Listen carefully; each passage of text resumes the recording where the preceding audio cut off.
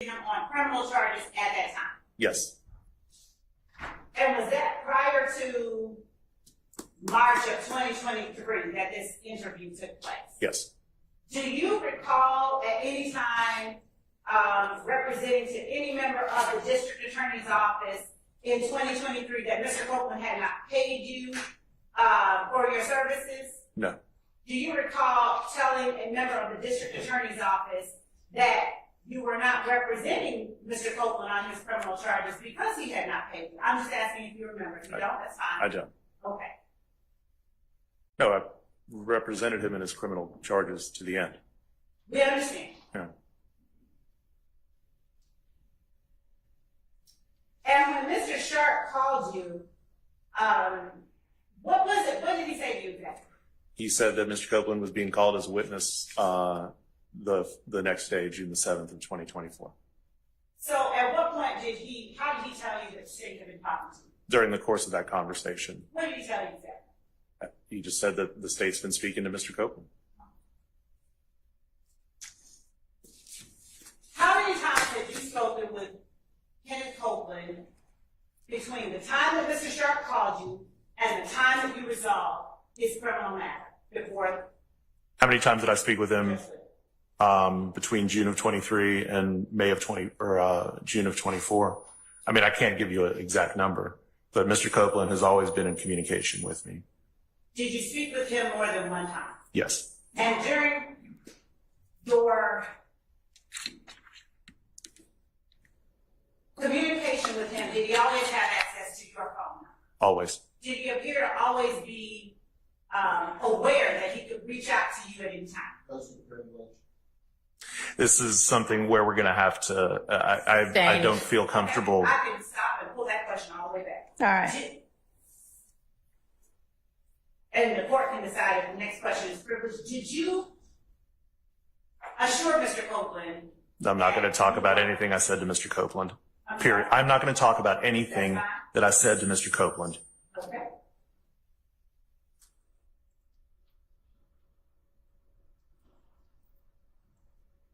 Based on how you have already testified, is it safe to say Mr. Copeland didn't reach out to you and say to you? I'm not going to talk about any communication I had with Mr. Copeland.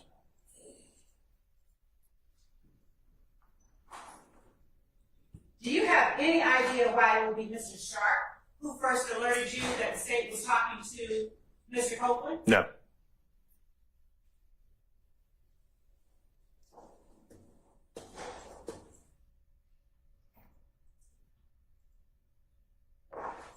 And are you aware of any communications Mr. Copeland made to state as it pertains to your representation of him after his criminal case was resolved? I'm not. Do you recall, you indicated that you spoke with Mr. Abadi, with the district attorney's office, regarding Mr. Copeland as a witness in the case that we are in trial on now? Yes. Do you recall telling Mr. Abadi that you were not representing Mr. Copeland beyond the criminal case? No.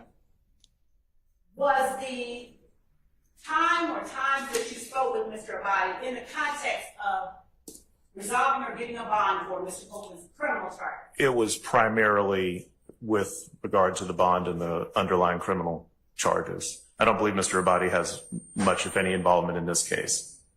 What is your recollection of what it was that you said to Mr. Abadi or anyone else regarding your representation of Kenneth Copeland beyond his criminal charges? I don't really recall having, other than the fact that, you know, he's talked to me and I've talked to the state, I don't recall having in-depth conversations about it. Y'all were still in the middle of jury selection. It wasn't much of an issue. Understanding you don't recall having in-depth conversations about it, what is it that you recall telling Mr. Abadi or any other member of the state about your representation of Kenneth Copeland beyond his criminal charges? I don't really have any independent recollection of anything specific. How are you then able to say that you spoke with members of the state and told them that you represented Kenneth Copeland in his capacity as a witness in this trial? Because I had specific conversations with Don Geary about this case and about Mr. Geary's desire to use Mr. Copeland as a witness. Am I correct that that was pre-indictment? Yes. And am I correct that that was at a time when there was at least a prospect that Mr. Copeland would be a defendant and not only a witness? That's correct. So, apart from the conversation you had with Don Geary pre-indictment, where there was a prospect that Mr. Copeland would be on the indictment, do you have any recollection of conversations that you had with members of the district attorney's office regarding your representation of Kenneth Copeland as a witness in the current case 22 SC 18357? Ms. Love, we did not have substantive discussions about what his testimony would be, but everybody in your office knew that I was representing Kenneth Copeland.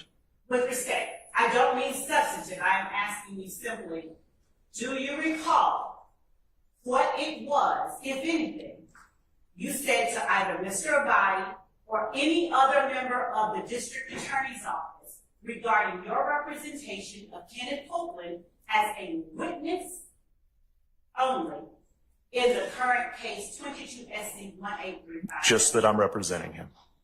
And you recall specifically saying to some member of the DA's office, apart from the criminal charges that you helped resolve in 2023, you recall saying to a member of the district attorney's office, I'm representing Kenneth Copeland as a witness only in the YSL trial. I said that to you, okay? That is your memory. Yes. Where was this? Is it on the phone? Yes. Okay. And what was it? Was it before or after Mr. Copeland resolved his criminal charges? I guess before, because it was when we were talking about the bond issue.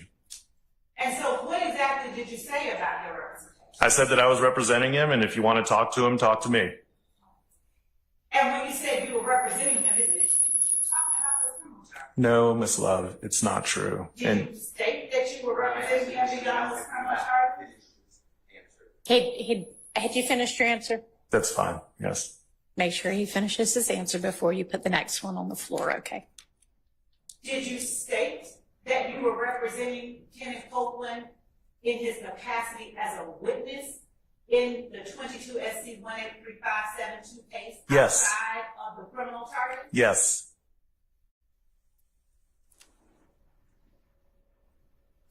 And did I hear you say that it was your testimony that you never once indicated that Kenneth Copeland had not paid you and you weren't even representing him in the criminal case? No.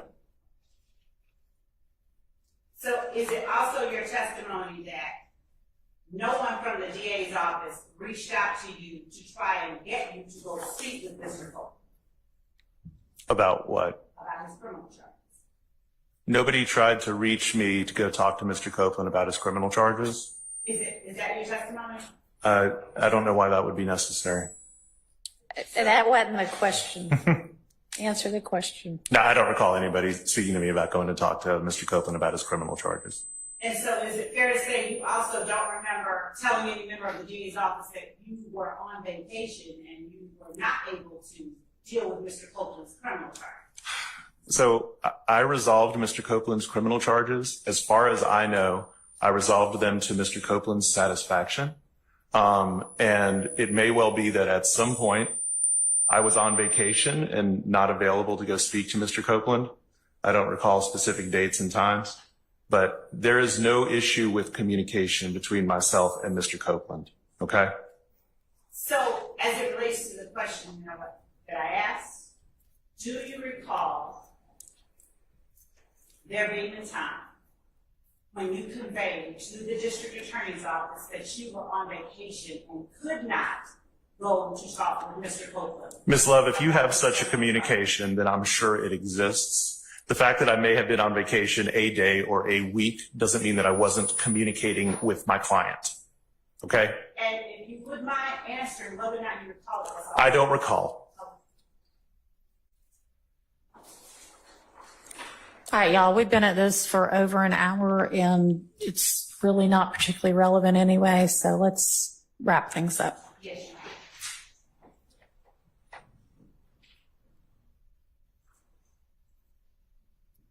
When you spoke about Mr. Herzog and you said he was never involved in the case, do you know what it was that he was calling about? He was calling me about Mr. Copeland testifying in the YSL trial.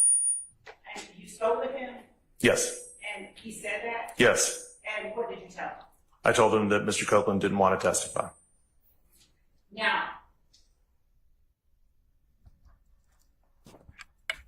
that was in March. That was in June of 2023. And did Mr. Herzog ever say he was working on that trial? That was my understanding of the purpose of his call to me. Did he say he was working on it? Yes.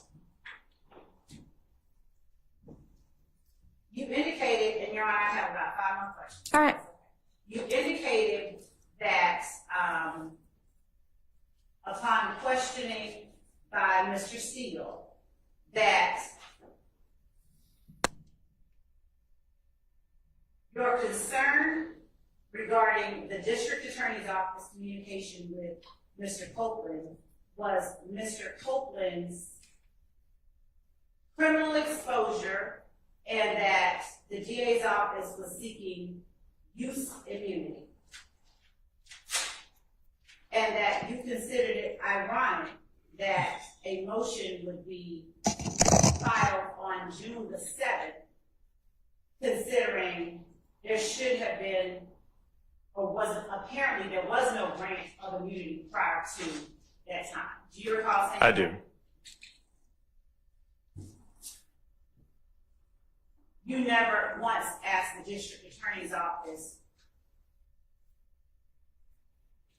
what protections the immunity afforded to Mr. Copeland. I'm familiar with what use immunity is, Ms. Love.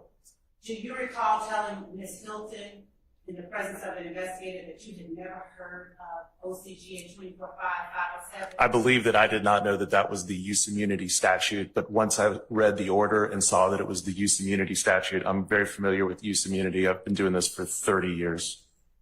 And so you are aware then that there wasn't a need to seek use immunity, but that the motion was to compel Mr. Copeland to testify after the state had offered him immunity. I feel that the motion and the order that was granted to Mr. Copeland did not protect him very much at all. And finally, in writing to the email that is labeled Defendant Williams Exhibit Number 5, you wrote, "My concern is for my client. Had I been involved, I would have demanded a much more specific immunity deal. Mm-hmm. You need him much more than he needs you. You've put him in a terrible position where you know his life is in danger, whether in custody or on the street. He's a marked man from this point forward. Go F yourself if you think I'm doing anything besides protecting my client." Yes. So what specifically did you intend to, you didn't include in here anything particular that you were worried about with the immunity deal, but you were very specific about Mr. Copeland's potential danger from testifying. Is that wrong or right? We all know that Mr. Copeland is in danger by virtue of his testifying here. Now, are you asserting that he is in danger for any member of the state from testifying? No. And what specifically did you want, more specifically, in the, because you do understand it's not an immunity deal. We can't use anything he says in any way against him. Yes. So understanding that, and that the motion was simply to compel Mr. Copeland to testify, given that he had received that, what much more specific information did you want to see in him? I would have demanded that he be given immunity from all state level prosecutions as a result of any action he may have had involved with any other individual in this case. And I would have seen if we could have included the feds in that as well. And did you not understand Mr. Copeland, or did you want more than what he was entitled? Did you not understand him to have been afforded immunity for anything he was asked about criminally, whether it was from the state or the defense? All that protects him from is from you using his testimony against him. So you did not understand that it actually protected us from using that testimony in any way to get information about him, to prosecute him regarding those matters. You didn't understand It protects him from his testimony at trial being used against him, Ms. Love. And anything derived from that testimony. And anything derived from that testimony. I speak one at a time. Anything derived from that? Testimony. Are you aware of that? Yes, ma'am. So, given that Mr. Copeland could not be prosecuted for anything he testified about criminally, and the state could not use his testimony to go seek additional information or reasons to prosecute him, what is it that you would have been seeking to get? So we are getting dangerously close to privileged communications here. So, but I told you what I would have demanded. I would have demanded absolute immunity from any state level prosecution for any criminal action involved in this matter. Even those that he didn't speak about at all in the state? Yes. And could you tell us just why it is that you would have felt that that was I think that's, something that should have been avoided? I'm not going to get into that. Did not. I'm not going to get into that, Ms. Love. I'm not going to get into that.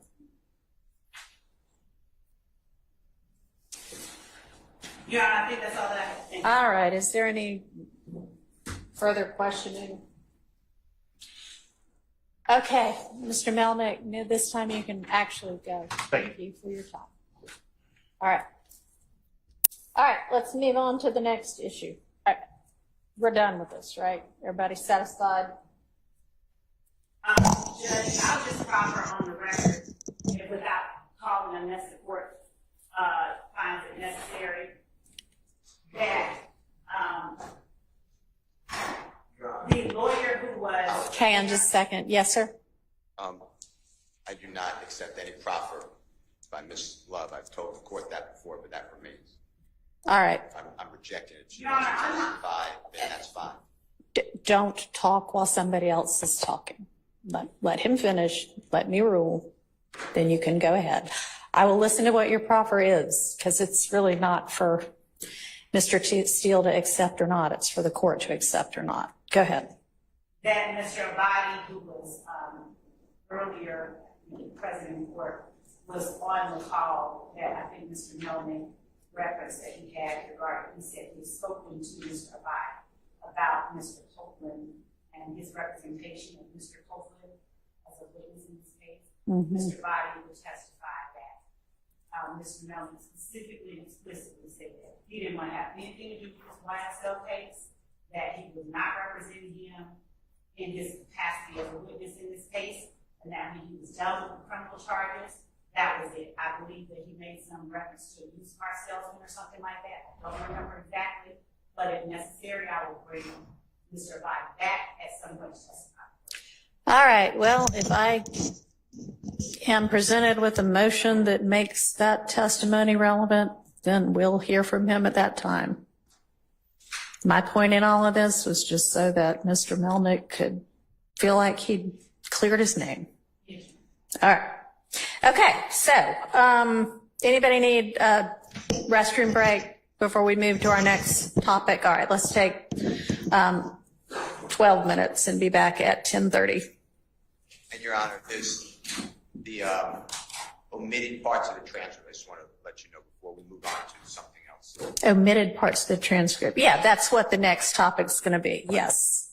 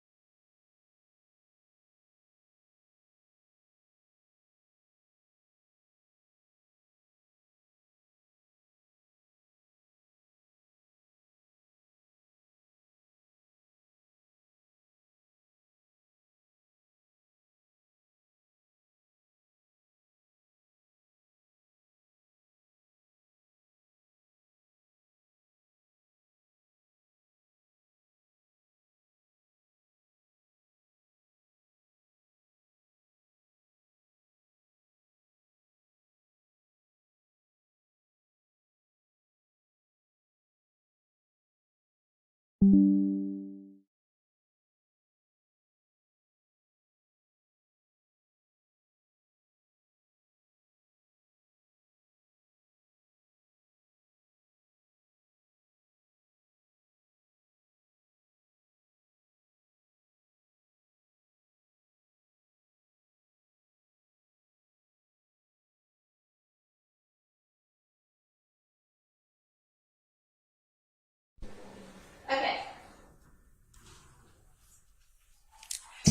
Mr. Steele, move into our next topic.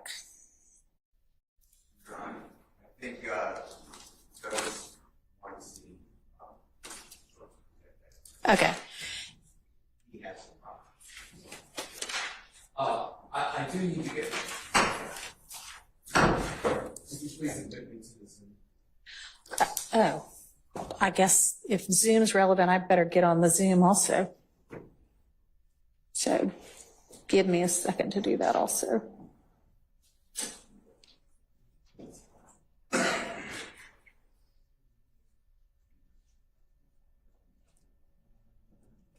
pretty Zoom illiterate, so I may need a little assistance. How can anybody be Zoom illiterate in this day and age after all of our COVID era Zooming? I know enough to not turn myself into a cat.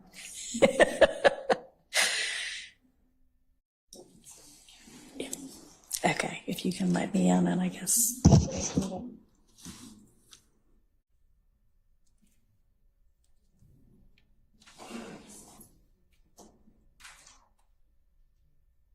Are we going to be hearing from somebody over Zoom? I just have a brief TikTok that I need to play. Really? It's very brief. Okay. TikTok. Evidence. Well, this is part of the proffer, so it's your choice. I can do it or I cannot do it. I Your have Honor. no idea what it's going to be.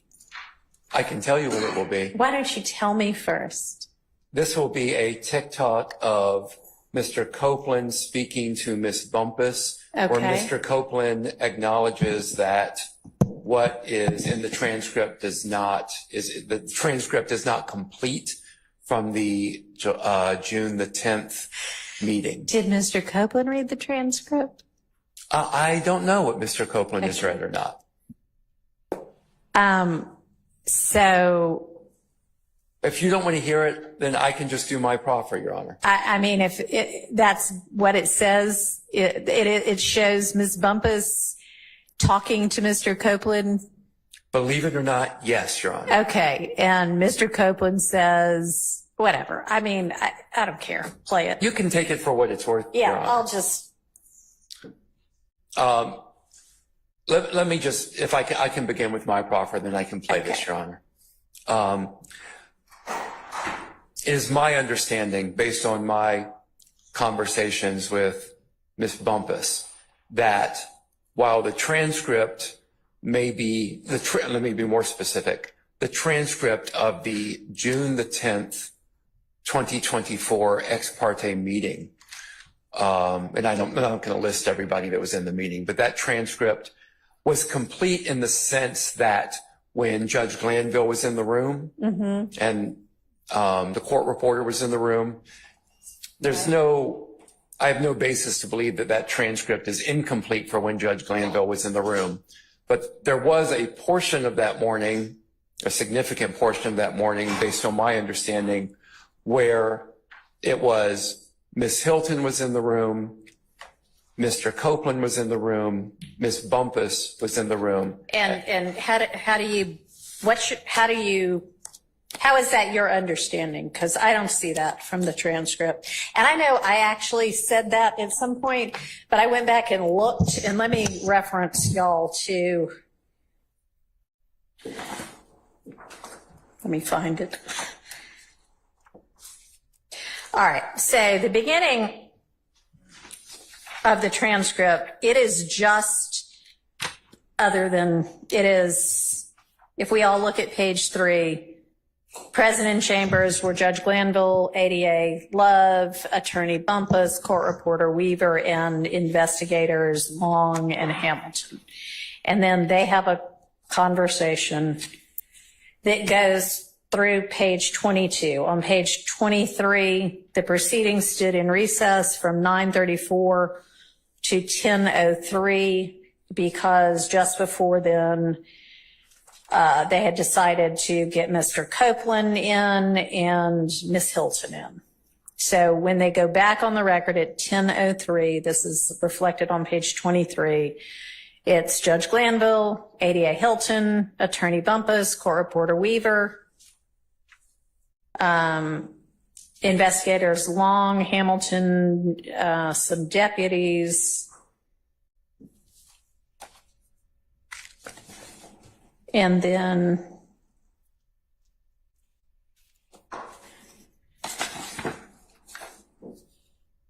at some point, Mr. Copeland expresses that he might want to call his sister, and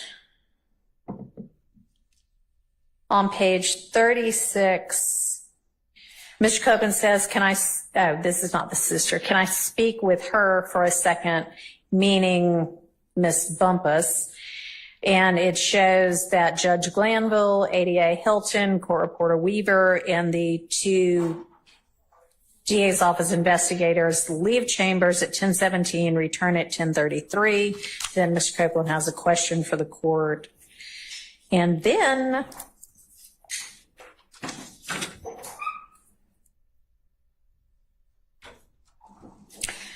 on page 46, a sheriff's office person comes in and tells Judge Glanville, we have a security issue. We need to stop for a minute. And it reflects that Judge Glanville and that officer, Lieutenant Dean, exit chambers at 10:45. Judge Glanville returned to chambers at 10:47.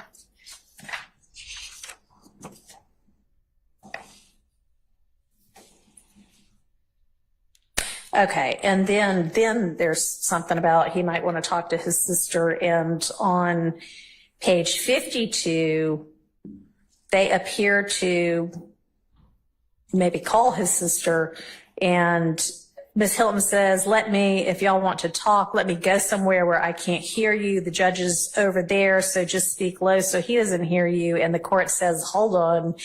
And Judge Glanville exits chambers along with Miss Hilton, Investigator Long, Investigator Hamilton, and the court reporter. They all leave from 10:53 to 11:28.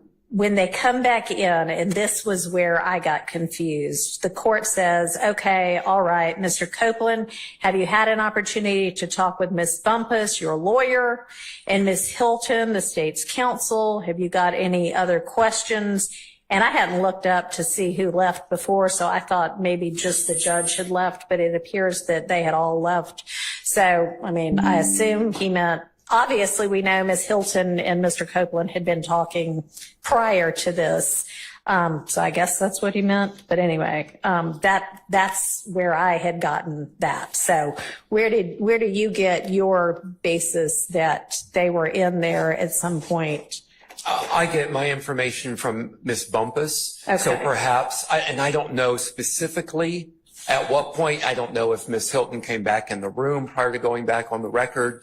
I don't know. But at some point, Miss Hilton, Mr. Copeland, and Miss Bumpus were in that room discussing things amongst themselves.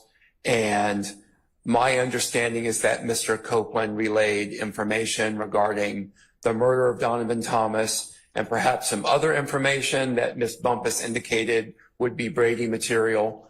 And so I just want to put that on the record that this happened. Okay, so you can't put that on the record that it happened. You can put it on the record that Ms. Bumpus told you it happened. Well, Ms. Is that what you're saying? Yes, Your Honor. All right, I want to hear from Ms. Bumpus if that's the case. Okay. And then would you like to, are you interested in If seeing you this want me TikTok? to, that's fine. Okay. No, I'm not interested in seeing it, but if you feel like it's relevant, I'll watch it. Thank Your you. Honor, may we approach briefly with Mr. Kendrick? Yes.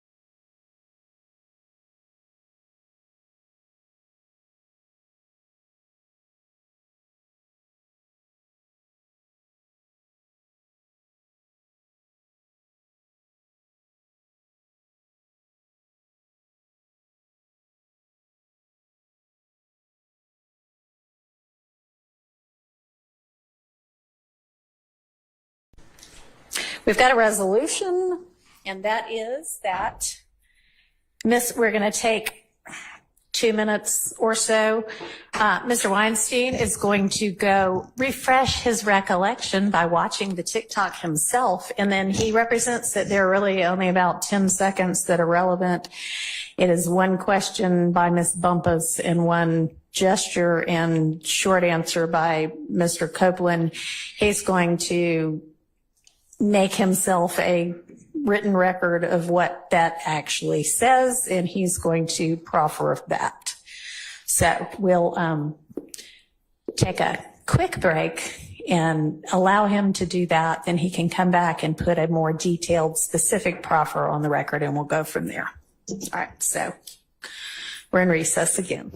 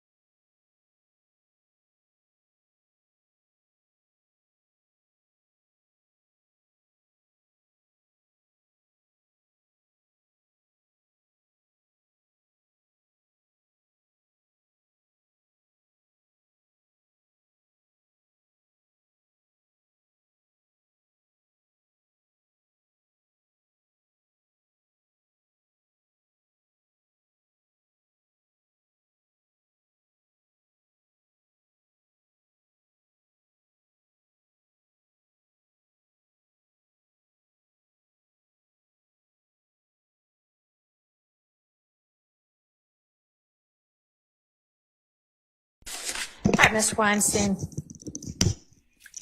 Thank you for giving me time to refresh my poor memory, Your Honor. So there is actually originally a YouTube video that I viewed on TikTok. And it's an interaction between Kayla Bumpus, Mr. Copeland's attorney, and Mr. Copeland. Okay. And there's just is this feedback a problem? Okay. Not right now, it's not. Okay. So anyway, I viewed this interaction. I'll go ahead and proffer to the court the exchange that I witnessed. Ms. Bumpus says, Woody, is the transcript complete? Mr. Copeland then vigorously shakes his head back and forth, indicating no. Then Kayla Bumpus says, you say no? And then Woody responds with, you know that. So that's the interaction that takes place. Your Honor, as I think maybe you indicated, and certainly as the state indicated, perhaps the better source of this is Ms. Bumpus herself. She's here. I'd like to call her to the stand and we can hear her testimony about what took place on June the 10th, 2024 during the course of that ex parte that was not recorded in the transcript, not because of anything nefarious, but it would provide, I think, better insights into our position that there was Brady material June the 10th that was not captured in the transcript and not provided to us. All right, let's hear it. Ms. Bumpus coming up, and Ms. Bumpus is basically, I think, been in court all morning. Is that right? Okay, coming up and take the stand. Sure. Ms. Bumpus, would you please stand and raise your right hand? Do you swear the testimony that you're about to give today is the truth, the whole truth, and nothing but the truth? Yes. Okay, please be seated. Would you please state your name for the record? Kayla Bumpus. And what is your relationship with respect to Mr. Copeland? I previously represented him on criminal cases, but for purposes of this case, I was a stand-in attorney. And what was your intent in representing Mr. Copeland? To make sure that his rights were protected and to make sure that Jonathan Melnick was good to go. All right, let's focus on the discrete issue that is before the court, okay? Certainly. You were present in the June 10th, 2024 ex parte meeting, is that correct? Yes. Have you read the transcript to the ex parte meeting? Yes. I'm not sure if that is already an exhibit in this case, Your Honor. It is, it's a part of the record as a transcript. Okay. It's been filed in Odyssey into the case. Okay. So I don't think it needs to be an exhibit unless you want to make it exhibit for the purposes of this hearing, but it's in the record. Okay. I'll just be referring to that transcript. So have you read the transcript from the June 10th ex parte meeting? Yes. And does that reflect everything that occurred the morning of June the 10th during the course of your meeting? I believe that was in chambers. Is that correct? That was compound. Was that compound? Was that meeting in chambers? Where did that meeting take place? In chambers. In chambers. And was the ex parte transcript that you read a complete recording of absolutely everything that took place in chambers that morning? No. Could you please tell me, generally, when was there a time during the course of that ex parte meeting when y'all went off of the transcript? Clarify what you mean by that, when y'all went off. Was there a break in the proceedings at some point on the morning of June the 10th? Multiple.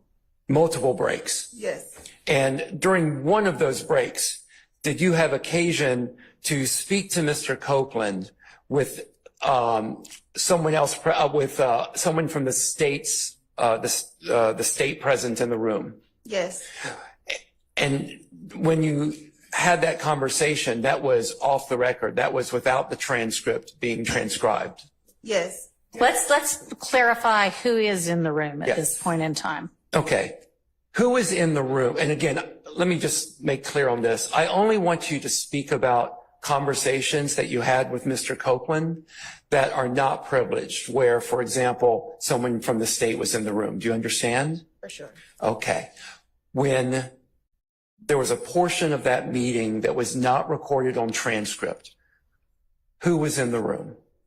Myself, Mr. Copeland, and Simone Hilton. Who else, Um, if anyone? I don't know all the deputies. But were there deputies in the room as well? Yes, Do you remember how many? 4. Okay.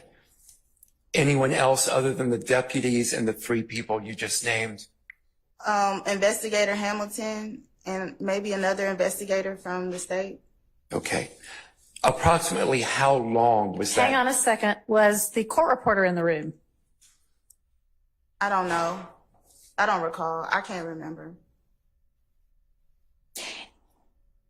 And at what point during the meeting did this allegedly occur? Towards the end. If you had a copy of the transcript in front of you, could you show me where? Like, if I you, could get close, Judge. okay. Do you have a copy for her? I don't have, does anyone have a copy? I do not have a copy Mine just printed out. disappeared. I don't know where mine went. Max, do you have one? I mean, I don't mind passing up, but it does have notes.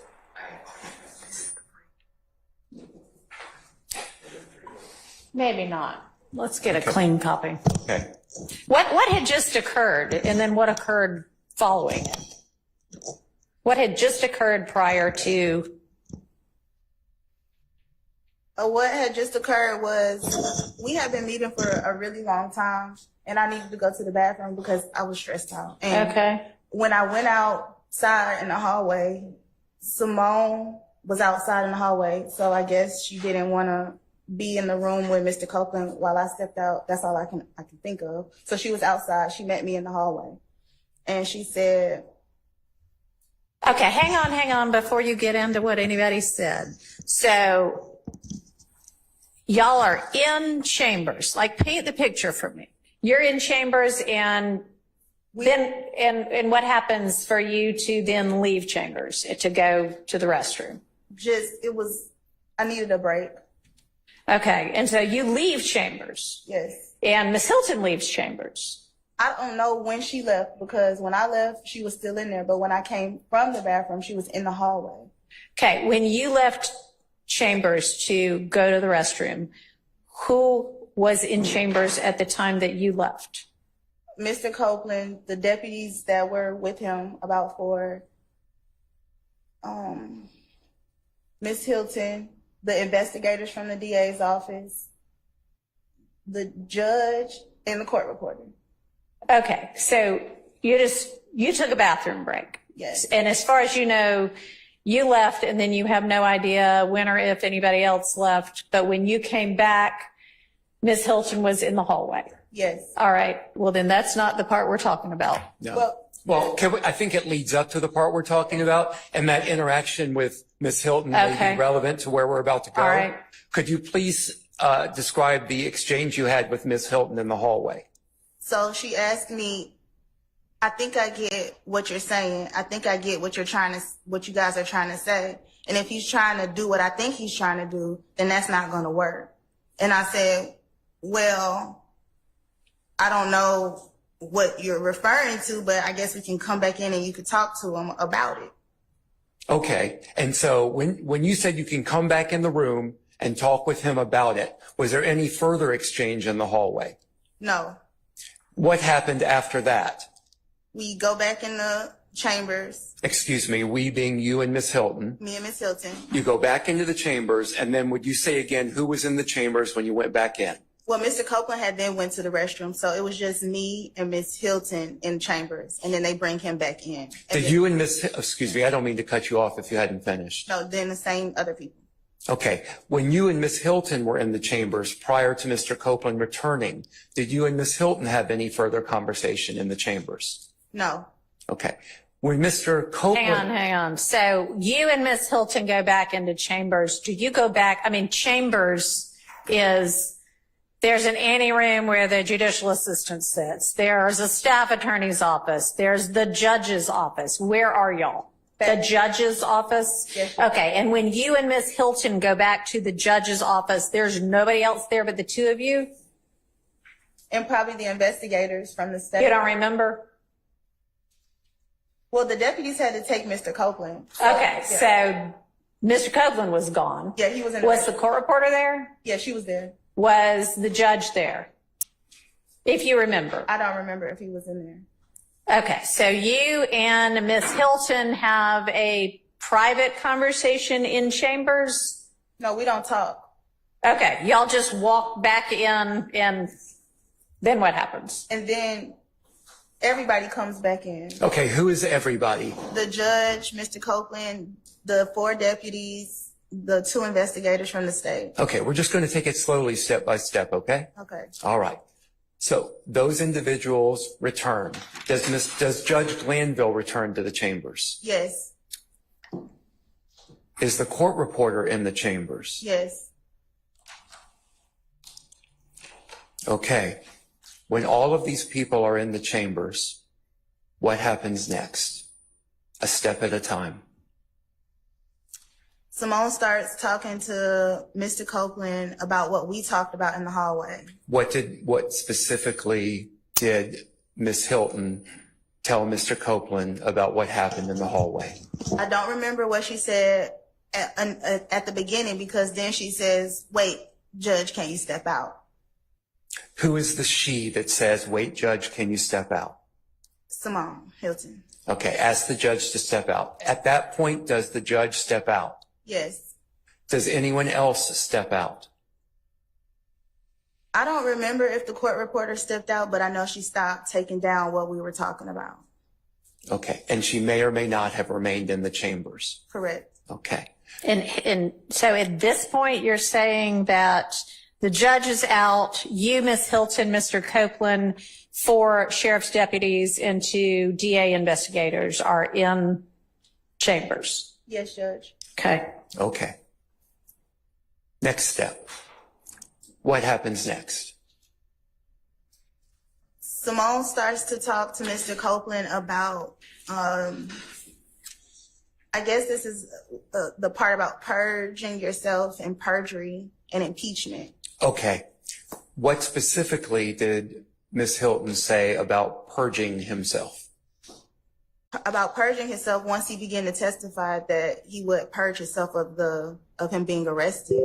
Okay. What about perjury did she tell to him? Did Ms. Hilton say to Mr. Copeland? I think some of this is on the transcript, but she reiterated the fact that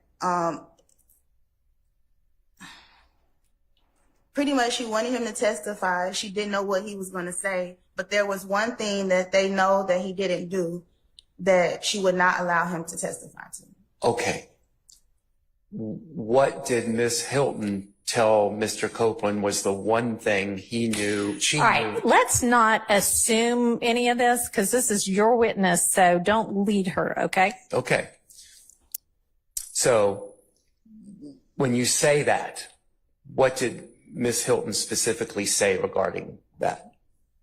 Well, first, Mr. Copeland said, I can claim all of this. I can claim all of this. I might as well just say I did all of this. And she said, but we know you didn't do all of this. And specifically, we know you did not kill Donovan Thomas. And I will not allow you to get on the stand and say that you killed Donovan Thomas. And when Ms. Hilton said, I will not allow you to get on the stand and say you killed Donovan Thomas, did she say anything else with respect to that? Pretty much, I was explaining to Mr. Copeland about independent evidence because she said if she had any independent evidence to prove that he was lying about anything, she would just use his statement to impeach him. But she would not necessarily press charges against him for perjury. But she said that if he said this thing, this one particular thing, which was the unaliving of Donovan Thomas, that she may move forward with perjury. And Mr. Copeland says, well, it's not just about me knowing who killed him, but it's about, I know more about that infinity, and I know something about somebody who's not even on trial. Okay, I'm going to stop you there a second because there's a lot to unpack, okay? So do I understand your testimony to be that Ms. Hilton said that she would prosecute him if he lied about the killing of Donovan Thomas, but she would not prosecute him if he lied about other things? Yes. Let's go back to the infinity, because I didn't catch all of that. What did Mr. Copeland say about the infinity? You just say, I know something about the infinity that y'all don't know. And how did Ms. Hilton respond to that? No, I don't remember, but basically she just like, okay. Okay. What happened next in that meeting? Oh, can I stop you a second? Had Judge Glanville re-entered the chambers where you were at this point? No. Okay. Please continue. What happened after the comment from Mr. Copeland about the infinity? I think that, I mean, she really didn't say anything about it. She just kept moving forward with explaining to him about she wasn't going to go for that lie about the unaliving of Donovan Thomas, but whatever else you lie about, I'll just use it as impeachment. And that conversation went on for about 5 minutes or so, maybe a little bit more. I don't know. At this point, we've been in there for 2 hours. And they gave me a second to talk to Mr. Copeland, and then that was the end. Okay. Who gave you a second to talk to Mr. Copeland? I guess Simone. Did Simone Hilton remain in the room while you spoke to Mr. Copeland? Yes, but she couldn't hear what we were saying. And why do you believe she couldn't hear what you were saying? She couldn't. I know because we were whispering in we scooted away from her and we just kind of whispered in each other's ear. Okay. Is there anything else that happened during the course of this meeting where Judge Glanville was not in the room that you haven't told us this morning?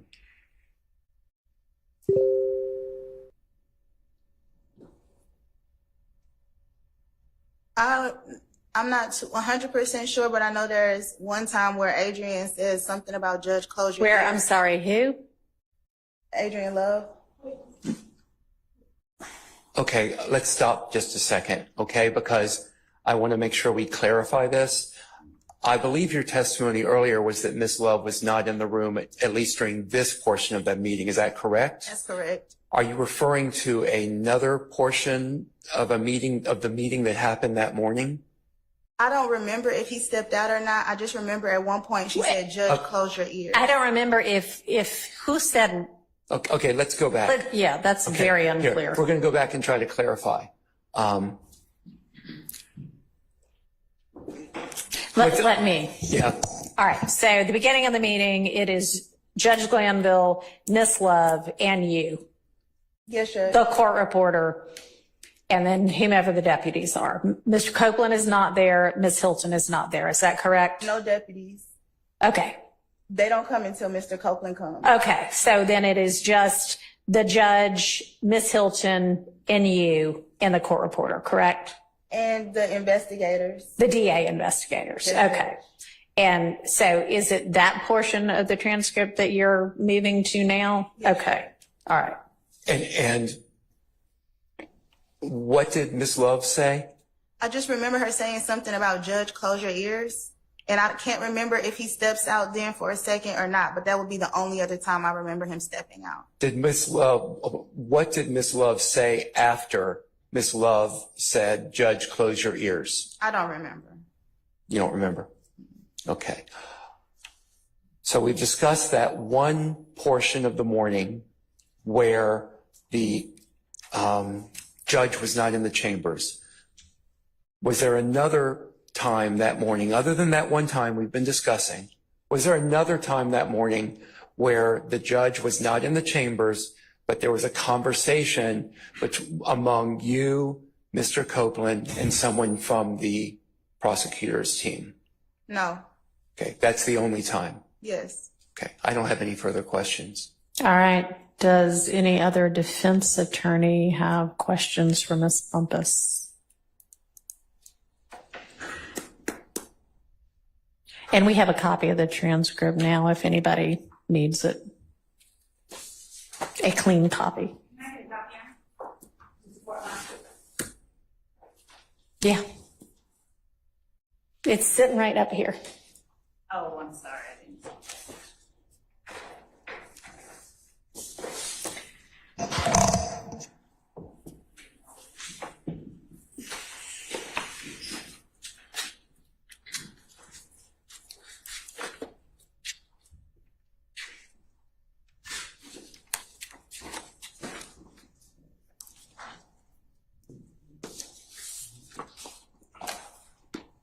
Go ahead, Mr. Steele. Thank you, Your Honor. Good morning. Good morning. Counselor, was there a time in your presence that you heard someone give a direction for the sheriff deputies to shut off their body-worn cameras? Absolutely. Do you know who gave that direction? Deputy Brown. And do you know at what period of time or what point in time that occurred? Were you alone with your client? Was it throughout the whole time? Were you with Miss Hilton? What was going on when you heard that? That was the first thing he said when the deputies brought Mr. Copeland in.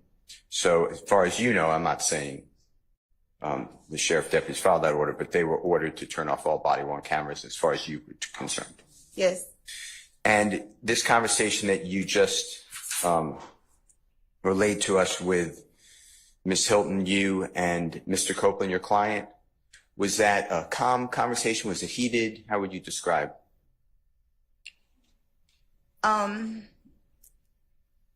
It was, we had been in there for 2 hours. It was a high level of emotional tension, if that's a thing. Okay, were people getting louder than we're speaking now? Yes. And who was that person or people? Simone. Okay. And when you were talking about Mr. Copeland not being permitted to take responsibility for the killing of Mr. Thomas, you know what I'm referring to? Yes. Did Mr. Copeland in any way take responsibility for that killing that day to Ms. Hilton? Pretty much, he just said, you don't know what I did or didn't do. Okay. And that was said to the prosecutor about the killing of Donovan Thomas? Yes.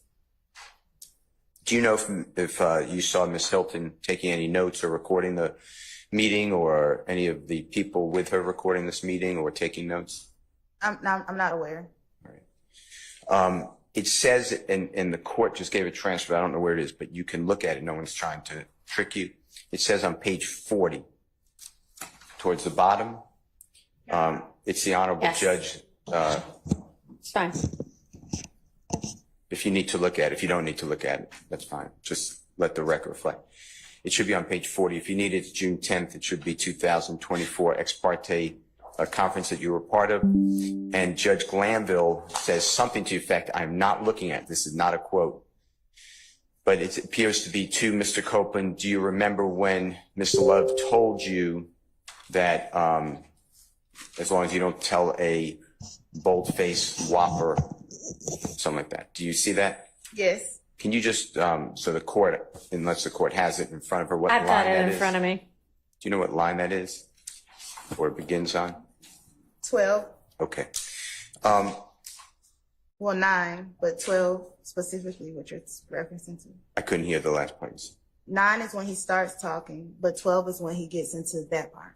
He being Judge Glanville. Yes. Okay. And what information do you have that Ms. Love spoke with Mr. Copeland about the bald-faced whopper? What do you mean? I'm sorry. Can you ask that again? Well, Yeah. apparently Ms. Bumpus didn't understand it any better than I did. Yes. Do you have any information to educate us on when Ms. Love spoke with Mr. Copeland about you can't make a bald face, whatever it says, whopper? Your Honor, I want Hang on just a second. Yes, Ms. Love. my objection is that the question itself assumes a fact that has not been established. Sustained. Read what it says if you don't mind. Since it's Tell me in what there. page we're on again. 40. Okay. Thank you.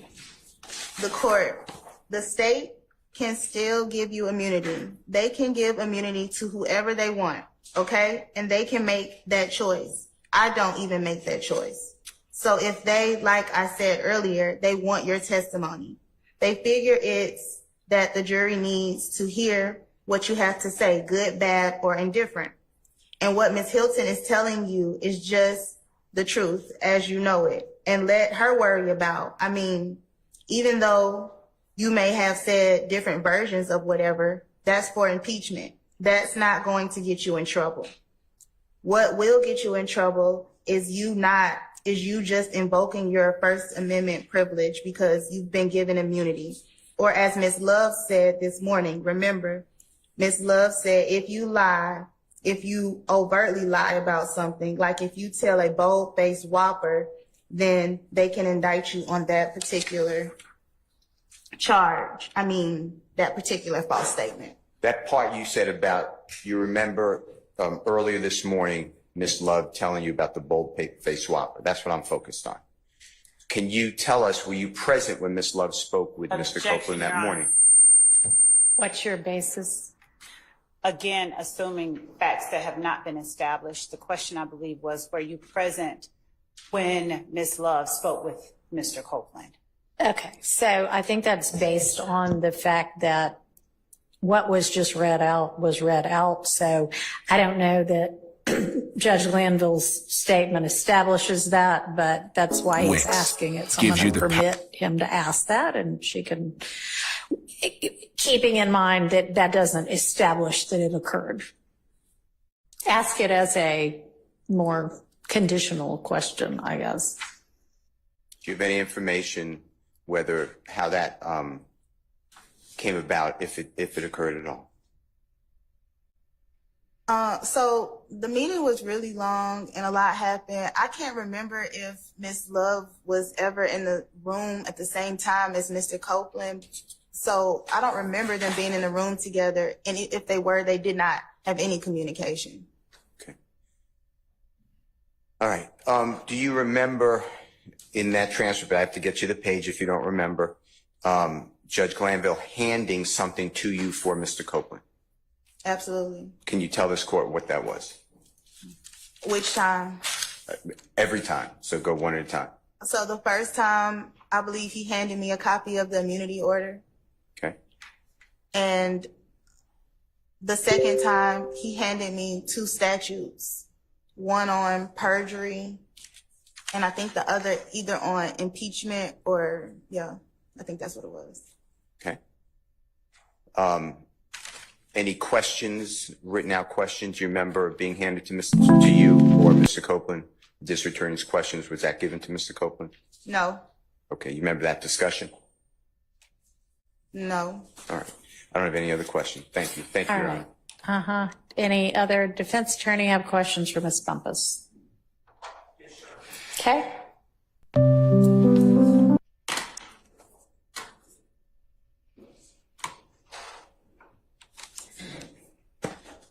Good morning, Ms. Bumpus. Good morning. Counselor, I want to take you back to that Monday, June 10th, 2024. When you arrived for court that day, you were arriving to represent Mr. Copeland, correct? Yes. As a witness? Yes. Okay. And where did you go when you entered the courthouse? I came right here. To this courtroom 1C? Yes. Okay. Did you ever request an ex parte meeting with the judge? No. To your knowledge, did Mr. Copeland ever request an ex parte meeting with the judge? No. Okay. How did this meeting come about? I was down here, and when I got here, the courtroom was closed. There was no one here. And so I contacted Mr. Chamberlain, and he came down. He told me to call him when I got in the courthouse. So I called him when I got in the courthouse, and I was right here. And he came down and got me, took me upstairs. Okay. Were you ever told why you were going upstairs? I was never told why I was going upstairs, but once I got upstairs, I thought I was upstairs because that was the only place I could talk to Mr. Copeland. Okay. At what point did you realize that you were being made part of an ex parte meeting? When Brian got up there and said it. When what? I'm sorry. Brian. Who's Brian? Attorney Steele. Okay. got up, and that was the first time I really realized that anything had happened, because I had been sitting there and I did not realize what was happening. Where are you? I thought you had just been brought upstairs to Judge Glanville's chambers. But it was never a time where they said, oh, we're about to meet. They literally just start talking. So Mr. Steele's there? no, the first time I realized what had happened was when Mr. Steele made his motion in court. Okay, so you were in chambers with Judge Glanville and Miss Hilton. And Miss Love, correct? What I'm saying is, You answer the question that I am asking you. You were in chambers with Miss Hilton and the judge. I'm sorry. There are two different parts to this ex parte. You were in chambers with Miss Love and the judge and a court reporter, and y'all had conversations, correct? yes, Okay. And you were aware prior to that morning that this case was being tried, correct? yes, Okay. And you were aware that Miss Love was a member of the prosecution team, right? yes, And that Judge Glanville was the presiding judge at the time. yes, And that there were defense attorneys on the other side of the case, right? yes. Okay. And so when you went into the meeting, you could see that there were no defense attorneys present, right? No, but what I'm saying is, I didn't know I was going into a meeting. Ma'am, I understand. Answer the question I asked you. You could see at that point in time that there were no defense attorneys present in the chambers, correct? Yes, Okay. So at that point in time, you knew this is a meeting with the prosecution and the judge and no defense attorneys, right? what I'm saying is, Ma'am, answer the question I am asking you. I didn't realize it was a meeting. Okay. So at the point when people started talking, let's call it a meeting at that point in time. Okay. Okay. And so you knew that the defense attorneys weren't there then, right? Yes. Okay. And so you knew it was an ex parte. If If you knew the term ex parte. Yes, I know. Okay. Go ahead. And in the meeting, who initiated the conversation about the purpose of the meeting? Was it you? No. Okay, who was it? All right. Let me ask y'all a question. I can read what's in the transcript. So unless there's, something that we're saying occurred before, the court reporter said, okay, I'm ready whenever y'all are. I don't need an exposition of who said what. I can see it. Okay. Okay. I have no further questions. All right. Ms. Matthews. Ms. Bombas, good morning. Good morning.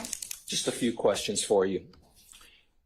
At any time during the meeting that took place between the court, the prosecutor, yourself, Mr. Copeland, were you ever told by the court not to disclose any of the contents of the meeting? All right. We are not going to replow the issue of Mr. Steele being held in contempt. That is moot. So to the extent that this is going to that, move on. Okay. That's where I was going. All right. Thank you. No questions. Anybody else? From the defense team side. Okay. Ms. Love, do you have questions for Ms. Bumpus? A few, Judge, just a few. Thank you. Ms. Bumpus, you were asked by, I believe, Mr. Steele, whether Judge Glanville ever handed Mr. Copeland anything. Do you remember being asked that question? No. Okay. Do you recall telling Mr. Steele or Mr. Shard or either member of the defense team this morning that in the June 10th hearing, Judge Glanville handed you a statute on perjury? Can you say that again? Do you recall testifying earlier that during the June 10th hearing, Judge Glanville handed you a copy of the perjury statute? You can correct me if I'm wrong, but I thought the question was, did he hand it to me to give to Mr. Copeland? Do you recall testifying that Judge Glanville handed you a copy of the perjury statute? Or better yet, let me do this. Did Judge Glanville give to you a copy of the perjury statute? And said, hand this to Mr. Copeland? Yes. Okay. And did Judge Glanville give to you a copy of the immunity statute? And say, hand this to Mr. Copeland? Yes. All right. And when you responded, let me back up. So do you not recall being asked in this courtroom today, did Judge Glanville ever give to Mr. Copeland anything? I don't recall. Okay. Do you recall what you were asked do you recall testifying that Judge Glanville gave you both a perjury statute, copy of that, and a copy of the immunity statute? Yes. Okay. Do you recall what question you were answering when you made those statements? The question that I was answering was, did Judge Glanville give me something to hand me a statute or hand me anything in a meeting? And you don't recall him asking whether Judge Glanville handed Mr. Copeland anything? Objection, as to the answer. Yes. Thank you. I mean, I'm not sure we've got a clear answer on it, but does it matter? If she, there's a reason that I'm asking the question. All right, well, go ahead. You can ask it again because I don't think anybody's clear on it yet. Do you recall being asked today whether Judge Glanville ever handed Mr. Copeland anything? I believe that I just stated that he handed me two things. Ms. Bumpus, I don't think she's asking you about what happened. I think she's, for some reason, asking you about the question that was asked to you on direct. Do you recall being asked, Judge Glanville gave Mr. Copeland anything? I don't recall. Okay.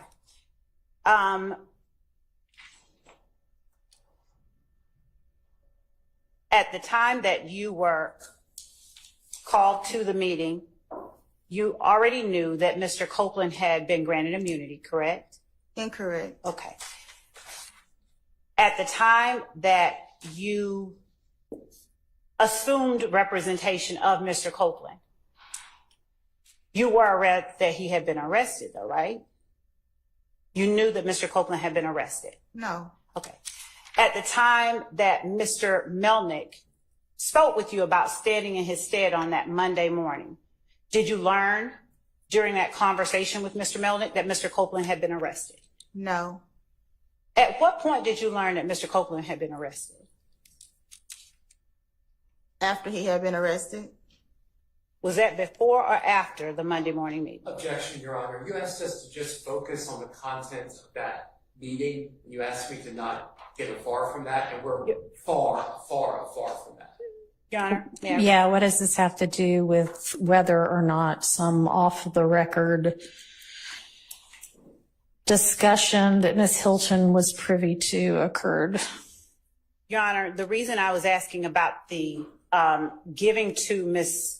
Bumpus the statutes is that my understanding is that at the time that she was called to represent Mr. Copeland, she was not familiar with certain statutes. Okay, well, maybe not, but that's not relevant to what we're trying to figure out here. And so to the extent that she was asked by the defense whether Judge Glanville gave to Mr. Copeland anything, and she then responded, he gave it to me. All right, I don't recall. I'm sorry, go ahead. Go ahead. I was establishing the reason he would have given her that, and I was establishing further the extent of the questions that I had for her dealt with her understanding of her responsibilities. And then finally, I was going to ask her, she'd already testified to my memory that she doesn't recall this counselor ever being in the room with Mr. Copeland, and if there was no communication. Okay. So I was going to... That part seems relevant. You can ask about that. Miss Bumpus,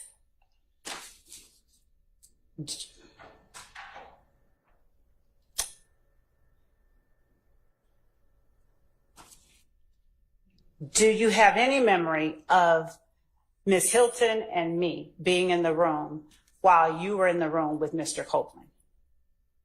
I have some memory of all of us being in the room for a very brief moment of time. When you say all of us, who is all of us?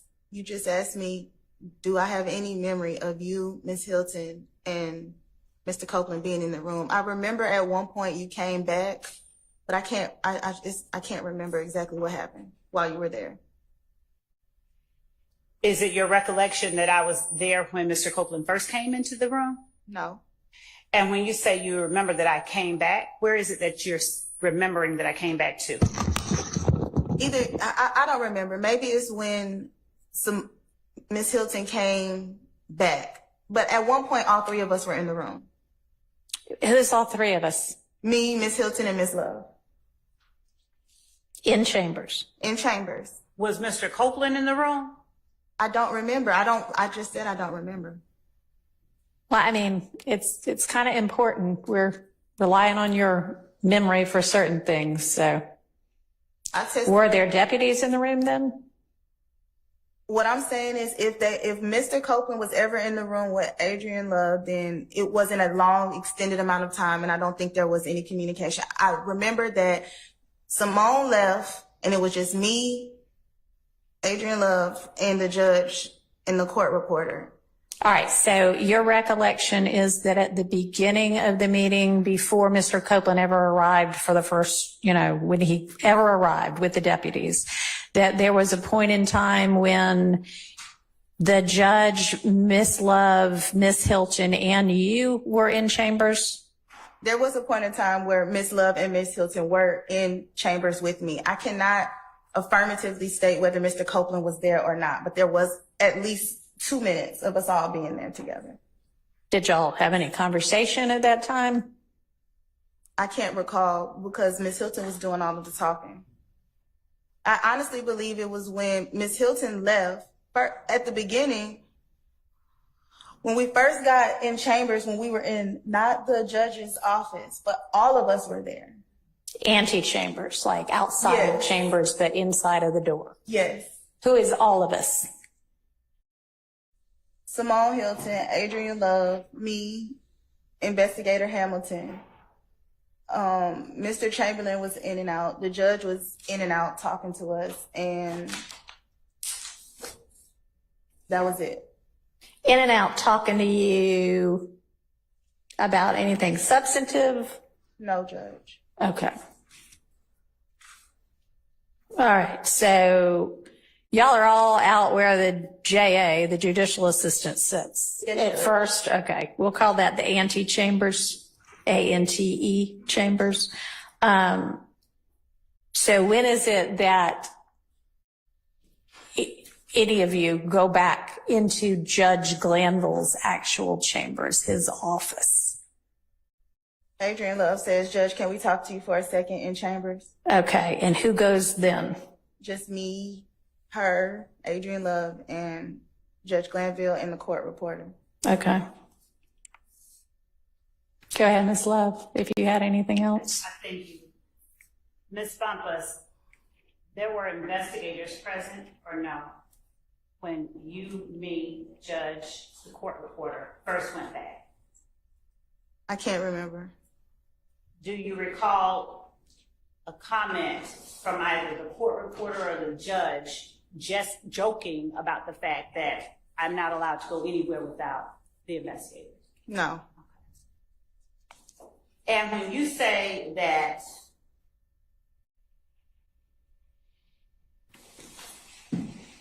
we went into the chambers, you, me, the court reporter, Judge Glanville,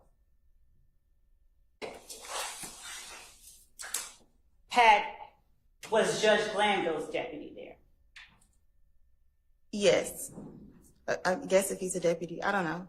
Which person was there for Judge Glanville? Which sheriff's office personnel, do you remember? No.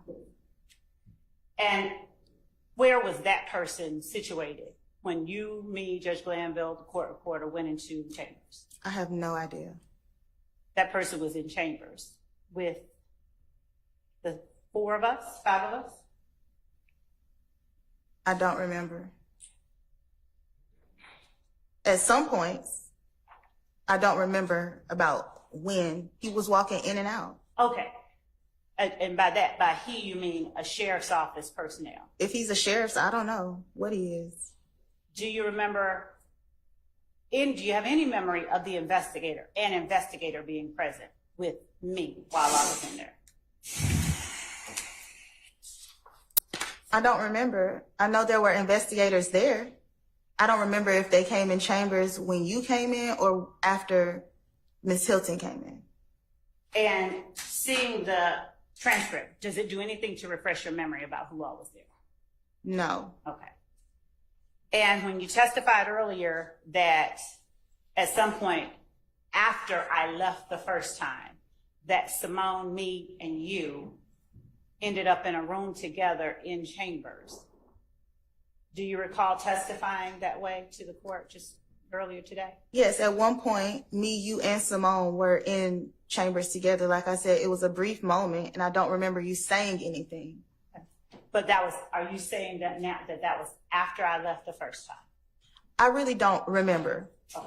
So your memory, you know that at some point you, me, and Simone are in chambers together. You cannot recall whether after I left the first time I ever came back. I cannot recall. Okay. And when you said, let me ask you just this pointed question. Did Kenneth Copeland ever say, I killed Nut while to Simone Hilton while you were in there? Can you ask the question again? Did Kenneth Copeland ever say to Simone Hilton, I killed Nut? No. Did Kenneth Copeland ever say to Simone Hilton, I killed Donovan Thomas? No. Did Kenneth Copeland ever say that he killed anybody to Simone Hilton? No. Did he say any of those three things in Simone Hilton's presence and hearing, to your knowledge? Can I answer that with a non-yes or no question, Judge? With a what? With an explanation, because he didn't say yes, or he did not say I killed, but he said, you cannot tell me what I did or did not do. Okay. That's the extent that he said? Yes. Okay.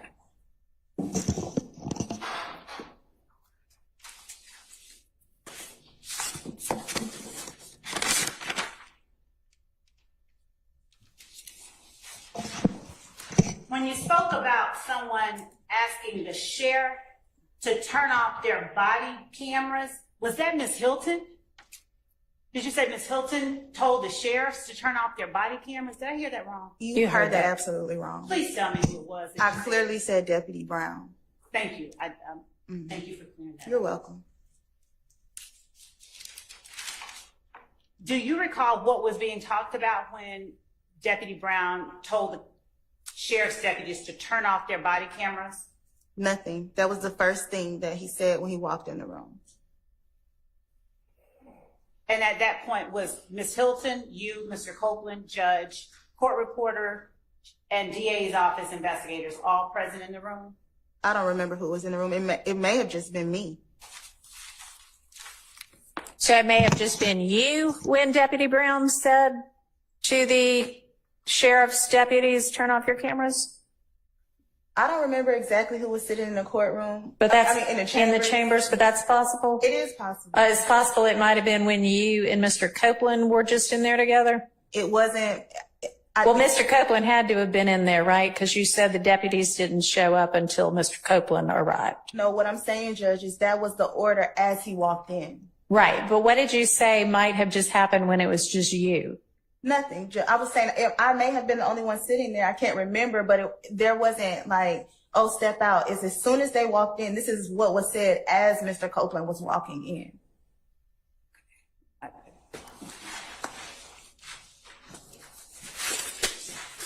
And was there any, did you request at that point that they brought him in to have a private meeting with your client at the time? At that moment, I hadn't requested anything. Is it safe to say you don't know why they were told to turn off the body on him? That is correct. Okay. Did you ever hear anyone from the state ask the deputies to have those body-worn cameras turned off? No.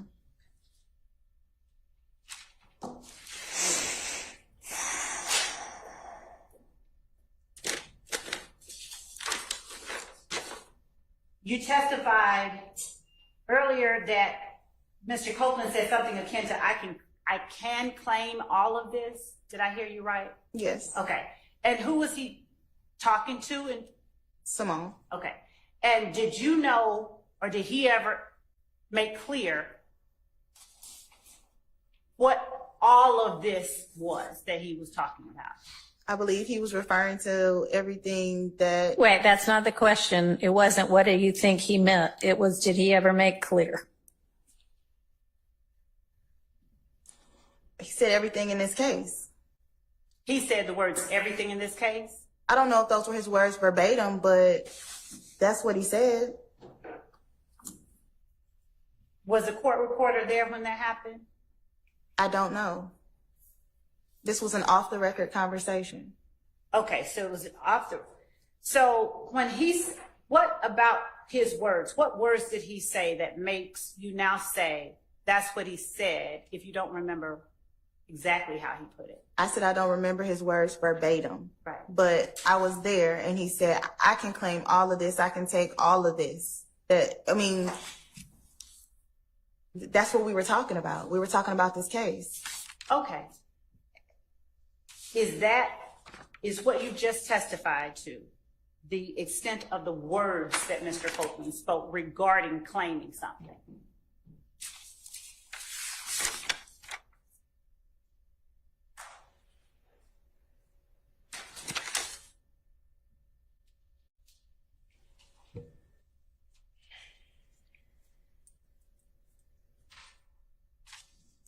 Can you repeat the question? Yes, ma'am. It's what you just testified about, the extent of the words Mr. Copeland spoke about claiming something.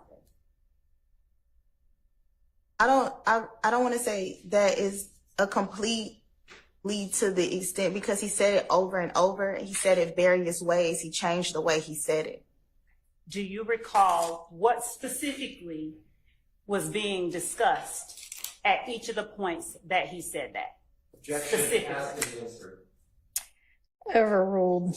Specifically, not generally, not broadly, specifically what was being discussed at each of the points where he said, I can claim all of this. The whole conversation was about Donovan Thomas's unaliving.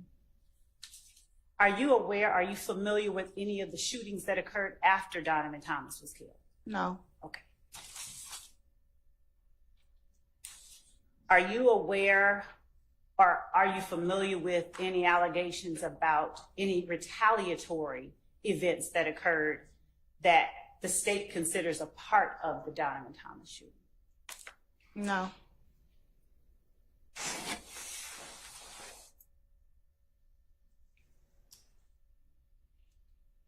At what point, what was being asked of Mr. Copeland when he made the statement that you testified, it's not just about me knowing that, it's about who was in the infinity? At what was being asked of him when he said something like that? Nothing was being asked of him. Okay. Did he just sort of blurt it out on his own? Yes. Okay. And what he said was, I know something about that infinity that y'all don't know. And it got something to do with somebody who's not even on the case. Okay. Did he ever make clear what it was that he knew?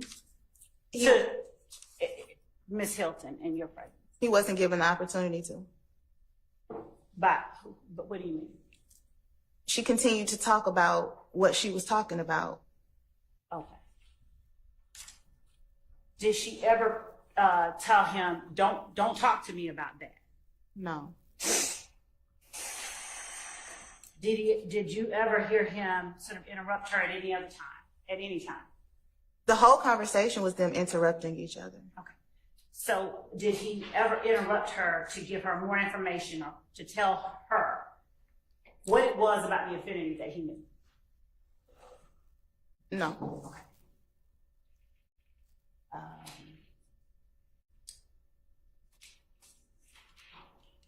When you said Adrian said, "Judge, close your ears." Did you mean to say Adrian said, "Judge, close your ears"? You? Yeah. Yeah, you. Okay. At what point are you alleging, are you saying, does your memory tell you that I told the judge to close his ears? I don't really remember exactly what was saying. I don't know if it was you and Simone in there, but something about, we were having a conversation.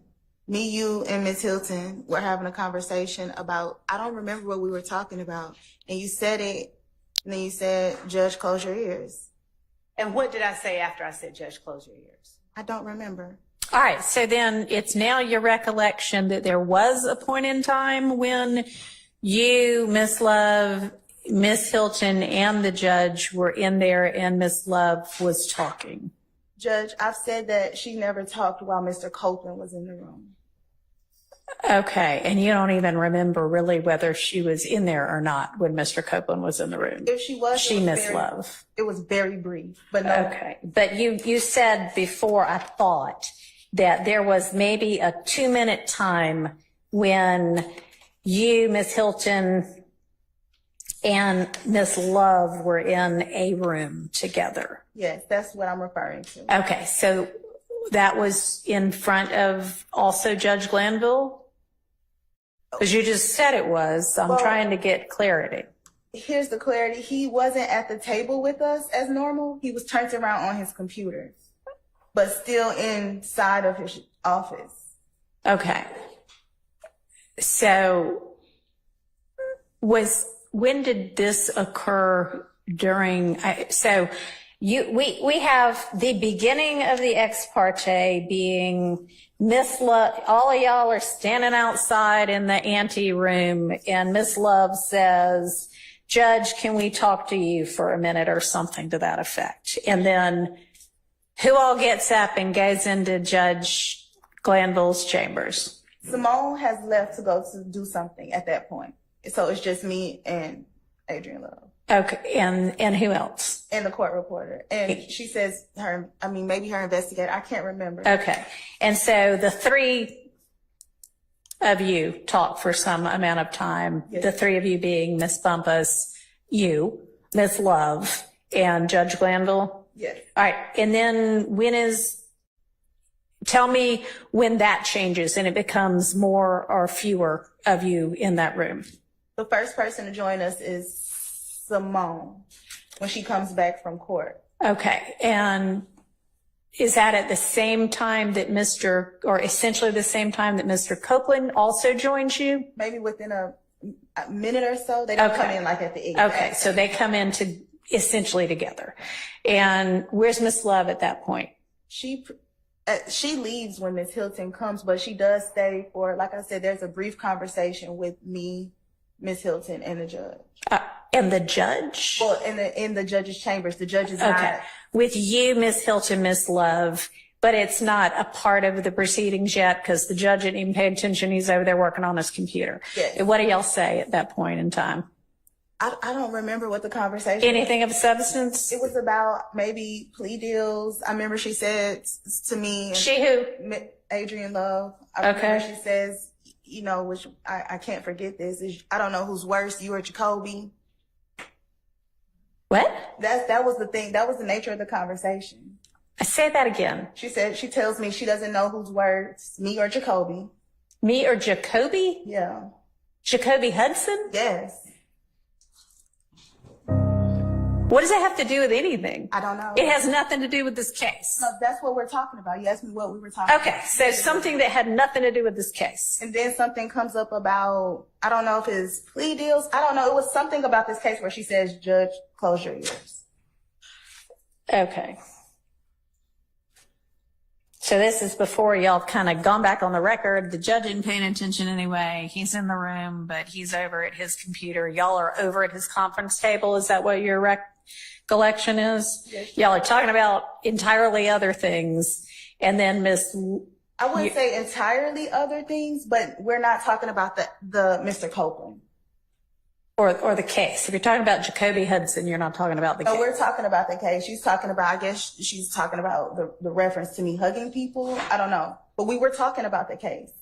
Okay, anyway, and then at some point, Miss Love, to your recollection, says, Judge, close your ears because she wants to talk to you about a plea deal.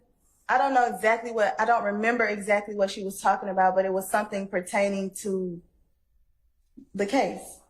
And but she doesn't want to talk to me about a plea deal because I'm not a defendant. Right, that wouldn't have made any sense. But she was discussing something pertaining to the case, and she says, "Ooh, Judge, close your ears."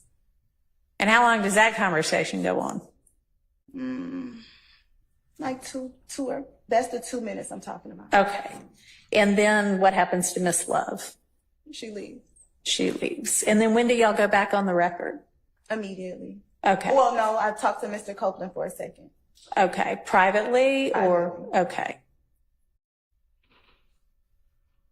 And then y'all go back on the record. And then does the record reflect everything the record reflects accurately?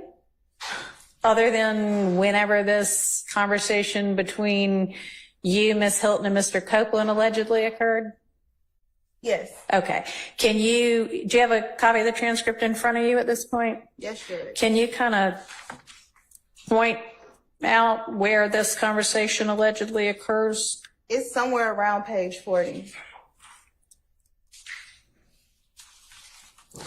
Okay. Between 39 and 40. Okay. Your Honor, could I just get, if it's between 39 and 40, are there any specific lines? Well, it was like off the record, so I wouldn't know exactly which line it starts back at. Okay, but you had represented previously that Judge Glanville was not in the room at that point in time. Yes, he was asked to leave. Okay. So him being asked to leave isn't reflected. Is that right? Let's see. Okay. Do you remember who asked him to leave? Miss Hilton. Okay. And that's not on the record either? No. And you can't remember whether the court reporter stayed or left? I can't remember whether she stayed or left, but she definitely stopped taking them. Okay. All right. And when did you, sorry, Miss Love, go ahead. You know what? Go ahead. I'll save my questions. Your Honor, I honestly defer to the court. Please continue. I have no. All right. So after this conversation concludes, then what happens? And by this conversation, I mean the conversation you referenced that is not reflected in the record, but that takes place between you, Mr. Copeland, and Ms. Hilton. What happens after that? But if it's not in the record, it's not going to be in the record. So you just tell me from your recollection what happens after that. That's probably towards the last 5 minutes of this meeting. Okay. And so we go back on the record and so the conversation finishes. How does everybody get back in the room? And how is it that y'all go back on the record? Give me the details of that. she just, we just finished the off the record conversation and just Simone just says everybody can come back in. And then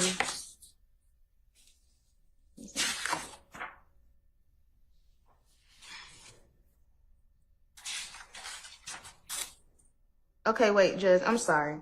Mm-hmm. It's actually, Your Honor, does the court mind if I sit? Go ahead. I would say that the conversation actually happened around page 46, 45. 45? Okay.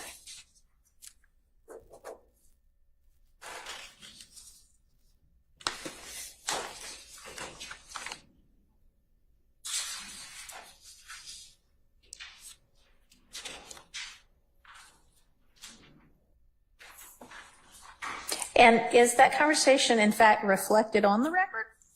No, but I don't know how. I mean, so how are you sorting out, oh, it's around 45 that it occurs? Because I try to get the conversation on the record.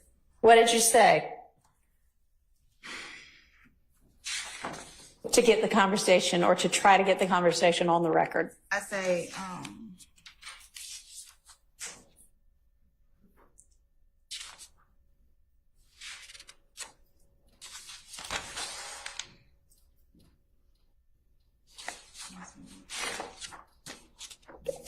I'd like to hear it from your recollection without reference to the transcript first, okay? I'm trying to make sure. So Ms. Hilton says, Judge, can you leave? And at that point, do you say anything? Like, no, Judge, stay, or anything like that? no, she already told me in the hallway that she was going to ask the judge to leave and have a conversation with him. Okay. So show me where in the transcript y'all come back from the restroom break. Well, you want me to, you asked me to. Now I do want you to look at the Okay. transcript, yes.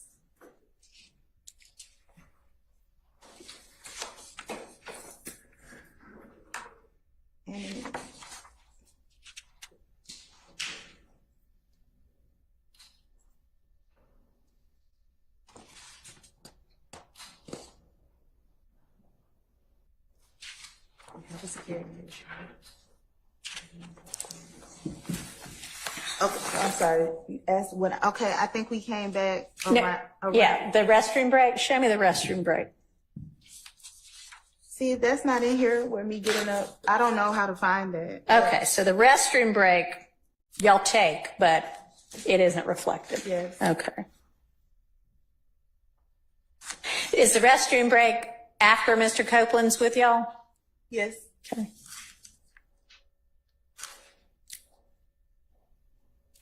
All right. And it's immediately after this restroom break that you and Ms. Hilton and Mr. Copeland have the private conversation? Yes, sure.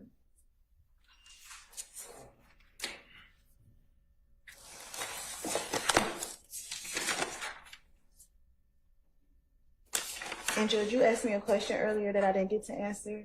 Okay, what's that? You asked me, can I, without looking at the transcript, tell you how I tried to get it back on the record? Yes. Can you give me a second before you answer? Because I'm looking for something in particular.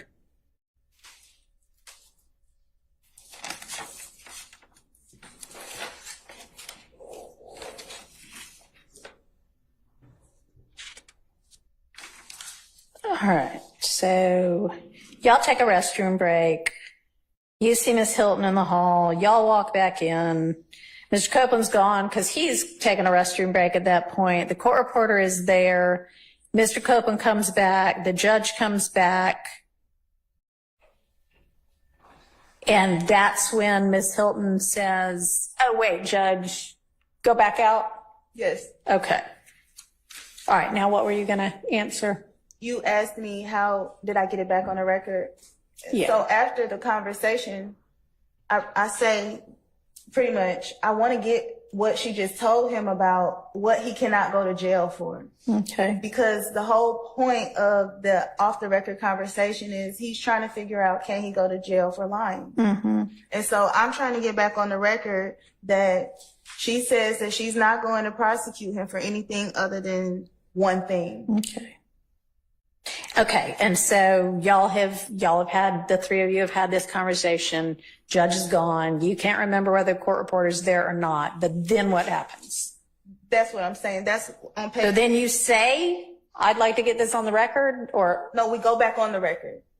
Okay, so how does that occur? No, she just says, let's go back on the record. Simone. So Ms. Hilton says, let's go back on the record. Yes. So you don't say, I want to get this on the record.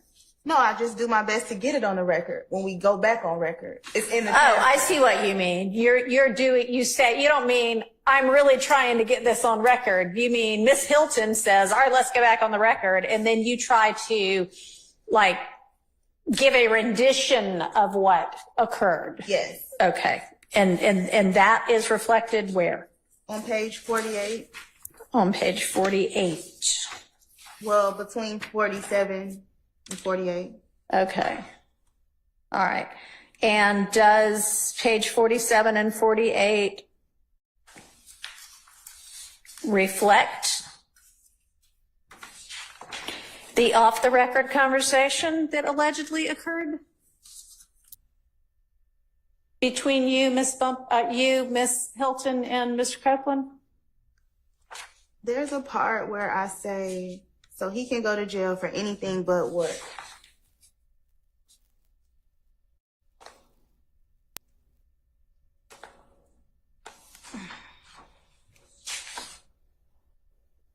Okay.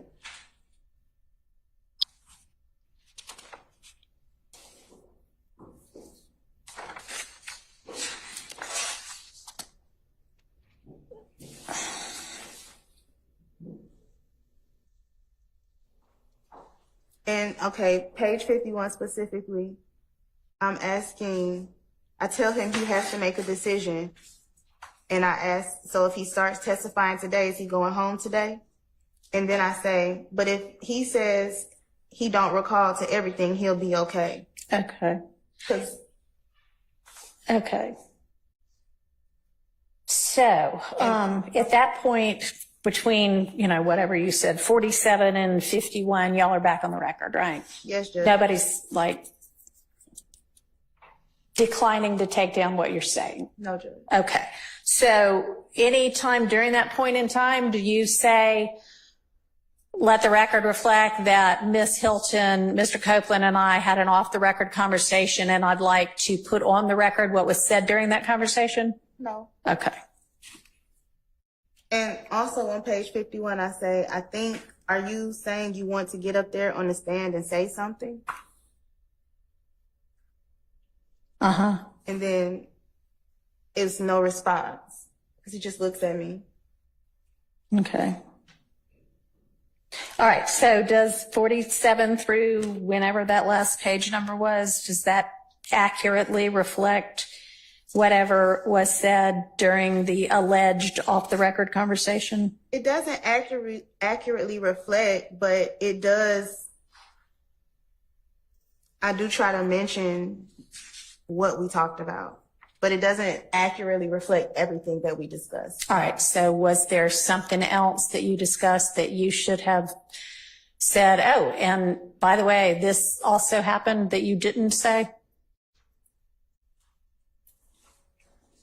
I'm confused, Judge. What do you mean that who didn't say? You. That Simone didn't say? No. Anybody during the alleged off-the-record conversation, when you're making this record, after y'all go back on the record, you said it still wasn't accurate. And you also said you weren't stopped from saying anything during that part. So what is it that you should have said that you didn't say?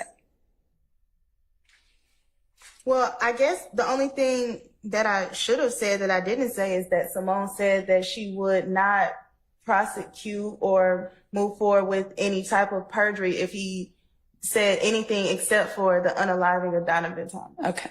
All right. All right. So when is it that you actually reviewed and read this transcript?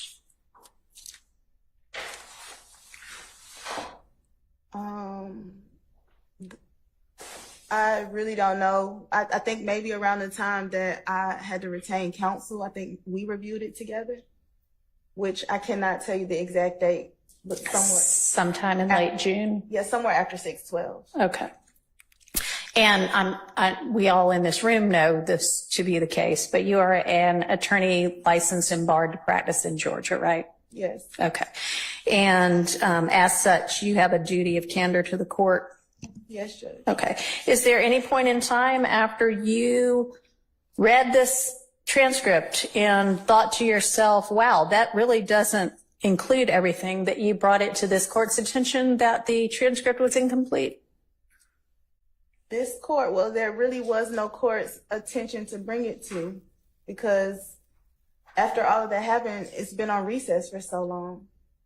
So you've been in court when we've been in session for the last week or two, right? Yes. Okay. So I was presiding at that point in time, right? Yes. Did you at any point bring to my attention that you believed as an officer of the court and a participant in this ex parte meeting that the transcript did not accurately reflect what occurred in that meeting?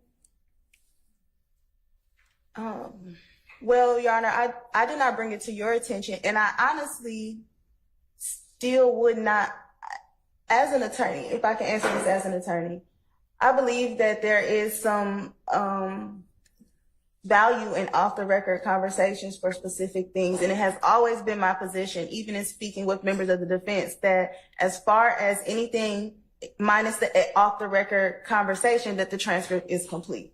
Okay. All right. So what is your answer then to my question? Can you ask me again? I'm sorry. Did you ever at any point in time bring to my attention your belief that this ex parte transcript was inaccurate because it was incomplete? No. Okay. Why is that? Well, because of what I kind of just said, I don't believe that it was incomplete per se, minus the off-the-record conversation, but there are a lot of off-the-record conversations that are had that are not included in transcripts, and that's not unusual to me. All right. So you don't actually believe it's inaccurate then? No, I just think it's missing the off-the-record conversation. I'm not missing. I just think that the defense did not have knowledge of the off-the-record conversation. Not that it's missing from the transcript per se. Okay. Because it was officially off the record. Is that what you mean? Yes, Judge. Okay. And did you ever, if it in fact occurred, did you ever object to it being off the record? No, I didn't. Okay.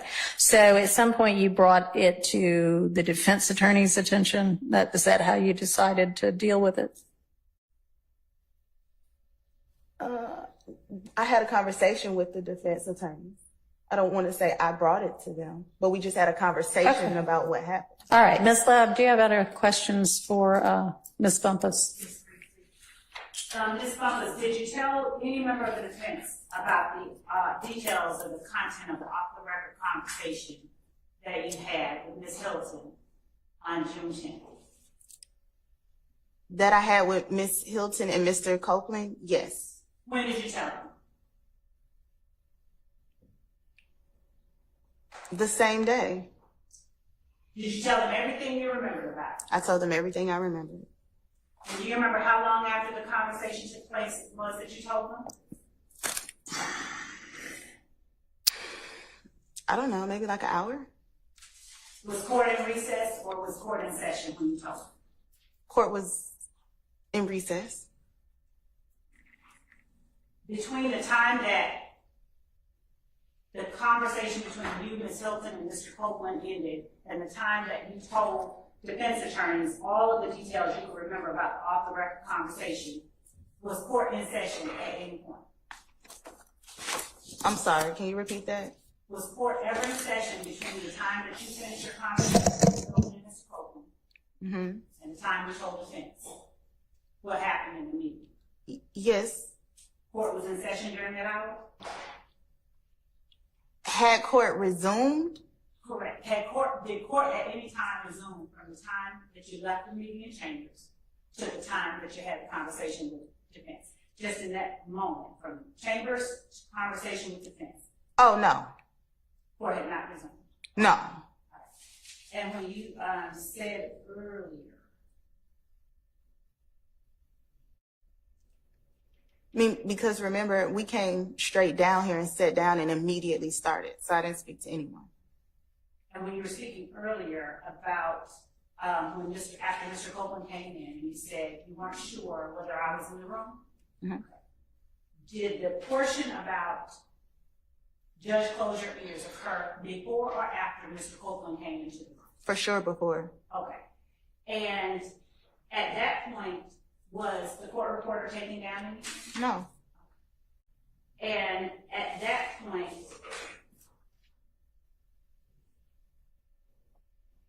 did the court give any indication, did the judge give any indication that he was paying attention to it, whatever it was? I can't answer that. Did he give any indication? Did you see any indication that he was paying attention? I can't answer that. Yeah, you can. I don't know. I wasn't paying attention to him. So no, as far as you know, he gave no indication. She's asking from your personal observation. Answer it as to that. That's what she's asking you. I would have to say no, but I would also say I wasn't looking at him at all. Do you remember Ms. Hilton at some point talking about the judge closing his ears at any time?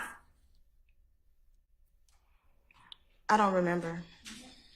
And with looking at the transcript at all, refresh your memory. I'm sure. Okay. Would you take a look on page 26, line 5 of the transcript? And since it's a part of the record, read from line 2 to the end of line. Let me just ask you this. Do you see where Ms. Hilton says, Judge, you might want to close your ears? Yes. Did you hear that phrase or something like that said more than once in that meeting? Yeah. Before Simone got there, I know exactly what I'm talking about. So are you in here at this point? So my only question is, did you hear that phrase more than once in the meeting? I can't remember if it's that exact phrase, but I heard you say something to that extent, and I heard her say that. Okay.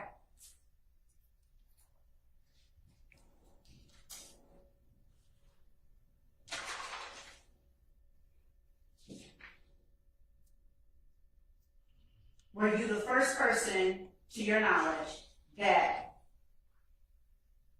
brought to defense's attention that there was, in fact, a meeting in chambers? No. Who do you have personal knowledge of who that person was? No. How then do you know that you were not the first person who brought that to their attention? Because they asked me about the meeting.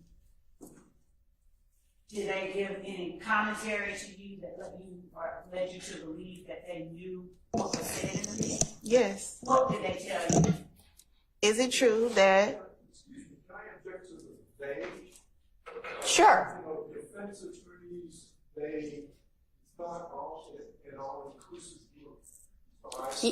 Yes, sustain. Can you be Yes. specific? Who specifically came up to you and asked you about the meeting in chambers?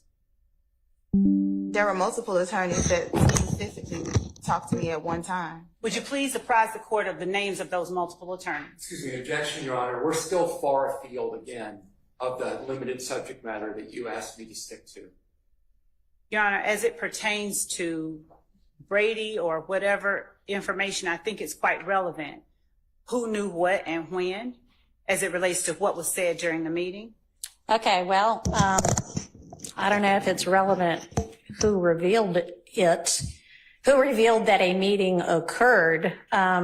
Ms. Bumpus has said that essentially, if I understand you correctly, that at some point during the day immediately following the meeting, the day of the meeting, you had a conversation with some defense attorney or defense attorneys, and we can sort out who, where you relayed to them everything you knew and everything you recalled about what went on in the meeting, including the off-the-record conversations, right?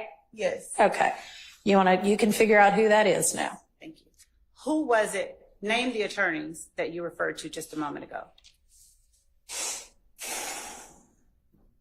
Just a moment ago with the question she asked me, Judge Whittaker? With one eye. I mean, it's the same topic, right? Okay, ask the question again. Which attorneys by name first came up to you and asked you about the meeting? See, Judge, that's two different questions. Then answer the question Ms. Love asked you. I don't recall, but I think Judge Glanville did judicial notice of me on camera. I don't recall. No, my only question to you is who first came up to you and asked you about the meeting? I don't recall everybody who was there. Who do you recall? I recall Attorney Steele and Attorney Adams. And I can't remember who was the other person. Do you remember how many? How many lawyers were there when Mr. Steele and Mr. Adams came up to you an hour after the meeting and asked you about it? How many lawyers were there? 3, I think. Okay. Do you recall seeing Mr. Sharp? Just throwing out names. At some point. Okay. So Mr. Sharp, Mr. Steele, and Mr. Adams, within an hour, is that accurate, of the meeting, came to you and talked to you about what happened in the meeting? I would say yes. Okay. Other than Mr. Sharp, anybody else you remember? No. And when they spoke with you, regardless of how they got it, did they share with you any details from the meeting? Yes. And what details did they give to you that they already had before you started talking? Objection. This is not. Sustained. Okay. Last couple of questions, Judge. Ms. Bumpus,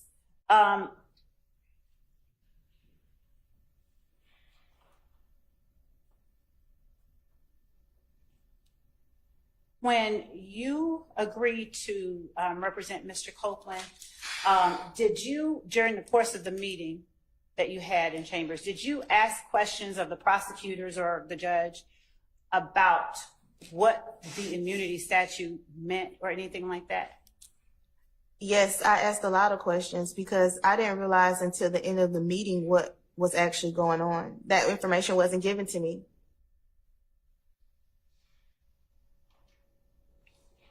That's all. All right.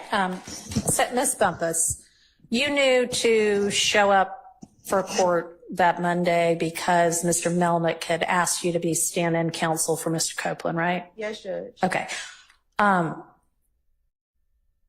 Are you representing that Mr. Melnick simply said that and nothing else? He didn't give you any background about what you were walking into? Well, what I'm representing is I was given specific instructions. And those instructions were, I'm standing in for him. If Mr. Copeland chooses to plead the fifth, which I anticipate he will do, then you won't have to do anything else. If he chooses to testify, we have agreed that he's discharging me. Okay. And I made that very clear to everybody multiple times that morning that that's what I was here to do. Okay. But you had no idea that there was an immunity order in place? No. Okay. All right. Does anybody from the defense side have follow-up questions for Ms. Bumpus? I have just a few, Your Honor. Okay. In your cross-examination, you said, quote, she says she is not going to prosecute him for anything other than that one thing, unquote. What is that one thing? I can't answer that. I can only assume it would be the unaliving of Donovan Thomas, but those are the words that she chose to use. When you say unaliving of Donovan Thomas, what are you referring to? I get him being killed. During cross-examination, Ms. Love asked you about some alleged retaliatory acts. Were those being discussed when Mr. Copeland repeatedly said, I can claim all of this, I can take all of this? Nothing was being discussed. What do you mean nothing was being discussed when Mr. Copeland said, I can claim all of this, I can take all of this? He said that on his own, and that's kind of how the conversation started. What was the subject matter being referred to when he said, I can claim all of this, I can take all of this? Donovan Thomas's murder. Okay. I have no further questions. Anybody else?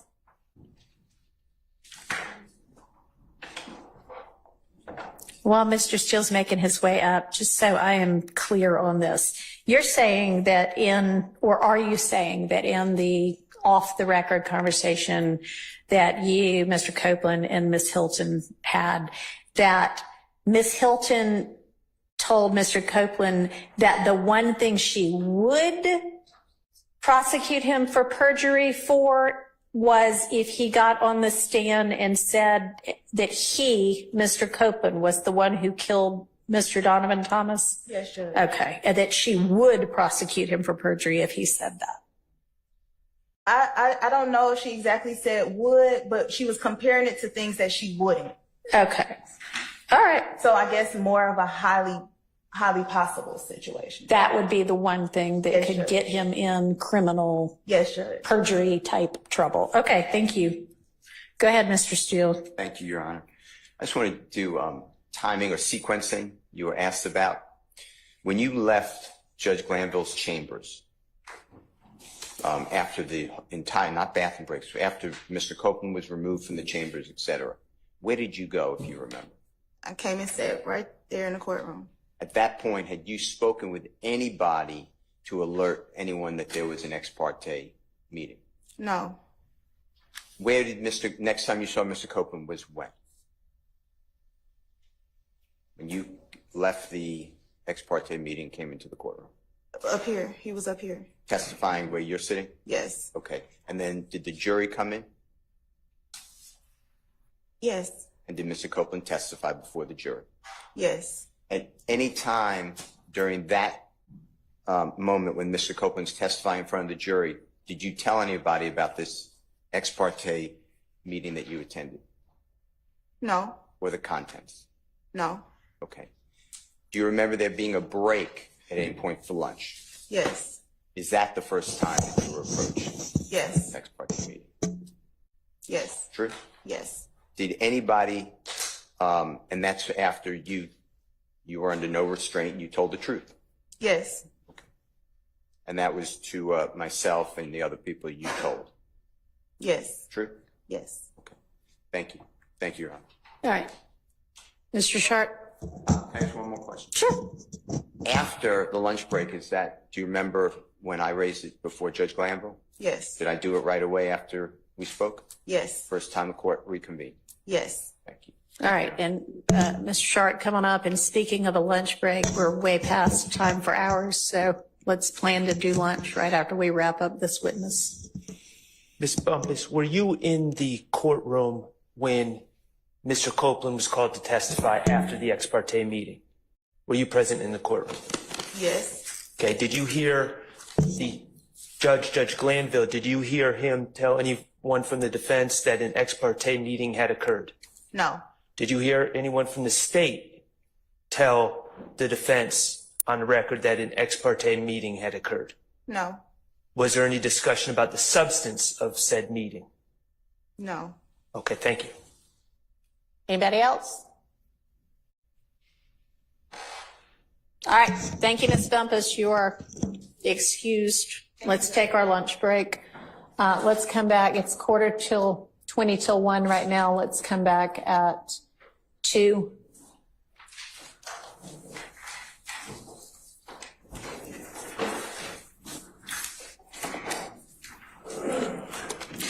Just for my knowledge, does anybody on the defense team have any other witnesses as to this issue? Not from Mr. Hinder. All right. Is the state going to have anybody?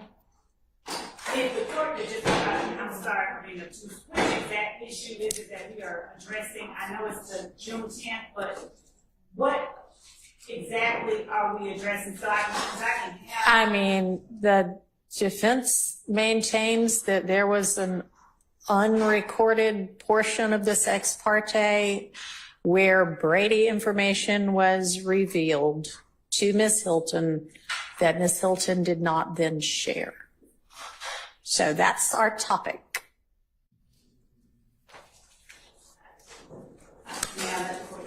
Sure.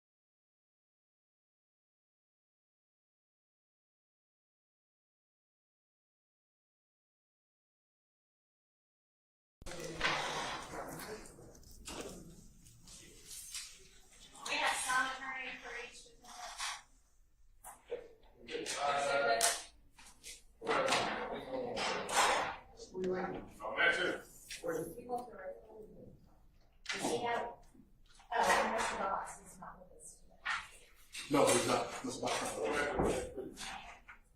All right, well, in the meantime, one thing we can do that is not anything of substance that is important is I want everybody to speak into your mic and let's make sure each of them works all not at the same time, one at a time.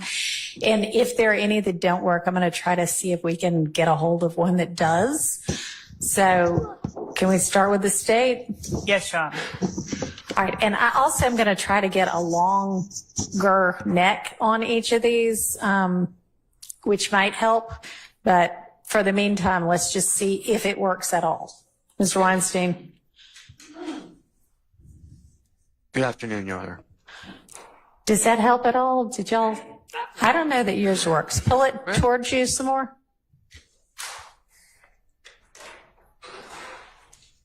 Good afternoon. All right. Yeah, you're just going to have to get it closer. User to error, I think, on my part. User error. Okay. Good afternoon, Your Honor. Okay. Mr. Steele, does yours work? Your Honor, is that helpful? I think we've all got to get closer to them. And I can hear, but I've heard that other people can't hear. So Is that okay? that's great. Mr. Sharp. Testing, Your Honor. Great. And then who else is left? Misty Williams. Good afternoon, Your Honor. All right. Wonderful. Good afternoon, Your Honor. Awesome. Thank you. Okay. All right. And now we have somebody here for everybody as well. So let me cross-check mics off my list. Okay.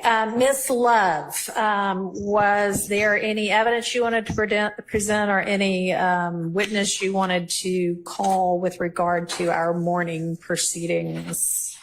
Your Honor, given the scope of what the court has already told us that we were looking into, I don't have any witnesses based on Ms. Bumpus's testimony. And my understanding is that it was Brady material disclosed during the June 10th, 2024 hearing in chambers. Correct. And what she alleges was disclosed is that Mr. Copeland said, I know more about the Infinity and it has to do with somebody that's not on trial. I'm paraphrasing, but.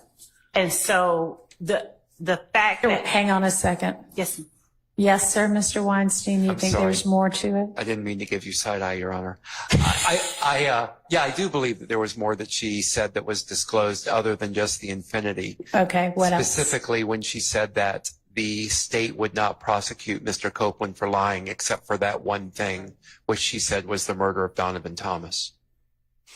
I believe that was on the redirect at the very end. That actually came through more clearly than I think anything else, Your Honor. Okay, so. May I respond to that? So because that did not, in my mind, amount to Brady, if the court is inquiring into a different issue of. Hang on just a second. Everybody who's got a phone on you, make sure it is on silent, and you should only have a phone on you if you are an attorney or if you have a Rule 22 that permits you to have a phone. Anybody else in here should not have a phone on them at all. If you do, it should be turned completely off. I'm sorry, Your Honor, that was my computer. Okay, it happened. I Oh, your silenced computer? it. Okay. I silenced it. All right, thank you. So, Ms. Love. I was just saying that based on the parameters that the court set forth, my understanding was that anything that is alleged to have been said by Ms. Hilton in that regard does not impact whether or not Brady material was disclosed. And I'd have a different argument at the appropriate time that the court tells me is the right time to make it. But my position would be that given that defense attorneys came to Ms. Bumpus within an hour of the meeting before court went back in session and asked her, so they had information, they had, I assume, the content of whatever it is that they are alleging took place. And then Ms. Bumpus, based on what I heard her say, told them, sort of filled in the blanks, I'm using my words, not hers, and gave to them this information, my understanding of what Brady is that it is information that is not available to them by any other reasonable means. And they have, obviously, they had someone telling them something about what was going on. So it's not a Brady violation if they had access to it.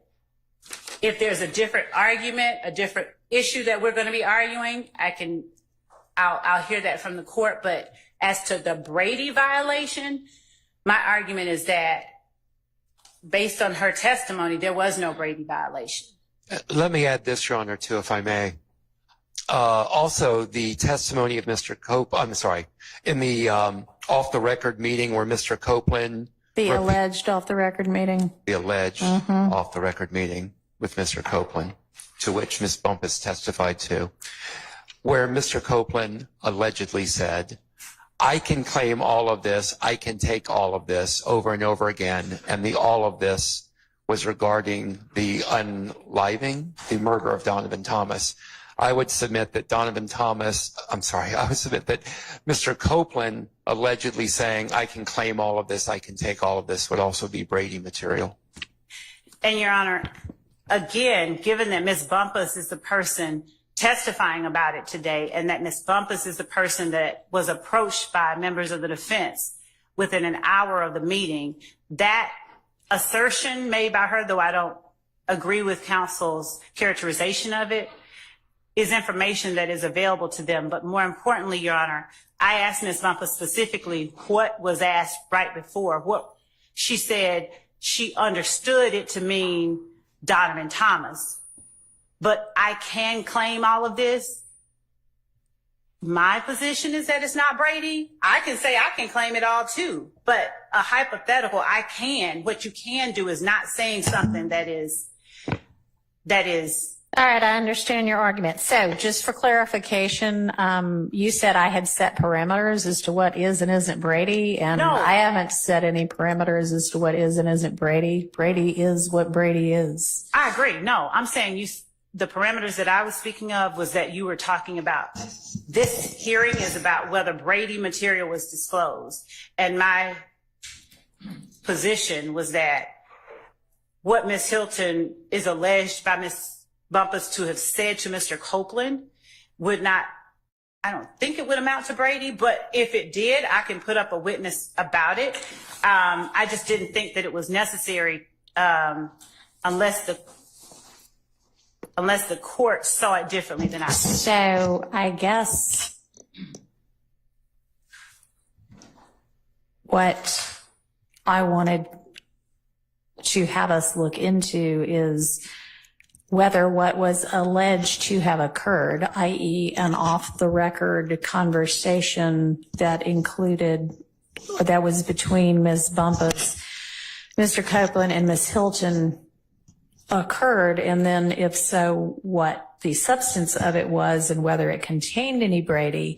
So if you don't want to dispute whether it occurred, that's up to you. I'm not going to tell you how to run your case, but I think that's a part of the inquiry as well. So I don't want to mislead you about that. So if you have any evidence that you want to present to dispute whether it occurred or to give us some more, shed some more light on that subject, you're welcome to do that as well. State calls Deputy Chief Investigator Antonio Long. All right. Your Honor, can I make a statement before or while Investigator Long is taking the witness stand?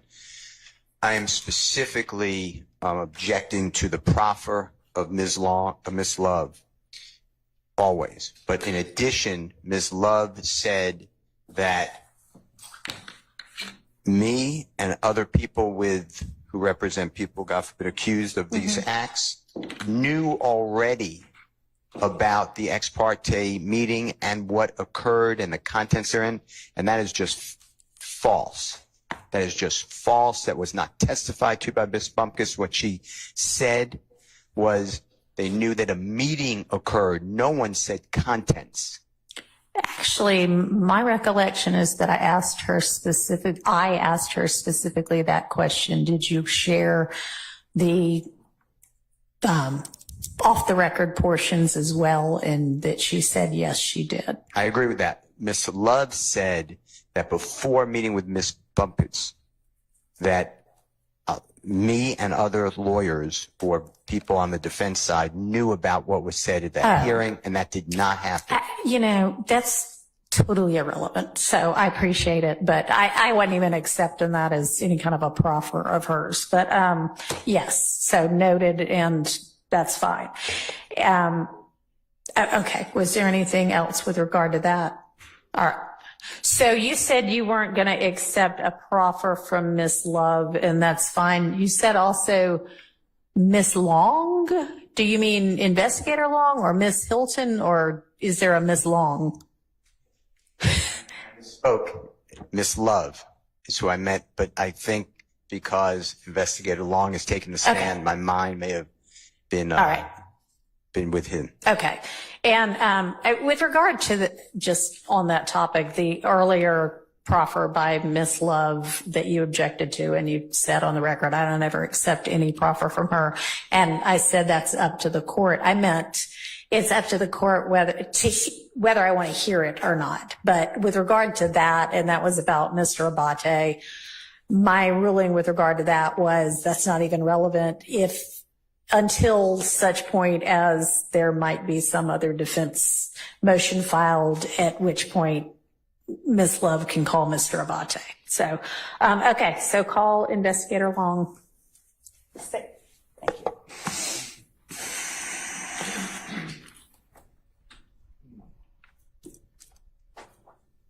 Raise your right hand. You swear for testimony to the truth, the whole truth, and nothing but the truth. First name for question. Antonio Long, Antonio, last name Long, Long. And Your Honor, before I begin, I just wanted to point out that I'd like to just make the record. I know that everyone may be familiar with Deputy Chief Long, but I'd like to ask the preliminary questions that establish who he is and where he works, with the court's permission. Okay, that's fine, but he's going to be testifying as an expert, so let's just, cut to the chase. To the extent he's not going to be testifying as an expert right now. He's going to be a fact witness. Yes. Okay. Yes. So maybe we don't need to go through all of his background. All right. Just good afternoon, Deputy Chief Long. Would you tell the court for the record where it is that you work? I work for the Fulton County District Attorney's Office. In what capacity? Deputy Chief Investigator. As Deputy Chief Investigator, are you over any particular units? I am. All right. Are you over the unit that is prosecuting this case that we are here in trial on? I am. And as part of your responsibilities as Deputy Chief Investigator, do you accompany attorneys to meetings with witnesses or other attorneys? Yes, I do. Specifically, are you tasked with accompanying Deputy District Attorney Hilton and myself when the needs arise? And among other attorneys, yes. On June the 10th, 2024, do you recall that date? I do. And did you accompany myself or Ms. Hilton to the chambers of Chief Judge Glanville on that day? I was with Ms. Hilton. Was there anyone accompanying me? Yes. And was that person one of the lieutenants with the DA's office? That is correct. While as Deputy Chief Investigator, do you give instruction to lieutenants and investigators regarding how they are to keep the lawyers in mind and keep their eyes on the lawyers? Yes, I do. I give guidance and counsel in reference to that. And are you all required to remain with us at all times during those types of meetings? Yes. June 10th of 2024, do you recall who was present in the judge's chambers at the time you arrived with Ms. Hilton? I do recall Judge being present, court reporter, Ms. Kayla Bumpus, several deputies, And with Kenneth Copeland, and myself and Ms. Hilton. Was I present in chambers at the time you arrived with Ms. Hilton? Not when Copeland was there, no. Did I ever come back after Copeland arrived in chambers? You did not. Did you remain with Ms. Hilton during the entire time that she remained in chambers? I remained with her the entire time she was with Ms. Copeland. Okay. Were you present with Ms. Hilton when was Ms. Bumpus in the room during the entire time that Ms. Hilton was in a room with Mr. Copeland? Yes. At any time did Ms. Bumpus leave the room and leave Ms. Hilton in the room with Mr. Copeland without his attorney? No.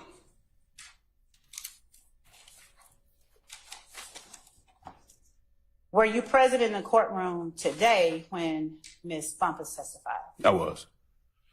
Did you hear Ms. Bumpus talk about an off-the-record conversation that took place between Ms. Bumpus, Ms. Hilton, and Mr. Copeland? I did. Do you recall during the time that you were in chambers with Ms. Hilton, how many times, if any, that you all went off the record? Make sure I understand your question. How many times do we go off the record? Yes, and let me back up and ask you this. Were you able to discern when you all were off the record? Yes. How? When the court reporter was not documenting what was being taking place. Was there ever a time that you all went off the record at either attorney's request, that is either Ms. Bumpus or Ms. Hilton's? From what I recall, there were times we stepped out of the room so that Ms. Kayla could talk to Mr. Copeland. And then the last time, there was a conversation before we went back on the record. At any time that you all stepped out of the room so that Ms. Bumpus could speak with Mr. Copeland, did you observe me go into that room? No. Now, when you said there was a conversation that took place the last time, would you please tell the court what you're referring to? The conversation I believe Ms. Bumpus is talking about right before we went back on the record.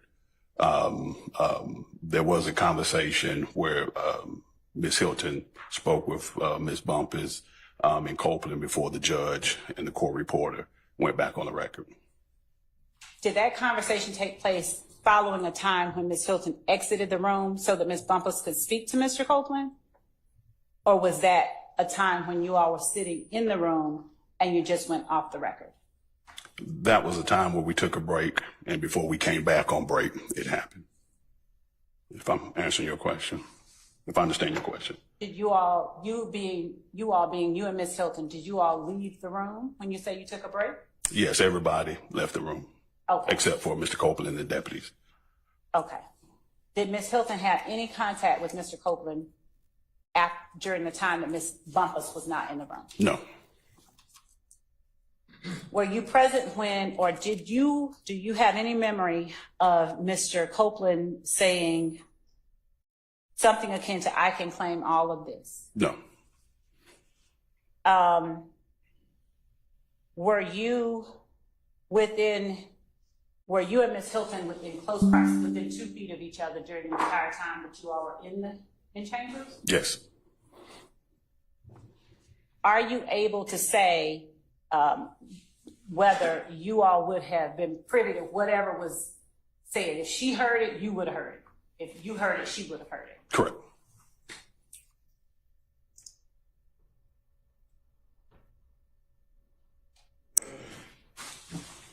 Do you recall speaking with Ms. Bumpus and Mr. Copeland about the Donovan Thomas murder? No.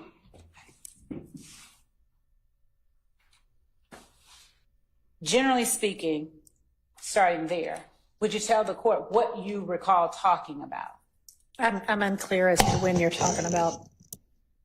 Starting where? During the time that you were in in chambers with Ms. Bumpus, Mr. Copeland, and Ms. Hilton. Can you tell the court the topics that you discussed? That not you, but Ms. Hilton and Ms. Bumpus and Mr. Copeland discussed. The topic at that time, Ms. Hilton just made it clear to Mr. Copeland that she expected him to tell the truth, and that if he was going to get on the stand and claim something that he know he didn't do, then she would be looking at prosecuting him for perjury. And so I'm clear, is this on the record or off the record that this conversation takes place? This was off the record just before the judge came back in. Have you had an opportunity to read the entire transcript of the in-chambers hearing? I have not.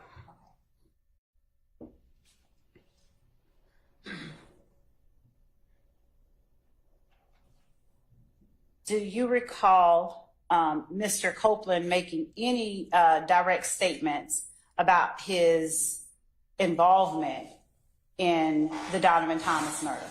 He never mentioned anything about involvement in Donovan Thomas murder. Do you recall him making any indirect statements or statements that could be construed as an involvement in the Donovan Thomas murder? No. Did Ms. Hilton, during her conversations with Ms. Copeland, while you, Ms. Bumpus, Mr. Copeland, Ms. Hilton, the court reporter, not the court reporter and the judge, in other words, during an off-the-record conversation, did Ms. Hilton... All right, hey, back up. So is it your testimony that there was one brief off-the-record time when Ms. Hilton, Ms. Bumpus, and Mr. Copeland were all in chambers, but before the judge was back in chambers? Or just tell me, maybe I'm yes, no? Yes, we broke for someone to use the restroom. Okay. And before we went back on the record, that's when Ms. Hilton and Kayla had the conversation before Ms. Weaver began to record everything. So Ms. Weaver was sitting in there. She was not in there at the time they were off the record. Okay, well, I mean, you can be off the record and still have the court reporter sitting in there, so I'm just trying to get clarification. So this was after a bathroom break. Right. Ms. Hilton and Ms. Bumpus head back into chambers before the court reporter and the judge are back. Is that right? Well, I want to say Ms. Weaver did come in, Okay. and then Ms. Hilton did ask she needed to say something with Kayla and Mr. Copeland before the judge came back on the record. And Mr. Copeland's in there at that point in time? Mr. Copeland was in there. All right. And so what is the substance of that very brief 2-minute or whatever conversation? It was Ms. Hilton explaining to Mr. Copeland that if he did get on the stand and take credit or try to take credit for something he didn't do, she would then seek prosecution for perjury. She would seek prosecution for perjury. And did she talk with any specificity about what crime or crimes that would include? She did mention the Donovan Thomas case, and that if you got and claim something that he knows he didn't do, and we have proof that he didn't do, then she would prosecute for perjury. All right. And so your recollection is that that conversation occurred off the record before the judge was in there? Yes. Okay. Do you have a recollection of a very similar conversation also occurring on the record? No. So if it's reflected on the record, then that's the conversation that occurred? Say that one more time, Judge. Were there two very similar conversations about that, where Ms. Hilton is saying, if you get up and say something that we know you didn't do, we're going to prosecute you for, or we or I'm going to prosecute you for perjury? During the course of the conversation, Mr. Copeland's concern appeared to be his statements or inconsistent statements. I'm talking about just the off the record now. Just off the record was just in reference to him taking responsibility for something that he didn't do. Okay. I have no idea why that phone is ringing or how to turn it off. This is not my courtroom, so we're just going to ignore it. That phone being the desk phone on the bench for some reason. I don't know why. Okay, sorry about that interruption. All right, and you only recall one conversation about that, whether it occurred on or off the record? I only recall one conversation specifically in reference to Ms. Hilton saying that she would seek perjury unless it was something blatant, a blatant lie. She would or she would not? She would not, unless it was a blatant lie. She wasn't concerned about inconsistencies that she would use impeach. She would just impeach him for inconsistencies. Okay. So do you recall any conversation where Ms. Hilton says, and this is on or off the record, Ms. Hilton essentially says, look, if you get up there and you claim something that you're the one that did something and I flat out know you didn't do it, I'm not going to prosecute you for perjury for that because I don't know what your reasons might be.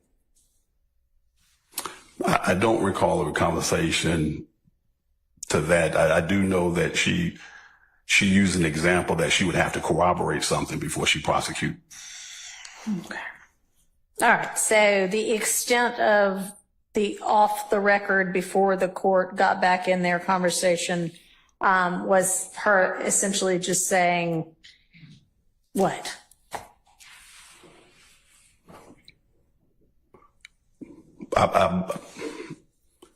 Her conversation was in reference to him getting on the stand and taking responsibility for something that he know that he didn't do, or falsely admitting to something that he did after receiving use immunity. All right. Go ahead, Ms. Love. Thank you, Judge. Did Ms. Hilton attempt, or did she make any effort to explain perjury beyond what you just described for the court? Do you remember her doing that? Doing this off the record or just in general? In general? Yes, she did. Was the conversation that you are relating to the court that happened off the record, did it refer to matters that you later discussed on the record as well, or not? All of it, in a sense, was stuff that per se was explained on the record. It was just clarifying what would constitute perjury versus inconsistent statements, or whether she would need to impeach him. And showing you, for instance, just page 50 of the transcript, line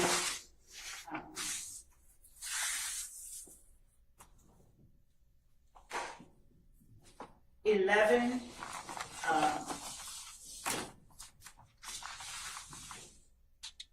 I'm sorry, line 19. If you'll just take a look at it, is that an instance that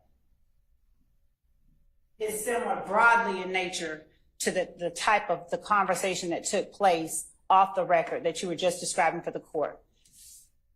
And by that, I'm talking about where Ms. Hilton is saying that's different, referring to the word purge. And Mr. Copeland says that can get me back in jail. And Ms. Hilton says yes. And Ms. Hilton in line 24 of page 50 says, it's not what you're saying, what you're saying is not perjury. What you're saying is what we call a prior inconsistent statement, and so forth and so on. Is that the type of conversation that took place off the record? Objection, lady. Sustained. Yeah. Sustained. Ask a different question. Yes, Your Honor. During the conversation off the record, did Ms. Hilton endeavor at any time to help Mr. Copeland understand the difference between perjury and purge? If you remember. I don't remember if that was substance of the off the record. I do know during the course of the meeting, She repeated that several times, trying to explain the difference between purge and perjury. And off the record, the comments, any comments that were the comments that Ms. Hilton made regarding hypothetical instances where perjury could be occurring, did she clarify for Mr. Copeland in any way? Did she seek to clarify how she would be able to distinguish between perjury and something that wasn't her? Objection, Megan. Overruled. The off the record conversation was very brief and very short. And there wasn't a whole lot of explanations because that had already taken place. Do you remember anything that Mr. Copeland said in response to what Ms. Hilton said about being able to, if he got up on the stand and admitted something that she could prove he was lying about? Yeah, is this you asking during the off-the-record conversation? Yes. Okay. He said he wasn't going to do that. And what is it that he said he wasn't going to do? Get on the stand and lie for something he didn't do. Do you have memory of him asking or saying something about not going to say that he killed Donovan Thomas?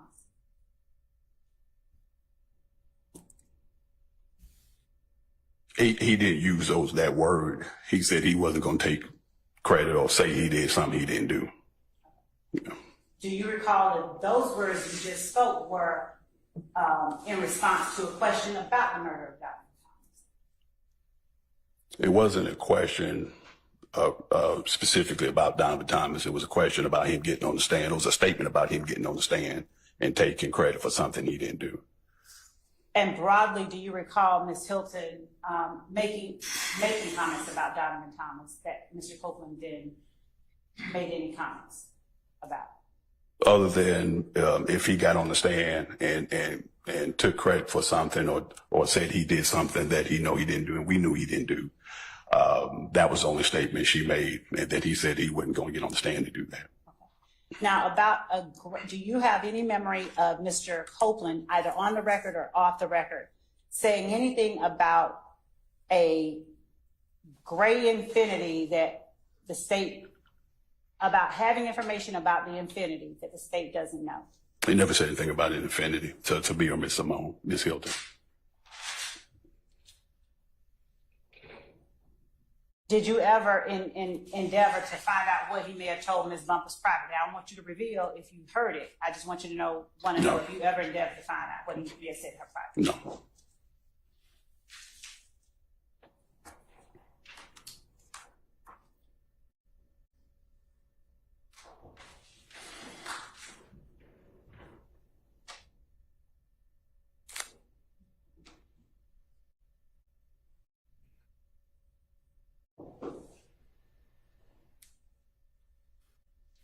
And would it, Go ahead.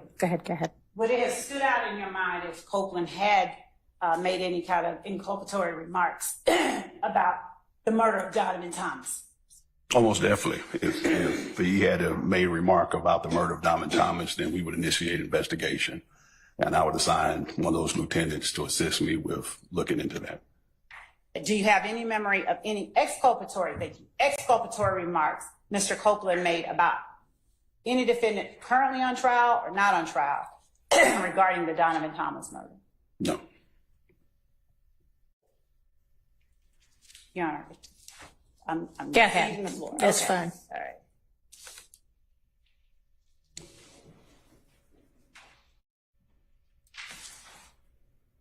Does your memory of what took place during any portions of the conversation that were off the record, does your memory align with what you heard Ms. Bumpus testify about regarding off the record conversations? The restroom break, just the restroom break. And what about the content of the off the record conversations? Does your memory align with what her memory is as she testified about? Not for the majority of it, no. Would you tell the court any discrepancies between what you recall and what you heard that she recalls? The off the record, like I said before, basically Ms. Hilton having the conversation about Mr. Copeland getting on the stand and taking credit or claiming something that he didn't do and that we know he didn't do.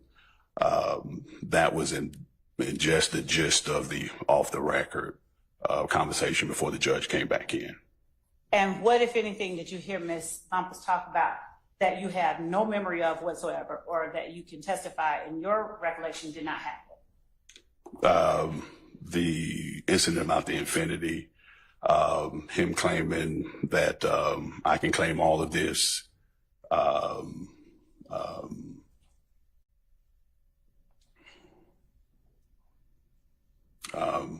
The part about you coming back the second time, that's what stands out to me right now.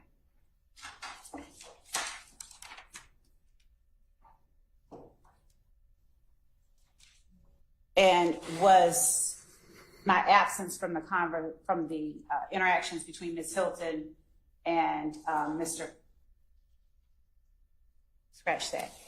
Your Honor, that's all the questions. All right. Thank you. Anybody from the defense side have questions for Investigator Long?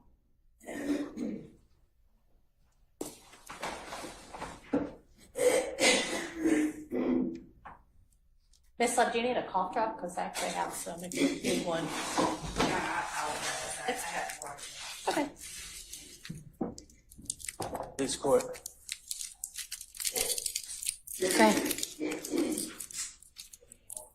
Investigator Long, good afternoon. Good afternoon.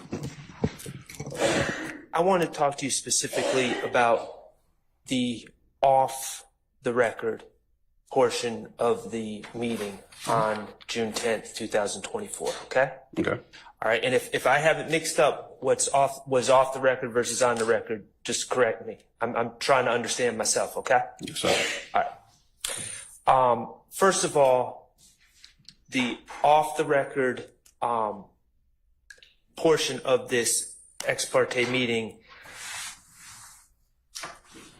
you said that Ms. Weaver, the court reporter, did come in to the judge's chambers, the judge's back room and chambers during that discussion, correct? Everybody was coming in initially. Okay. And that was before what we're deeming the off-the-record conversation, correct? And Ms. Hilton specifically requested Ms. Weaver not to take those communications down, correct?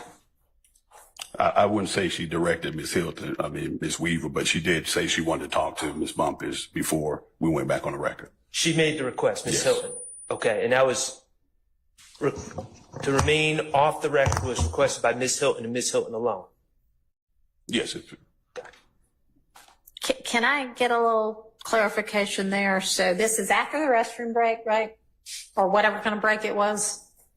Yes, Judge. Okay, and when Ms. Hilton said, I want to speak off the record to Ms. Bumpus for a minute, was Judge Glanville already in that room by then or not?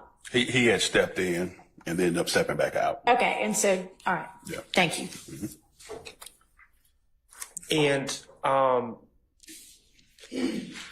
you indicated that during this off-the-record portion, Ms. Hilton stated to Mr. Copeland that she would not pursue perjury charges unless it was a blatant lie.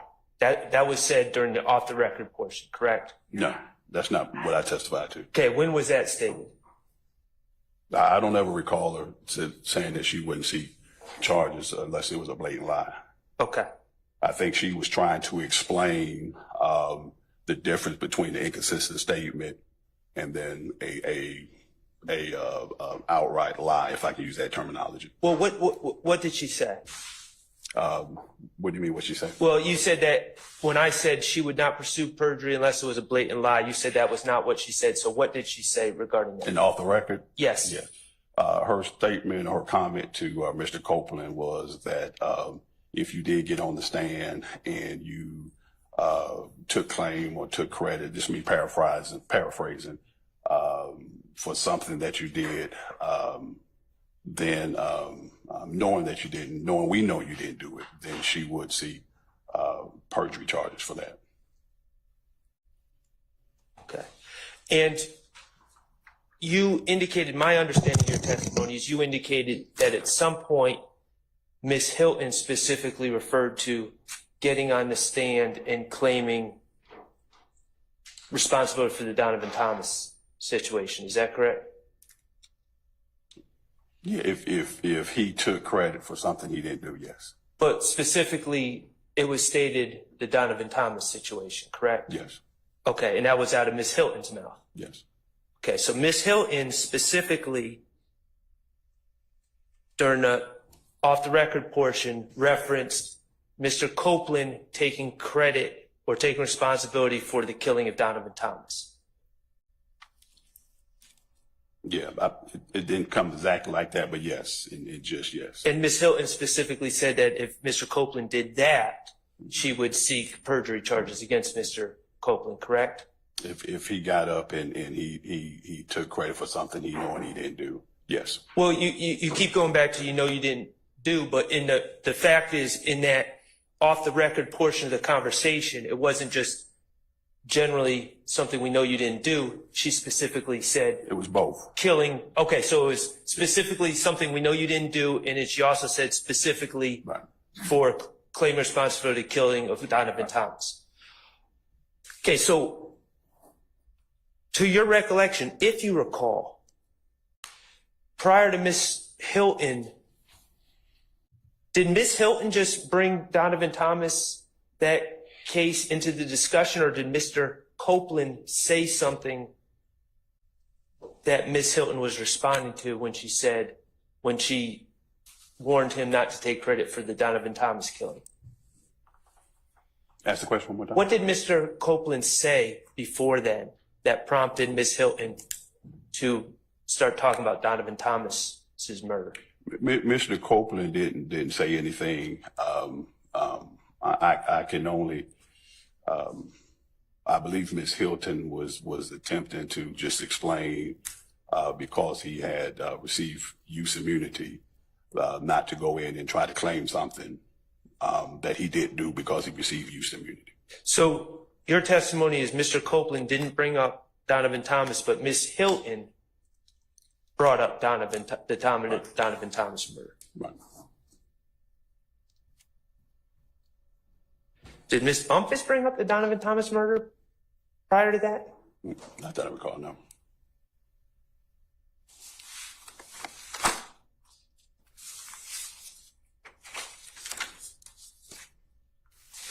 And how was it determined when Ms. Weaver was going to start making a record of this meeting again? I don't know how it was determined.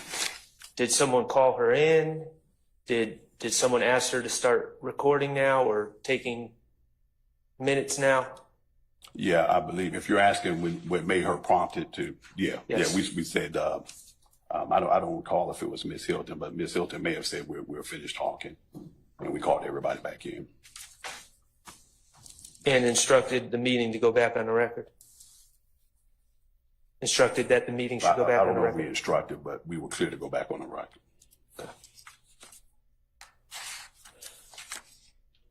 I have no further questions. Thank you. Thank you. Anybody else?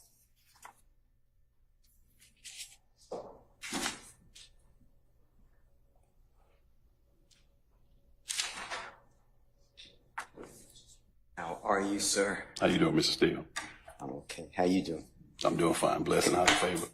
Can I ask you a couple of questions? Yes. What was your understanding, if you had one, of why you were having this ex parte meeting? Objection, relevant. Sustained. At what point were you initially told that you're going to this ex parte meeting? Objection, relevant. I want to know which part he was there for. The beginning part, he said he came with Miss Hilton. I want to clarify. Ask your question again. At what point did you become aware that you're going to this ex parte meeting? I'll allow that. I believe that morning. And when you say that morning, was it before the meeting began? Do you know when the meeting began? It was before. Okay. It was before the meeting. And who alerted you then?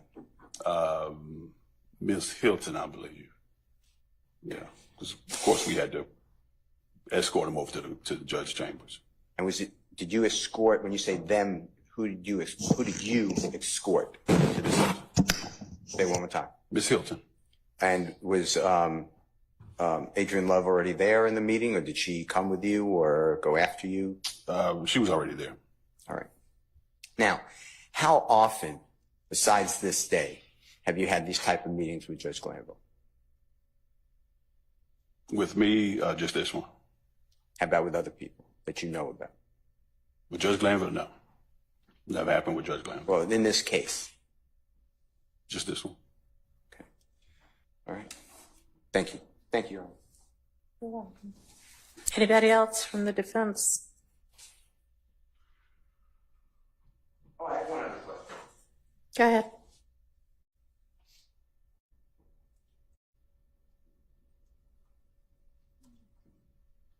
Did anybody tell you that that was not to be told to other people who are not invited to that meeting?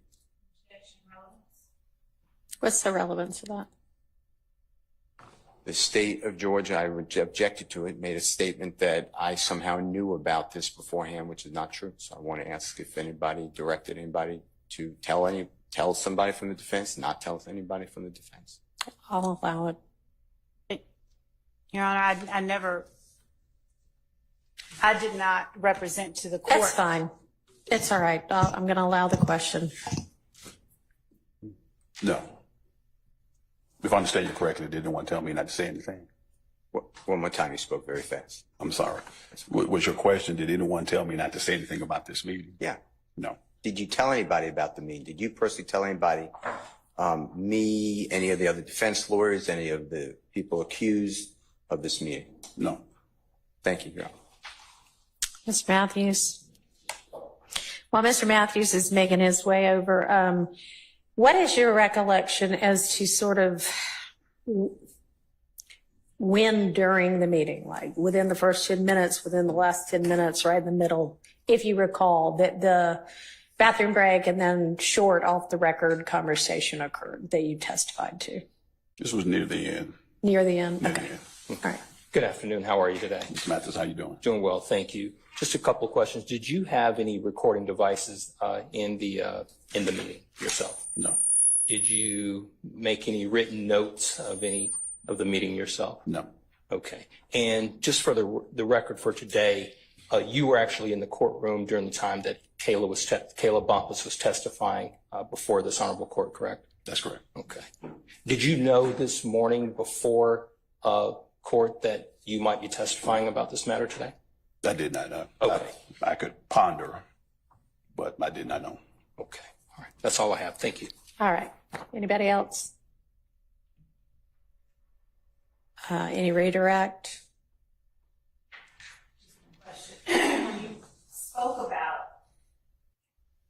When you spoke about the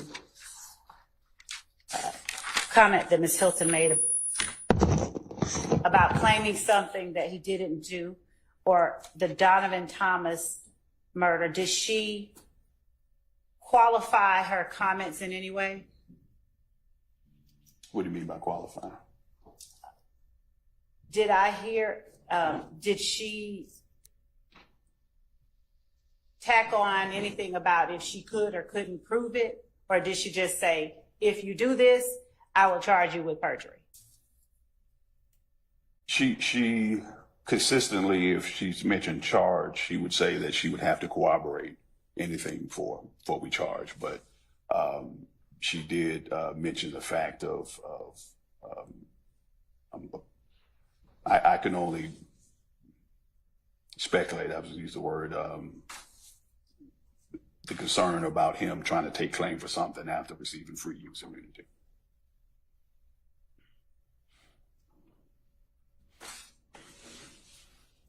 And were those comments that she made that you're talking about also accompanied by any kind of explanation, like if I can prove it, or? Yeah, because she mentioned the fact of if we knew, and we know you didn't do it. Yeah. Thank you. Mm-hmm. Thank you. Anything else from the defense? All right, is the transcript before the witness at this point? I don't know where it went to. Yes, Your Honor. Okay. Can you flip to page 41 and take a look at, well, the end of 40, starting at line 20, and then review that through the rest of the rest of page 41?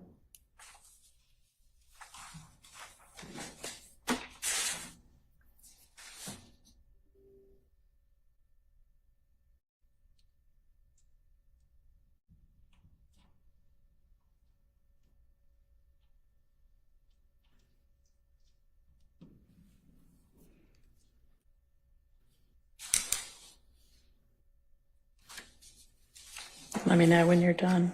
Okay.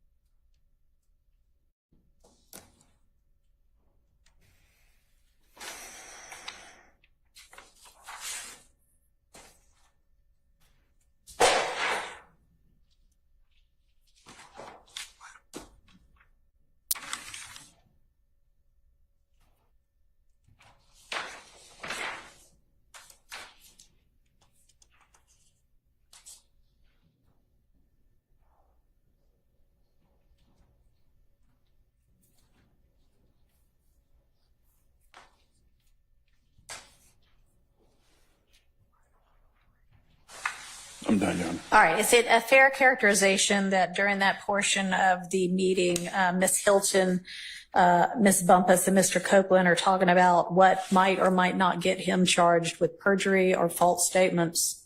Yes. And does Mr. Copeland raise the issue of murder and whether it has a statute of limitations? Yes. Okay. And does Ms. Hilton at some point after that talk about if she knows that he's lying about something and there's no other evidence, what that might or might not result in?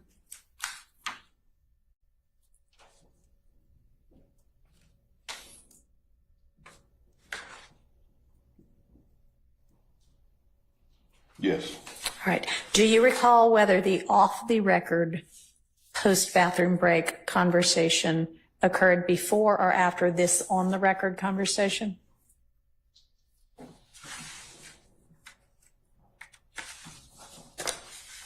Give me just a second. Let me look a little past just to make sure. Sure.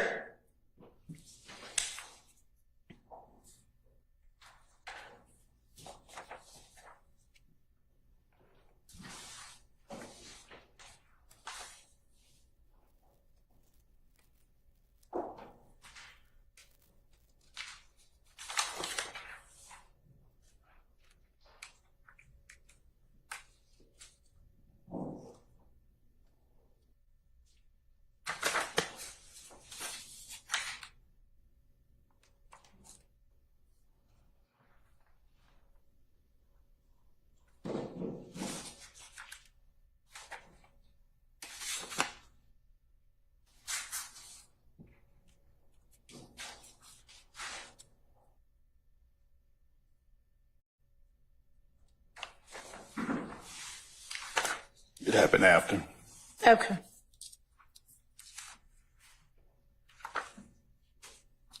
If you take a look at the entire rest of the transcript, do you think you might be able to figure out about when that break and off-the-record conversation happened? I will take a look. And I mean, you may or may not be able to, but if you can, let me know. If you can't, let me know that as well.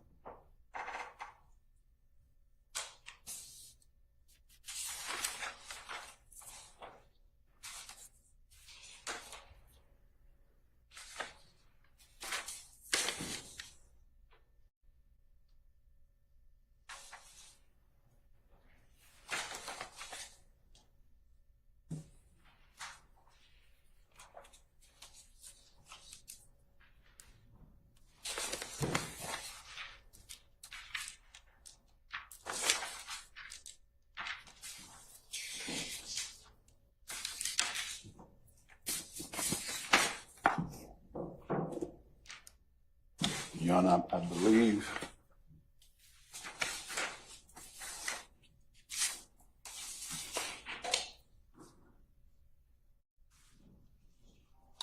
Page 52. Can you find out whether that's somebody who has a Rule 22? And if it is not, they cannot come back in with that phone. Thank you. Go ahead, I'm sorry. No problem. Your Honor, I believe 52, around 13, 14. Okay. When we come back in, let's see.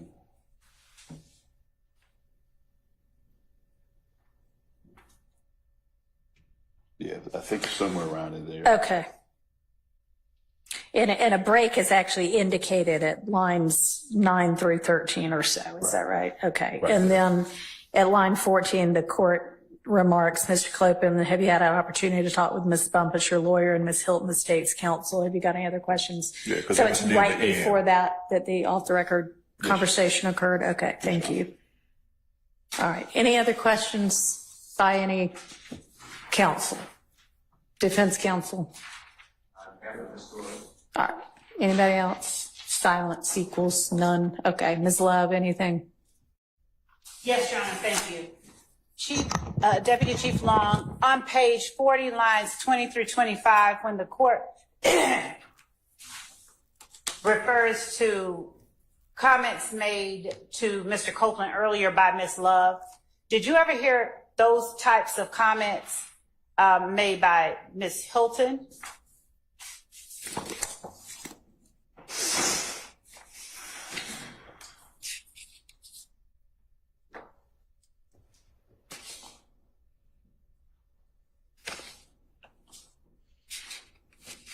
Yeah, Ms. Hilton. Yeah. Was there any time you are aware of that Chief Deputy Love, myself, would have been in a position to make those comments to Mr. Copeland that morning? No, not with Copeland in the room. You weren't around at all. Okay.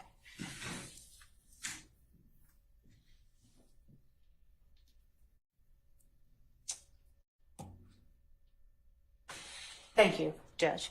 Okay. All right. Investigator, thank you. You may step down. Any other evidence? Ms. Love? Not about, no, Your Honor, not at this time. All right. Any rebuttal evidence from anybody on the defense side of the room? All right. Anything y'all want to suggest that this actually means?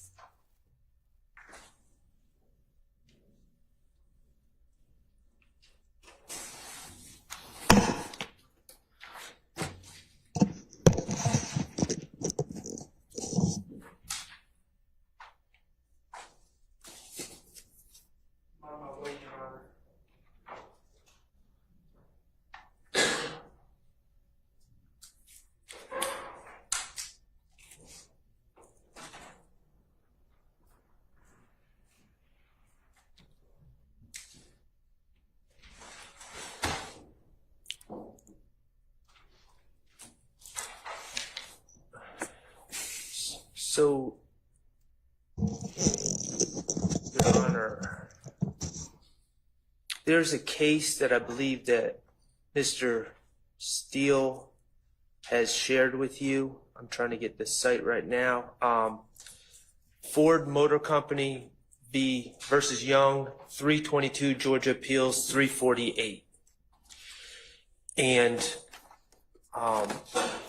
that case deals, that case, when we've been discussing this in the past, there's been suggestions that if there was judicial misconduct or what we believe is judicial misconduct from this side of the room, or if there was prosecutorial misconduct or what we perceive to be prosecutorial misconduct from this side of the room, that the remedy was with the bar.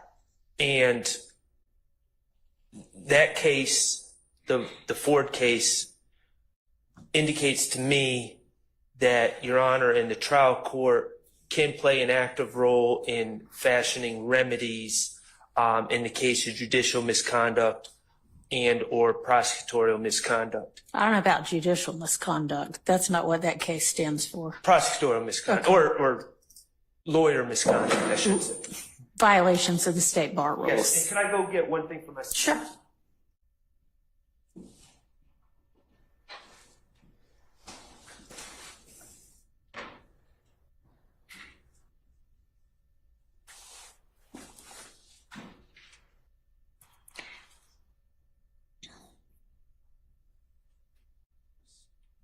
So I filed a motion on Friday. Yes, I worked diligently over the weekend on writing an order with regard to that motion. Haven't gotten to the Brady portion of it yet. So, and I appreciate that, Your Honor. I appreciate the attention that you've given it.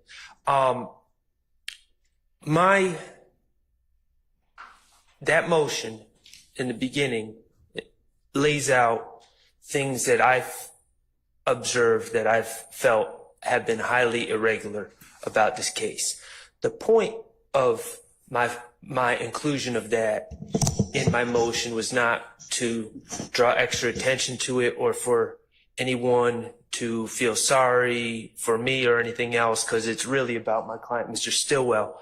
But the purpose of it was to try to inform the court, at least from my perspective, and I think the perspective of some of my colleagues, that things have been irregular in this case. And that there are real life consequences and consequences to the trial when we perceive what we believe is the lack of an impartial trial judge and also of prosecutorial misconduct. In this case, from my perspective, we've had, with the ex parte communications in themselves, I don't believe that there was a valid reason to initiate the meetings. I believe that the state and members of the state's prosecution team in particular took something very small and jumped to unbelievable conclusions as a way to get their foot in the door of the judge's chambers to have a discussion. And there were at least 2 discussions that took place. I'm assuming that there was a third discussion which may have strictly involved the grant of immunity. All right. Right. I think we cleared that up on Friday because we specifically asked, was there any hearing or any kind of ex parte, anything with regard to getting the order, or was it just the motion being filed? So, right. I mean, I don't have any reason to believe there's yet another one, but. Right. And you know, there's a potential under the King case that one, if it was just for the purposes of granting immunity, may have been a proper ex parte. But these were not. The substance of these meetings exceeded what is appropriate. They violated Uniform Superior Court Rule 4.1, which says that judges shall neither initiate nor consider ex parte communications by interested parties or their attorneys concerning a pending or impending proceeding. Georgia Code of Judicial Conduct Rule 2.9 prohibits ex parte meetings except for a narrow exception: scheduling administrative purposes or emergencies that do not deal with substantive matters or issues on the merits. Provided that, so we don't believe that it falls under an exception to begin with, provided that the judge reasonably believes that no party will gain a procedural, substantive, or tactical advantage as a result of the ex parte communication. In my view, the transcript reveals open discussions about, you're going to testify, you can say you don't recall. They're basically walking through the the procedures for laying the foundation for prior inconsistent statements. To say that that doesn't put that meeting with just the judge and the witness who has been sworn in doesn't put the state at a tactical advantage over the defense who's excluded, I don't believe that to be the case. Secondly, even if it falls under the exception, the judge must make provision to promptly notify and give the parties the substance of the ex parte communication and an opportunity to respond. We were not promptly notified. We found out through, I keep saying, doggedness and happenstance. I believe that's what it was. We learned about it, and then when we asked for an opportunity to respond, we were promptly greeted with an invitation to go to the jail for 20 days. So that was violated. The Georgia Rule, Professional Responsibility Rule 4.2, regarding communications with a person represented by counsel. The state, it's the worst kept secret in this courtroom that John Melnick represents Kenneth Copeland. Worst kept secret.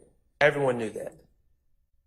I knew that, and that's why I called Mr. Melnick. Okay. The state is somehow claiming that in this case where the world is watching, it's a huge case, that they did not know that Mr.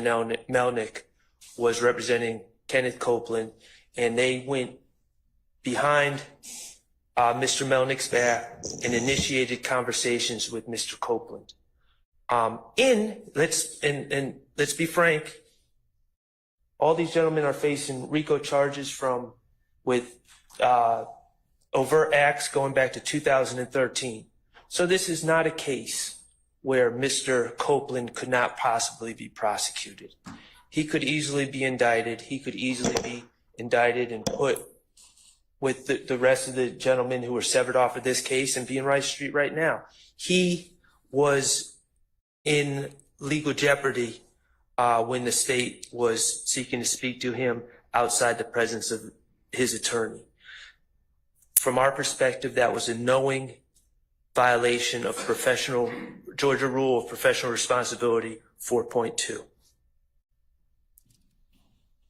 Additionally, Your Honor, there's Bar Rule 3.3, candor towards a tribunal. Now, I can't flesh this out without Ms. Love taking the stand.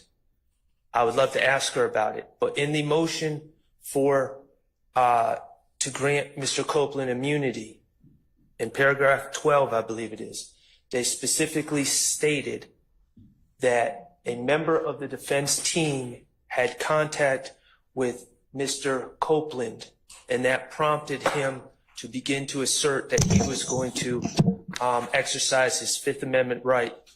I would prefer that, since there continue to be allegations back and forth amongst the lawyers, that we specifically get what is actually stated in there instead of, and I know you're not trying to misrepresent anything, you're trying to give it your best recollection, but let's get the actual motion and read the actual words, okay?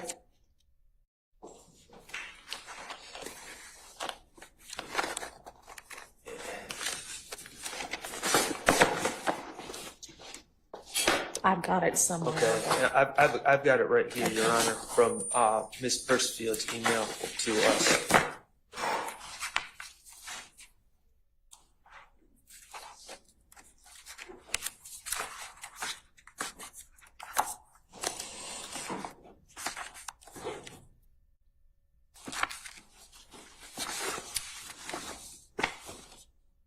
I've got it.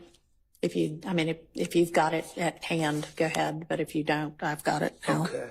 I'm trying to find out exactly, try to figure out where it was. Okay. Paragraph 11. Go ahead. I'm sorry. Paragraph 11. Mm-hmm. Yes. And it says, Kenneth Copeland has been subpoenaed to testify in the above style case. Copeland is the next witness scheduled to testify in this case on June 7, 2024, beginning at 9:00 a.m. On June 4th, 2024, and June 5th, 2024, investigators with the Office of the Fulton County District Attorney coordinated and arranged with Kenneth Copeland to provide Copeland transportation to court on Friday, June 7th, 2024. However, on Thursday, June 6, 2024, after an encounter with defense team members and members of the Fulton County District Attorney's Office, Copeland stated to an investigator and to an attorney with the Office of the Fulton County District Attorney that Copeland may attempt to plead the Fifth to avoid testifying against members of YSL. I can only speak for myself. I did not have any encounters with Mr. Copeland on June 6, 2024. I don't believe that any of my colleagues did. I don't believe any members of the defense team did. I don't believe that what's asserted in paragraph 11, to my knowledge, I don't believe it to be the truth. If it is not the truth, and again, I would love to inquire, but Ms. Love would be a witness at that point. Bar Rule 3.3, candor towards the tribunal, would also have been violated. The reason I focus on the violation of these rules is because of the Ford case and the proposition that we can do something about this besides run to the bar. And that makes sense because it's ultimately if, and I say it did happen, and I say the transcript establishes that it did happen, and you have the transcript, Your Honor. We have in the transcript the state and Judge Glanville both affirming each other that Mr. Copeland can essentially be incarcerated indefinitely until this trial is over, until the trial of the co-defendants is over. That, to me, is coercion. That's intimidation. We have other examples where Mr. Copeland is given what I would say incorrect legal advice about what his exposure is for these allegations and his potential criminal liability. That is coercion. That's trying to convince him to take the stand and plead so that the state can then impeach him with his prior inconsistent statements, presumably. Mr. Copeland, the act of him taking the stand as a result of those ex parte communications has prejudiced, has harmed all of these young men in court here today. So there has to be relief beyond bar issues for them.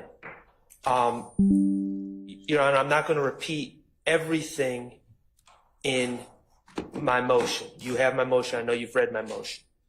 But they have a right to a trial. They have due process rights. They have a right to a trial free of prosecutorial misconduct if that misconduct rises to the level of a due process violation.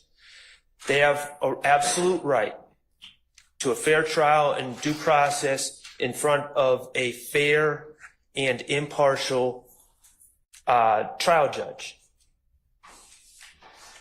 They also have the right to be present at all critical stages of the proceedings, including, I'm saying, and I think it's fairly clear, that those ex parte communications talking about the witness under the Scudder case that I provided to the court before, that was a critical stage and they were unlawfully excluded. And of course, there's no way we could have acquiesced because we knew nothing about it ourselves. So those are all violations that have harmed these individuals. There has to be a remedy. I believe that the facts are there for you to consider disqualification of district attorneys in this case. And I think Mr. Steele is going to argue that further. But also, I believe that the facts are there under the Wilson case, as well as the State v. Jackson 306 Georgia 626, Anderson v. State 285 Georgia Appeals 166, and Wilson v. State 233 Georgia Appeals 327. Wilson v. State 233 Georgia Appeals 327. All right, and those are the three cases that y'all gave me a Correct. couple of days About ago. goading. And the reason I cite to those cases, because it's not often, well, it would be never probably, that a district attorney or prosecutor is going to say, yes, I did this intentionally, I did this to goad. These cases looked at the egregiousness of the violation, the experience of the prosecutors involved. Ms. Love is a chief deputy district attorney in the office, head of the unit All right. that deals. Can I interrupt you for just a minute? So all of this is in your motion, and if and when we get to that point, that would be an appropriate argument, but let's Okay, well, that pause you it for asked. now. I have it. You asked where we are right now, and that's from my perspective. That's where we are right now. All right. And I don't mean you can't argue anymore. I just mean No, I understand. the information about their qualifications is in your motion. Yes, Your Honor. All right. Thank you. Okay. And if Mr. Steele's going to argue as to something else, that's fine. But I had said a little while earlier that with regard to Ms. Love, your proffer about what Mr. Abadi might or might not have to say about Mr. Melnick's representation was not yet relevant. I think it is now relevant, and the proffer has not been accepted. So if you want to present evidence as to that, that would now be appropriate. Thank you, Your Honor. And I don't mean this very instant, because I'm going to hear from Mr. Steele, but we now know that is an issue. So you can go ahead and get him lined up. Thank you. All right, go ahead, Mr. Steele.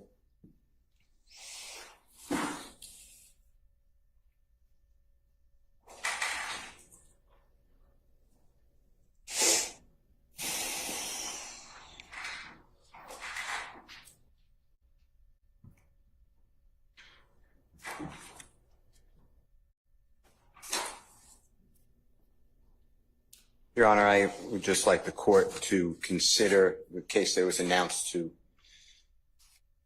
this honorable court by Attorney Shard. I emailed it earlier today to your honorable court's co-worker and all the parties. It's Ford Motor Company versus Young, and it was 322 Georgia Appeal, 348. It's in Division 3.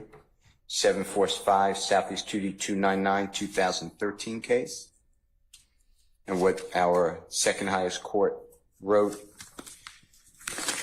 was, and I've given a copy actually to this court. And Oh, yeah, I got the copy. I appreciate it. Thank you. it's on page 8 of 9 of the copy I've given. It's on the right-hand side, first full paragraph. And it specifically states it in the center. And we have previously held that trial courts may disqualify attorneys for violations of the disciplinary rules. We held that the trial court erred in ruling that because sanctions for violations of disciplinary rules appear to be the exclusive province of the Supreme Court of Georgia, not of the trial court, it lacked authority to determine whether plaintiff's counsel violated 4.2, Rule 4.2 of the Georgia Rules of Professional Conduct, and therefore should be disqualified. We noted that the determination of whether an attorney should be disqualified from representing a client in a judicial proceeding rests in the sound discretion of the trial judge. So I'd just like you to reconsider your order, not disqualifying Ms. Hilton and Ms. Love. And you've inherited a case that has a lot of history, and a lot of it bad. And I put into my motion, I could go over it with the court, and I also attached the YouTube links. It's on July 10th, 2024. I also filed in case the link goes away, I filed on a thumb drive to preserve it. So that's with the clerk's office, and a copy was sent to the prosecution as well. But it started before, but, an opening statement, I don't know if you've read it, so. I read your motion and I looked at the portions that you were talking about. Hurtful. It's hurtful. And then as of last week, a new court comes on. It's almost like, a breath of fresh air. It's all new. And again, I'm hit with emotion by Miss Love. That was the fourth time the same thing's argued. Talking about a duty that is intentionally and knowingly not followed through by me, and I owe it to her. And I saw your email saying, whoever wrote that, you come into court. I understood it. I don't think Ms. Love did herself any favors with that. Well, the favors have to end. I'm not trying to, I've never done this before in my history of living in a courtroom, but it's just not appropriate that I can't accept a proffer from a lawyer. I've never said that before. I've never uttered any of those words. So I'll leave it with you. My point is, it doesn't end.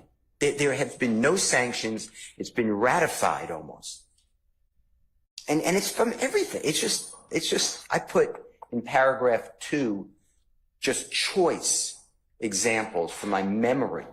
But it is constant. There are great people everywhere in the courts. And they shouldn't be treated like this. So I'm actually disqualified because it's just not, at some point, the message needs to be sent that this is not the state of Georgia and this is not our bar. All right. Thank you. As I understood the gravamen of your motion that you filed since I've been the presiding judge to disqualify Ms. Love and Ms. Hilton, it was because you needed them as a witness, and that was the basis of my ruling. And in Mr. Shart's motion that is under consideration right now is a request, again, to disqualify them. And I know that I previously said, y'all, that's a matter for the bar. And when I was talking about that, I essentially meant the and I don't want to call it bickering back and forth because I'm not sure it's been back and forth to any large extent, but that kind of thing, whatever it is that had been talked about before, that's what I was talking about. I will tell you that this court takes Brady violations very seriously. And I mean, everybody ought to, prosecutors ought to, and I am considering that right now. So rest assured that I am aware and have been aware that I have the authority if I choose to remove them. Thank you. So, all right. Do y'all want to be heard from the state on this? Or do you want to go ahead and present some testimony to counter the Melnick, that you knowingly contacted Mr. Copeland, knowing he was represented by Mr. Melnick? Absolutely, Your Honor. All right. What we did was ask that our witnesses be summoned, if you will. Okay. If the court would just give us Sure. Why don't we take a convenience break, and can you let a deputy know when you're ready with somebody, and we'll come back out. Yes. Thank you. Thank you. Appreciate it.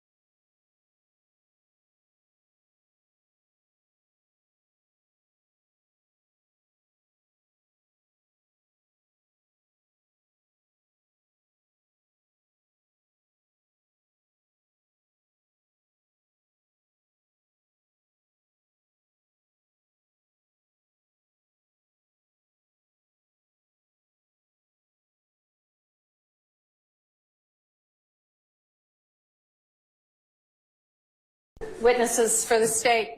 Ready? All right, let's get that person on the stand. Okay. Your Honor, State Counsel Adam Abadi. All right. I remember one time when I was called as a witness in a case for some very ancillary matter, and we're so used to being the ones examining, we're not used to being the witness. And the direct finish, and I got up to leave, just like all of the lay witnesses who have no clue, and then I felt like an idiot. But, oh well, maybe Mr. Abate won't do that. We'll see.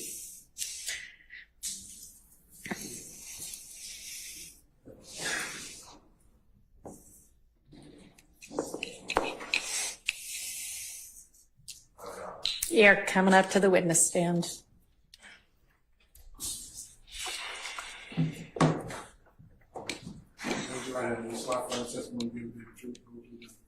Like Mr. Melnick, I'm an officer of the court. He didn't swear himself in, but whatever. All right, let's. Like Mr. Melnick, I'm an officer of the court. He wasn't sworn in, but yes. Thank you. Good afternoon, Chief Deputy Abadi. How are you? Fine, thanks. Just for the record, would you state where you work and what your position is? DA's office in Fulton County. I'm the Chief Deputy of the Major Crimes Division. All right. And February the... Just please slow down. Last name. It's ABBATE. And I said Chief Deputy of the Major Crimes Division. Mm-hmm. February of 2023, where were you working within the DA's office, if anywhere? Same position. All right. During that time, do you recall having a conversation with an attorney by the name of John Melnick regarding a person by the name of Kenneth Copeland? Yeah, it was a conversation on the Zoom call where Judge Whitaker was on the call and heard all the contents of what I'm about to testify to. Yes. All right.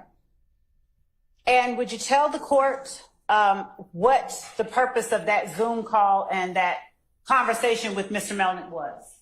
It was related to a bond order or bond conditions for a bond order for his, I think it's 22 SC 182, I think maybe 134. It was his possession of a firearm by a convicted felon and reckless driving, I think is what it was. Okay. And did you have occasion to look at the bond order and see its contents, or the proposed bond order? Had the state proposed a bond order? Yes. Right. And did the state's proposed bond order have any reference to or any conditions that are related to Mr. Copeland's witness, position as a witness, in this case, 22 SC 183572? No, not to my recollection specifically, no. Did the bond order or the proposed bond order reference co-defendants? Let me ask this. Are you familiar with the co-defendants on, or the defendants on indictment 22 SC 183572? Some of them, yes. I've tried. I think Khalif Adams was somebody who I was the prosecutor who, when he was convicted of murder. And the bond order, did it reference some of the defendants on this case? I think it referenced all of the defendants on the case involving Jeffery Williams. All right.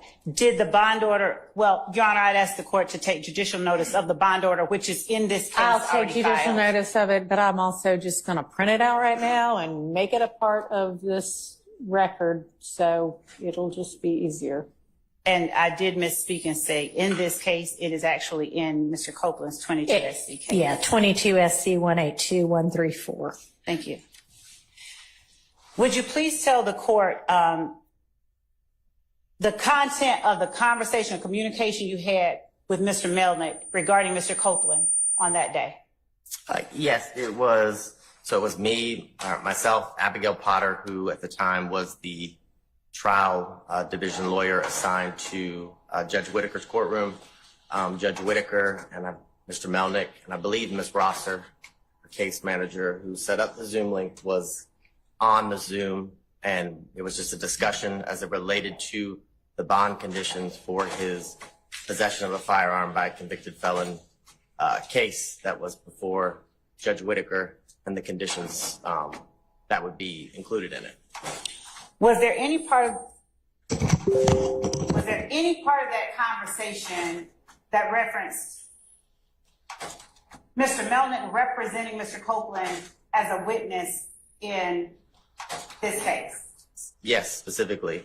And the reference is that Mr. Melnick was all hot about the fact that I was on the call, representing as a representative pretty much for you as a member of the team for this case, because he specifically said on more than one occasion that I'm not here about that case. I don't represent him on that case. The only case that I have this judge that I represent Mr. Copeland on is the 22 SC case. He said it over and over again, and he kept making snide remarks as it related to you and the district attorney's office and eventually me, to which I said, I finally interrupted him. I said, we're done with your used car salesman, stuff.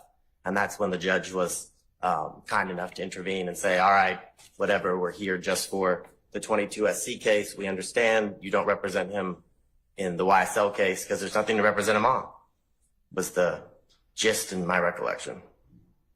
And when you're talking about the 22 SC case, are you solely meaning the one Mr. Copeland faced charges on, criminal charges on? Yes, the one that was before Judge Whitaker that we were there for to, negotiate and agree upon bond conditions for. That I think it's 22 SC 182, I think it's 134, and the charges were possession of a firearm by a convicted felon and I think reckless driving. I think this all happened February 24th of 2023. Do you know whether that Zoom call was transcribed or whether or not there was a court reporter on that Zoom call? I'm not sure, but I don't remember seeing, I think it was Miss Evelyn, who was the court reporter back then. I don't recall. Do you recall how many times Mr. Melnick stated with any degree of emphasis that he did not and was not representing Mr. Copeland in his capacity as a witness in 22 SC 183572? 2 or 3 times, and it was all in relation to the state's request that he be fitted with an ankle monitor. And that was particularly angersome, I guess is the correct word, as it relates to Mr. Melnick's reaction, because that's when he kept saying, this case has nothing to do with that case. I have nothing to do with that case. I don't see why he has to have an ankle monitor. Are you familiar with what it is that the state was trying to secure with the ankle monitor? His location at all times, I suppose. And are you familiar with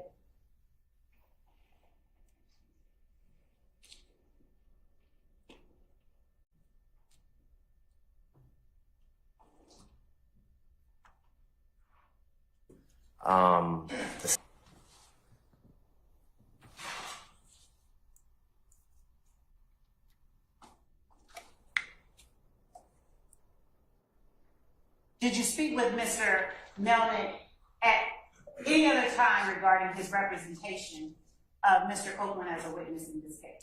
No, I try to avoid him as much as possible. Has he ever in life represented to you that he represents Kenneth Copeland as a witness in this case? No, it was the exact opposite in front of the exact same judge that we're sitting before today.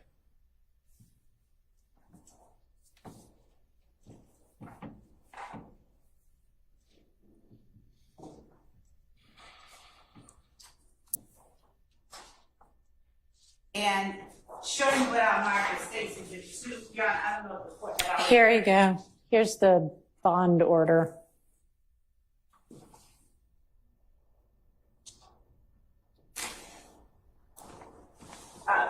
Showing you State's Exhibit 2, which I'll mark, which is a copy of the filed bond order. Is that the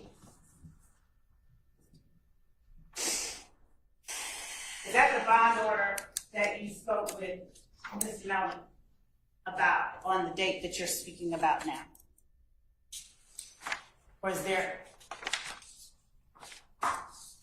So this would be the bond order that came from the conversation we had in February, I think February 24th of 2023. This is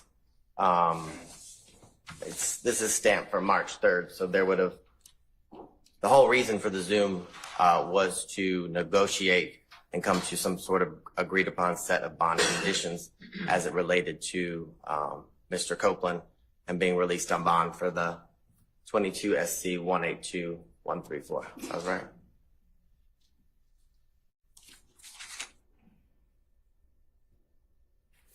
So this would have been the product of that conversation. Okay, thank you.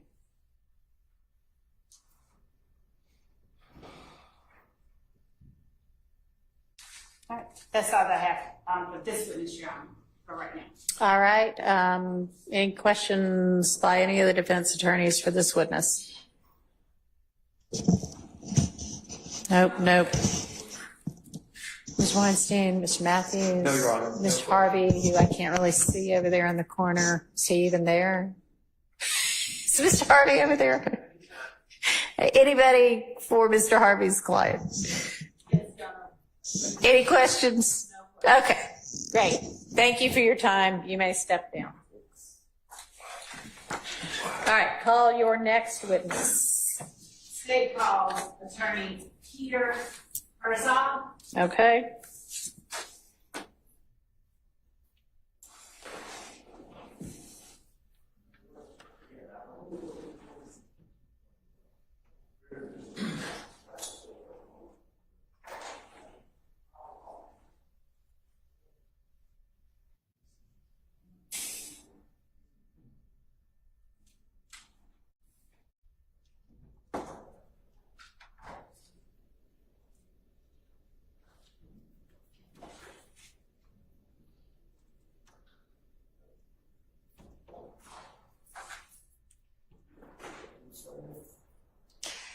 It doesn't matter to me. I mean, do you want him sworn or do you want him to testify in his place? I'll have him sworn in. All right, yes, please swear him.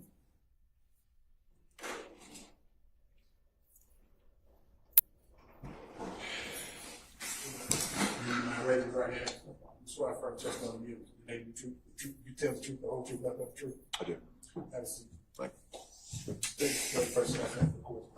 Peter, P-E-T-E-R, Herzog, H-E-R-T-Z-O-G. T-Z-O-G. Good afternoon, Mr. Herzog. Good afternoon. Would you please, just for the record, state for the court where it is that you work and what position you hold there? So I'm a senior assistant district attorney in the anti-corruption unit of the Fulton County District Attorney's Office. How long have you worked in the anti-corruption unit? Since I started in the office, about a year. I think I started March of 2023. Did you say March? And I just need to speak up a little bit louder. March 2023? Yeah, I think it was March. I've been here about a year and a half. Okay. Have you ever worked in any unit besides the anti-corruption unit? I did a short stint where I in cases and then I cover a court part for a complex, but I've always remained in anti-corruption. As an attorney with the anti-corruption unit, have you ever had an occasion to speak with Mr. John Melnick about a person by the name of Kenneth Pope? Yes, I believe so. At any time during those conversations, did you ever, in any way, seek any information regarding Mr. Melnick's representation of Kenneth Copeland as a witness in the case 22 SC 183572? No. Did you ever, in any of those conversations, have any occasion to talk with Mr. Melnick about his representation of Kenneth Copeland as a witness in any YSL related case? No.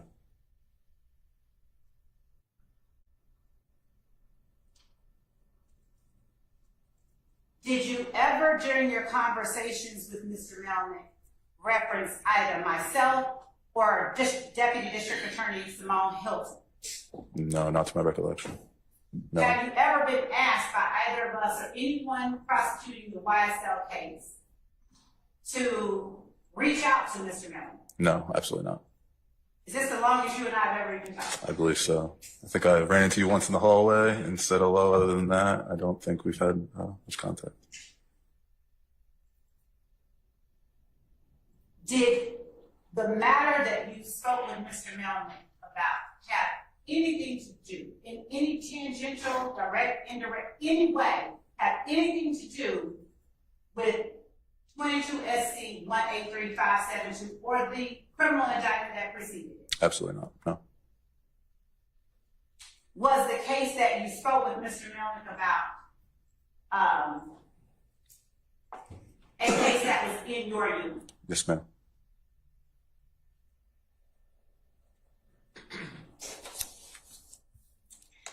Were you ever asked by anybody within the DA's office to have any communication with Mr. Melnick regarding his representation of Kenneth Copeland as a witness in this case? No, ma'am. Did Mr. Melnick ever just tell you, hey, I'm representing Kenneth Copeland as a witness in the YSL case? No, not to my recollection. Do you recall sending Mr. Melnick an email back in March of 2023? March of 2023. I don't recall. Your Honor, I'm not certain exactly where the evidence. I'm sure it's somewhere with the court reporter.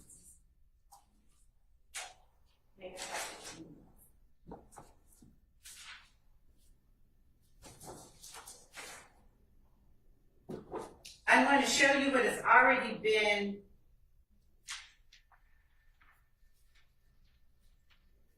admitted as defendant Williams number 4, Your Honor.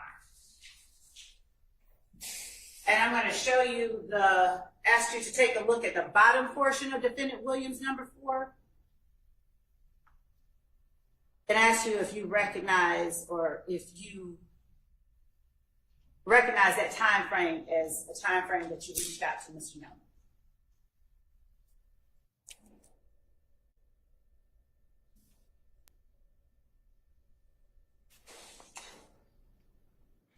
I did reach out to Mr. Melnick. It could have potentially been around that time frame. If you'd like, I can go into more detail. Yes, please. So we were investigating, as part of anti-corruption, we were investigating. Without getting into the details of any anti-corruption case at all. There was an allegation made that involved Mr. Copeland. At the time, I was relatively new to the office. I'm not from here. I'm from New York. I spent years practicing up there. So I know nothing about what's going on down here in relation to this case. I reached out to Mr. Melnick to see, as per our usual in our unit, to speak with every witness. And I believe I asked him if Mr. Copeland wanted to talk about that specific matter. And I don't believe we ever followed up on it. Was Mr. Copeland in jail at the time that you reached out to Mr. Melnick? I believe so. So was when you reached out to Mr. Melnick, where and why did you seek to go through Mr. Melnick to get to Mr. Copeland? Because, if I remember correctly, he represented Mr. Copeland in that other matter. To your knowledge, had that other matter been resolved? At the time, I'm not sure if it was resolved at that time, but I don't believe so. I think that's why I went through Mr. Melnick, I believe. Outside of the anti-corruption matter, did you speak with Mr. Melnick regarding anything else related to Mr. Copeland? No, ma'am. That's all I have. All right. Any defense examination of this witness? You know, I did a thing, I wrote a check mark, and I'm gonna have to get that off the report. Okay, probably have some white on it. That would work. Is that okay with everybody if on States 4, Miss Love White felt the check mark she inadvertently wrote on States 4, which is why I don't like to ever handle the evidence, because I'm constantly taking notes and then I end up writing on the evidence. And it's defendant Williams exhibit. Is that okay? All right. Thank you. With the court's permission, I'll do that after Mr. Sharp has had an opportunity. Go ahead, Mr. Sharp. Mr. Herzog, good afternoon. Good afternoon. So, from what I understand, March 2023, you are working for the DA's office in the anti-corruption. Correct. Okay, and you are building up a case? Yes. I'm investigating a case. I'm not building up a case. I'm investigating a case. And is Mr. Copeland the target of this case? No. Okay, so he is a witness. Yes, he would have been a witness. And he's a fact witness, I assume? Objection, Your Honor, to the relevance of what type of witness Mr. Copeland. Sustained. What kind of case is this? Objection as to the. Well, can we just leave that it's an anti-corruption type case? I ask, was Mr. Copeland the alleged victim? No. So he's a witness. Well, it's. Your Honor.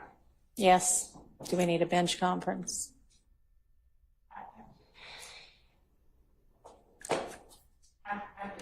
Okay.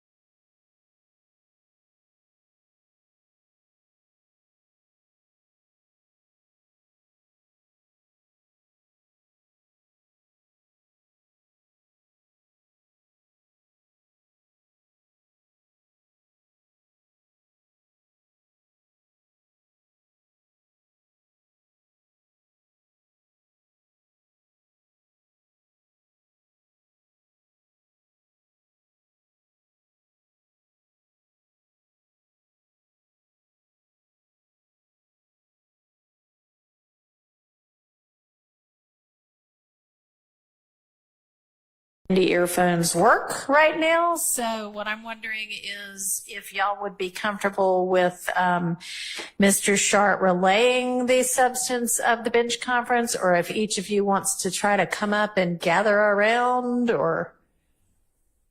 And Your Honor, since we cannot have, since we don't have the ability to let it be heard, I'd ask that the court ask whether each defendant waives their presence at the bench conference. So do the attorneys want to come up, or? Okay, so I know the defendants normally are able to hear what's going on. I'm sorry we're having technical difficulties. Apparently you need to put these things on their charger pretty frequently in order for them to work. So I'll know that for the next time. But one of your attorneys is going to come up and listen to what the substance of the bench conference is, and then I am directing them to return to the tables and let you all know what we talked about. I want to find out whether that's okay with each of you defendants. And also, I am happy if you're not satisfied with what the attorney has told you about it, then you can let me know and I can say, well, here's my take on what happened. Okay. So, Mr. Kendrick, are you okay with Mr. Weinstein just coming up and then telling you what we talked about? All right. How about you, Mr. Huey? All right. Thank you. Mr. Williams? Okay. Who else do we have? Mr. Stillwell, are you okay with that? All right. And then Mr. Ryan, you okay with that? All right. Thank you. Appreciate it.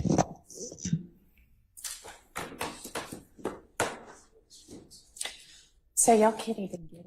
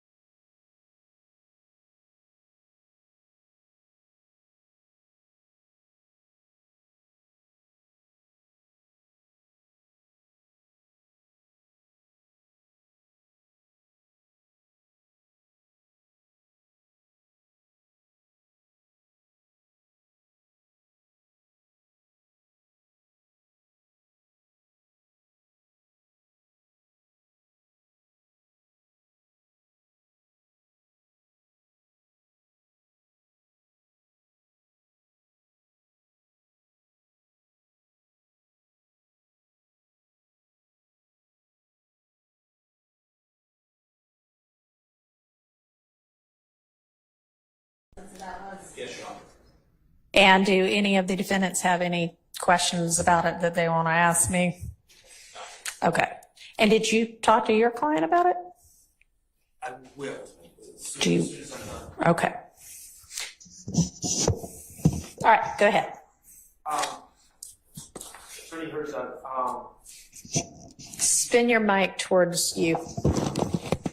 the anti-corruption case that you were working on in March 2023, is that still an active investigation? No, it is not an active investigation. It was and the investigation was wholly unrelated to YSL. Okay, and is there a pending case involving that investigation that resulted from that investigation? A pending criminal case? Yes. No. Now, at the time you sent this email, you wanted to speak with Mr. Copeland, correct? About the matters you were working on? Yes. Okay. And you have the ability as a district attorney, you said that your understanding is he was in jail, correct? I believe so. Okay, and you have the ability to go to the jail at 901 Rice Street, correct? Yes, I have the ability to go to the jail. Okay, and as a district attorney, you have the ability to bring an investigator with you and interview a witness there, correct? I wouldn't represent someone I wouldn't speak with someone that was represented by counsel. Okay. On any case or was recently represented by counsel. Okay, so the reason that you called Mr. Melnick is because you would not speak ethically. Your code of ethics, you would not want to speak to someone who's represented, correct? It's all of our code of ethics. Correct. And you also would not want to speak to someone who was represented recently. Is that what you said? I would reach out to the defense attorney prior to that, yes. And that's what you did in this case. You reached out to Mr. Melnick, correct?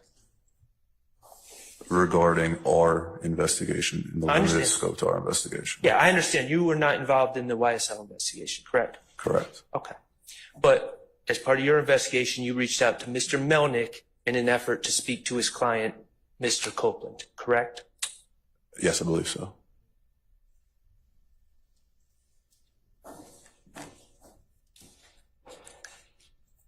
I have no further questions. Thank you.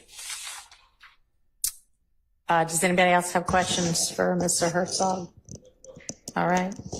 No?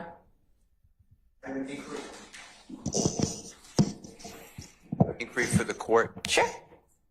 I don't understand enough about it, and I understand that the ruling is maybe I shouldn't know about it.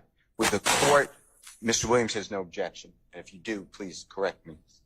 Would the court be able to find out whether this has any Brady implications from Mr. Copeland, either under Giglio getting a deal or he did not get prosecuted because he was involved, but he was being used as a witness, and I don't have that information. Sure, I don't either, but that's valid. Let's find that out. So you can ask that question.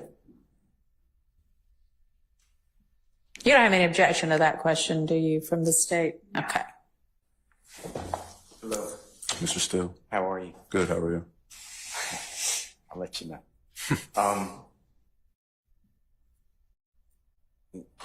Brady evidence, you feel comfortable talking about Brady evidence, what is required by Brady and its progeny?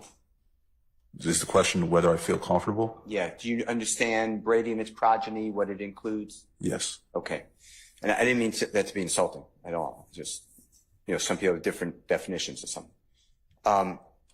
Dealing with Mr. Copeland, only Mr. Copeland, was there any type, no matter how non-promising, was there any type of agreement, promise, benefit to him, whether that's reduced charges, no charges, he's cooperating, he's a CI or whatever you want to call it, anything to do with that? Absolutely not. I have no information regarding the YSL case or any investigation of the YSL case. I reached out solely related to a wholly unrelated matter. Okay. And I'm broadening it besides what you call the YSL case. I'm saying, was Mr. Copeland given any benefit? Forget about this indictment before the Honorable Judge Whitaker. Was he given any benefit on any matter, including the matter you were investigating? Not to my knowledge, no. Okay. All right. Thank you, Your Honor. Okay. All right. Anybody else? Mr. Williams? Okay. Anybody? All right. Any redirect by the state? No, Your Honor. All right. Thank you. You may step down. Thank you, Your Honor. And did you have one other witness? Yes. Are they ready? Can the court allow Mr. Atkins to go outside and check? Sure.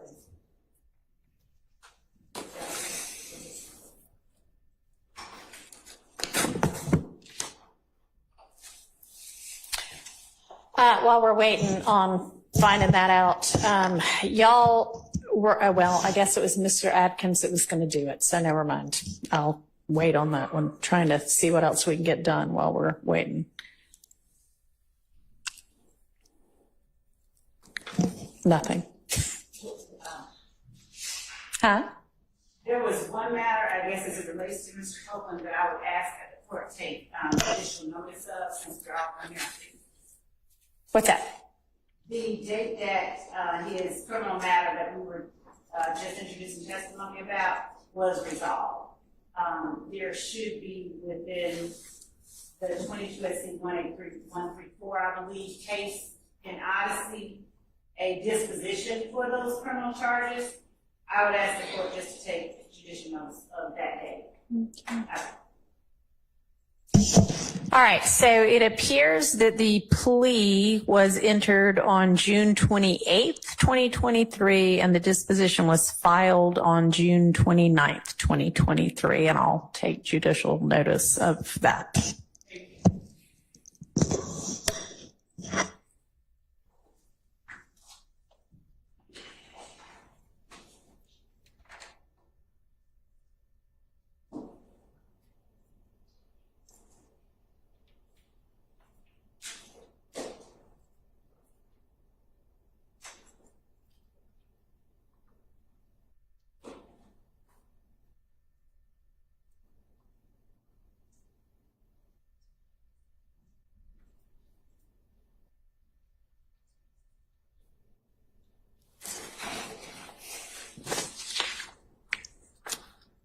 All right, what do we know, Mr. Atkins? So Ms. Potter is 30 minutes away. I'm not going to ask the court to wait on. Okay.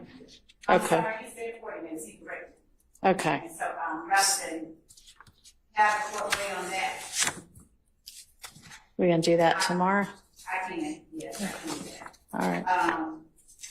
And Your Honor, the other thing that I was looking at was I'm obtaining a certificate of service for Mr. Copeland that I believe was filed. I think he was served most recently in May of 2024.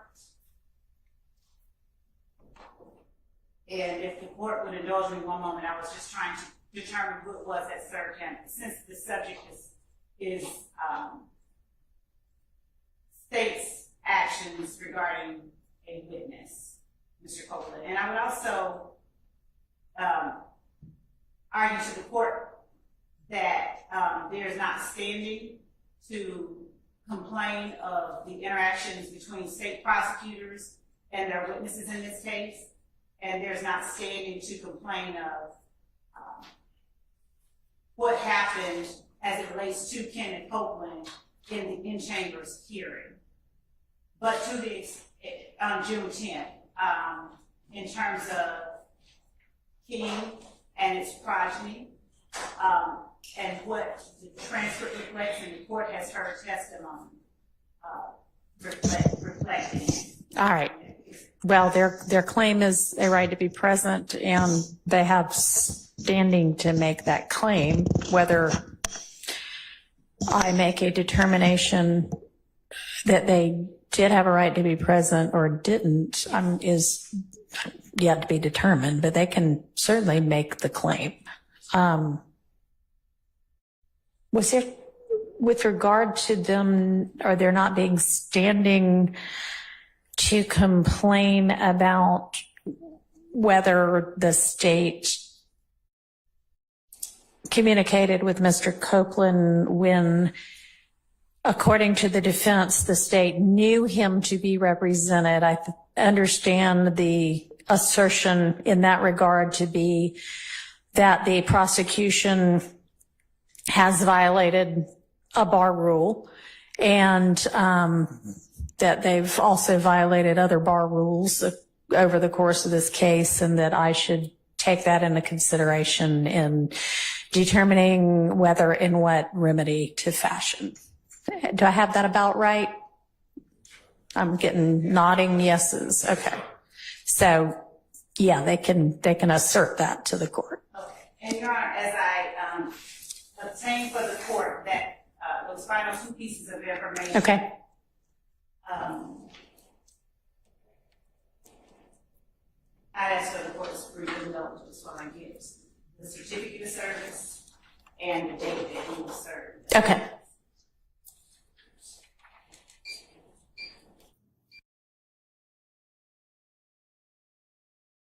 That because it was filed on the. All right, I'm not even sure which one you're talking about, but sure, if it's relevant, I will unseal it. Can you let me know which one it is?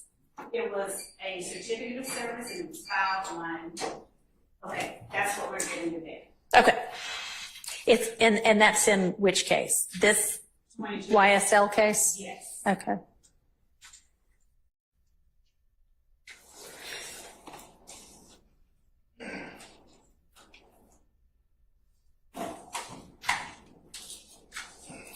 So I actually, once you let me know what it is, I actually, because I'm the court and I can, kept a copy of what is in each of the sealed filings once I reviewed it, so that in case we needed to see something again, I didn't have to do another order unsealing and resealing.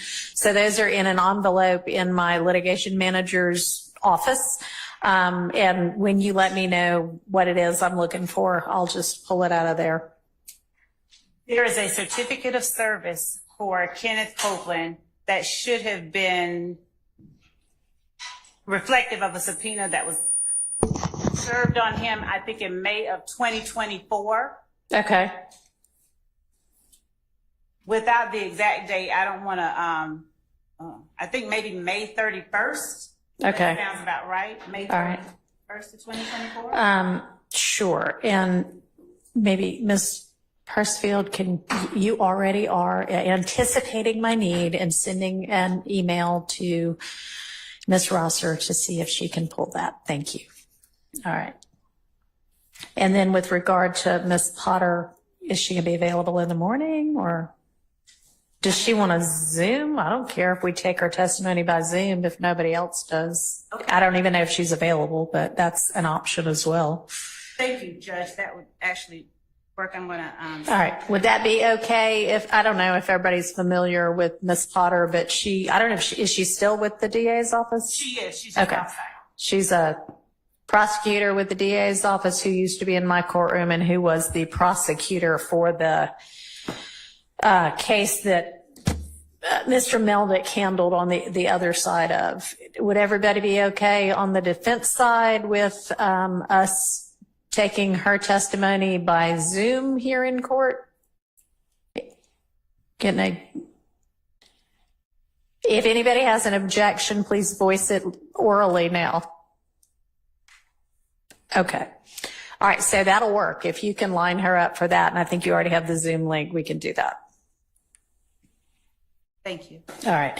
And as Ms. Love's doing that, Mr. Adkins and whomever from this side of the courtroom was going to work on the maybe one or two issues with Mr. Copeland's jail calls over the weekend. Did y'all get an opportunity to do that and reach any kind of resolution? Your Honor, I have not spoken with any defense counsel in relation to those jail calls. Okay. Wasn't that your task? Your Honor, I will speak with Mr. Shard. Okay.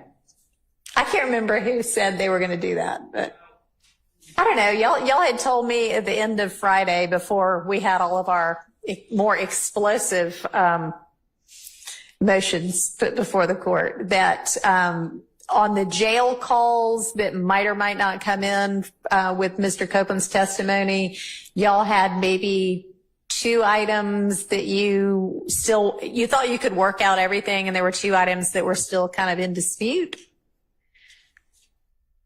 That may have been Ms. Hilton. It might have been. I don't know. Just to get him. I was out a little bit on Friday, but did Mr. Steele not deal with the jail calls at the end of the day on Friday?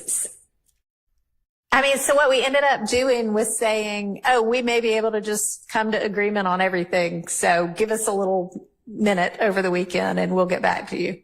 Anyway, apparently nobody did it, but y'all do that Yes, Your Honor. tonight, if possible. Yes, Your Honor. Your Honor, may I be allowed to step outside the courtroom for a brief 5 or 7 minutes? To line up Ms. Potter? To line up Ms. Potter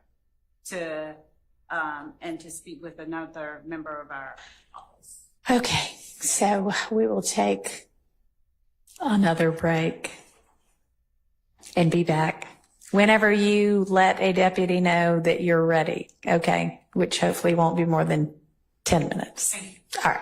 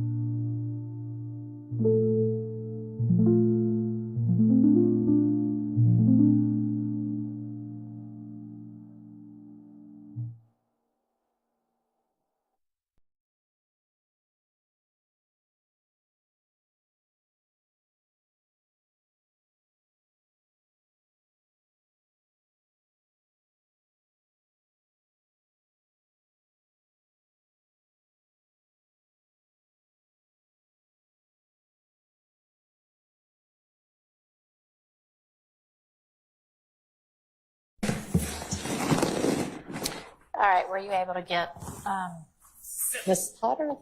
So, Judge, my request is that the court allow us, if I call her, to do it in the morning, and to also allow us to, because we've got the case that. Hang on. We're missing some defendants. Oh.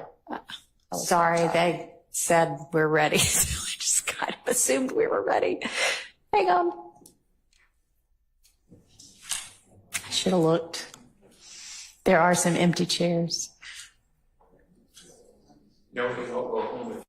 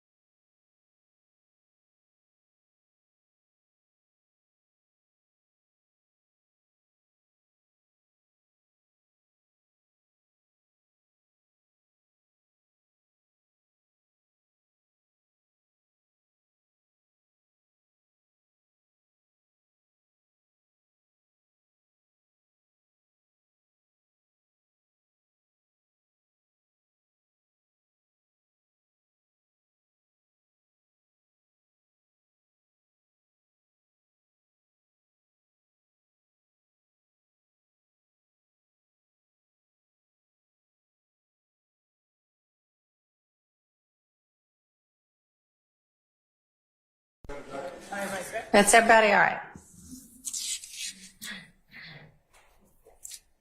Thank you, Judge.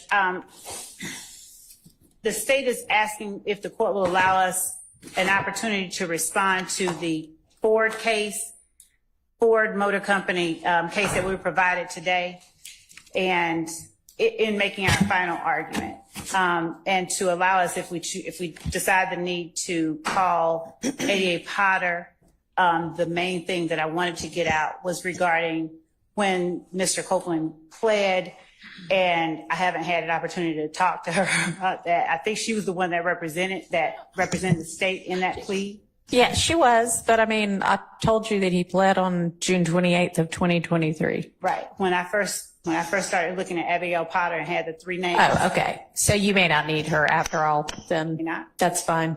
Yeah, if that's all you needed her for, it's in the court record. Okay. And I have taken judicial notice of it. And then a response to the Ford case, I mean, with regard to whether that's the law or not, or whether that's an appropriate I have not sanction. Yeah, yeah, sure. You haven't had a chance to take a look at it. Sure. Is that what you're saying? Yes. Yes, that's fine. You can make whatever response, if any, you want to in the morning. And thank you. So that's it. Okay. Outside of Ms. Potter, I don't think that we would have any other persons to present. But if we did, we would have them here and ready to go first thing. I just wanted to review all of our notes and make certain that every issue that was raised here today is addressed properly. That's fine. Thank you. And Ms. Rosser's looking for that certificate of service of the subpoena. And I know that we keep copies, so I can get one of those too.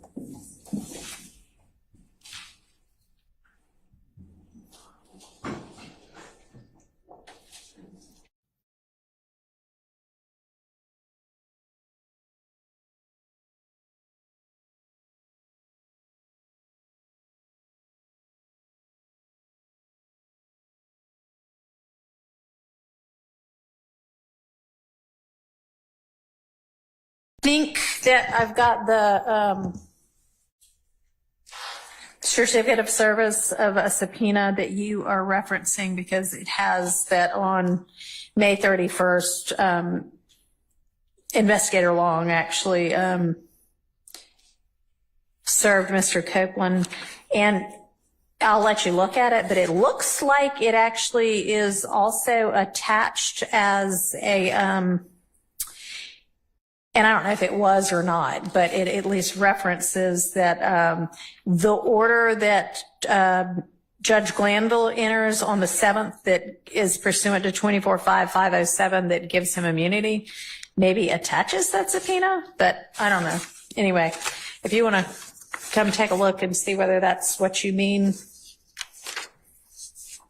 and if so, we can make a copy of it and you can do whatever you want with it from there.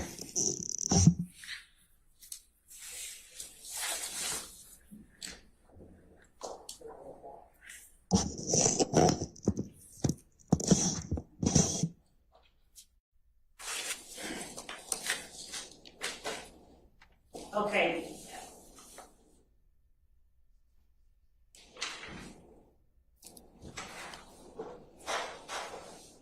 Is that it? It is. It is. It's attached to the, as the court said, it's attached to the motion to, well, the order granting the state's motion to compel. All right. And so it's already, I would think, then in the record? Yes. Yes. All right. And so what's their argument you wanted to make about that? Or just? Just that. And I can reserve the rest of it for tomorrow, but just that he was served, Mr. Copeland was served on May 31st, and I think that's well a week before he was ever called to testify or anyone was informed that he would be the next person up. And we did not, I'll make argument at the appropriate time. All right. Okay, so tomorrow, in addition to wrapping up whatever final evidence and argument there might be as to either of those issues. What I would like, I think y'all now have, if not every bit of Mr. Copeland's prior testimony, almost every bit of it, and Ms. Weaver's been pretty fast at turning it around. And at this point, it may be best to redo the entirety of Mr. Copeland's testimony, including bringing him back in and asking him whether he wants to testify. And I'll hear from everybody on what we might need to advise him of, if anything he's been, or re-advise him of, or correctly advise him of, and then just maybe start from scratch with him. If there are things that everybody can agree, I just don't know whether we know what he's going to do or how he's going to testify. So I don't know if it's productive to continue to look and see whether there are things y'all can agree on. But if there are things that everybody can agree on and we can just say, okay, you know, these 5 things take as, you know, something he said and the rest of it redo, or whether we just want to start 100% from scratch. As I understand it, nobody had played the June 10th, 2015 interview from him yet anyway, right? That's correct. Okay, and that's the only one where he inculpates any of these defendants, right? No. No, that's not right. That in the Donovan Thomas murder is what I mean. Oh. That's the first one, yeah. Okay. All right. Directly in the way that he did on Okay. Okay. All right. But we need to make some progress into the, I mean, I am still considering and working through Mr. Shard's motion, and then we'll get to Mr. Weinstein's motion for mistrial. Both of them are motions for mistrial. But assuming for the purposes of getting things done that those are not ultimately granted, then we need to pick back up with this trial. Obviously, if they're granted, then that's a whole other ballgame. But I want us to make progress in the meantime. So tomorrow, I would like for our focus to be on how to handle Mr. Copeland and his testimony or potential testimony once we have the jury back, whether there's any agreement as to anything, proposed jury instruction as to if we're disregarding any or all of it, what that should say, whether we need to take notes, all of that kind of like the details we actually need to think through. I want y'all working on that tonight so that we can make progress with that tomorrow. And, you know, there are a lot of things up in the air in this case. And I am going to once again say to everybody that there's a lot of risk for everybody. There's a lot on the line for everybody, both sides of this case. And I know not everybody has necessarily the most fruitful relationship with each other across the aisle right now. But I know, Mr. Steele, you said that you do still have a good relationship with the district attorney herself, who certainly authorized to talk about each and every case because they're all her cases ultimately. But, you know, y'all need to be thinking about all of the potential ways to handle and move forward in this case. And I encourage y'all to be doing that because who knows what it's going to be otherwise, okay? And Your Honor, we did get last night, speaking Yeah. We got last night from Mr. Sharp, and he can correct me if I'm wrong, I believe about 76 proposed redactions from the proffer of one of our witnesses that we discussed on Friday, Mr. Zachary. Okay. At some point, I know that the court is going to have us address those. So, and I believe that Mr. Sharp, he can again correct me if I'm wrong, said that he could go through that was for I believe, the August 2017 interview, a proffer from Mr. Zachary. And there's an earlier one that I think he said he's going to go through and okay. He said he's going to go through another one. Okay. And so if he sends us those, that's another thing that we need to work out. Perfect. And so y'all go ahead and tackle the first 76, see if there are things that you can agree on so that we can have an efficient day like we did on Friday where we sort out so that everybody knows here's what can and cannot come in potentially with regard to this witness. And he's coming up pretty soon. And if Mr. Copeland makes a decision different than his last decision, we may be getting to Mr. Zachary sooner than we think.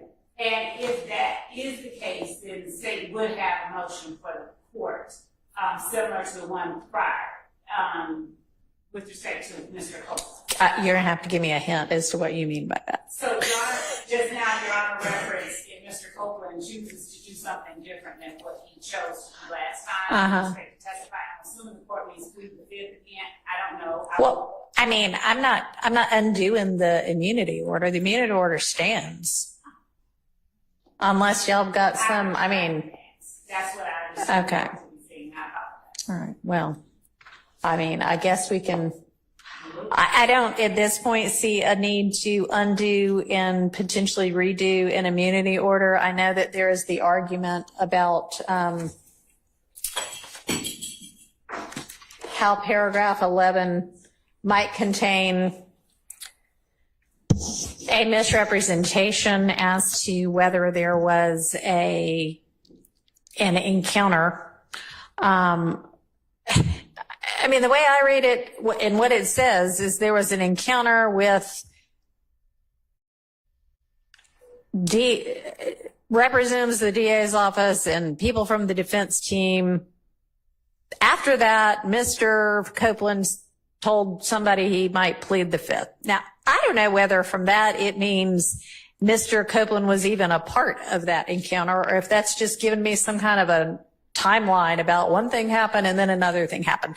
But the import of that to the predecessor judge and to any judge considering does immunity need to be granted and is immunity in the public interest here is not what triggered it. It's this witness, who the state thought was going to be testifying voluntarily under subpoena or not, now intends to take the fifth. The only way we can get their testimony, which we believe we need, is to compel it. Will you compel their testimony? That's the import of it to me, not what led up to it. Because there's no allegation of coercion or dirty dealing or anything like that, if it even means that Mr. Copeland was involved in any of that. So I don't believe that the immunity order needs to be redone. If somebody else thinks differently, y'all let me know that right now. Silence. Mr. Steele. I don't believe anything before Mr. Weinstein filed the first motion to recuse. I'm not challenging anything before that. Okay. But I do want to hold, there was a lot of exculpatory information before the recusal motion was filed, so I don't want to wipe out Mr. Copeland's testimony on the 10th, 11th, or part of the time. All right, which is why I need y'all to get together on it and let's tackle that tomorrow. The nitty gritty of it, okay? All right, so that means y'all have to do that tonight if you haven't already done it. All right, anything else before we break for the evening? No. One more thing.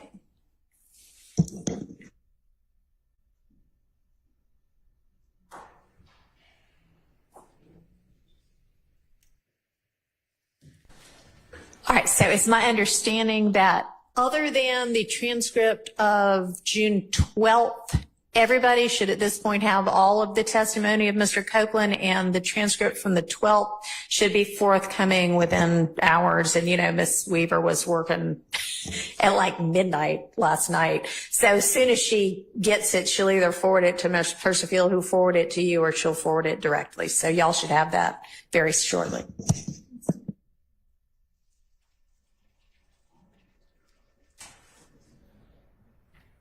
All right, anything else before I bid y'all adieu for the day? May I inquire if it's appropriate? Is the court's plan to bring the jurors back in on Wednesday? Is that still the plan?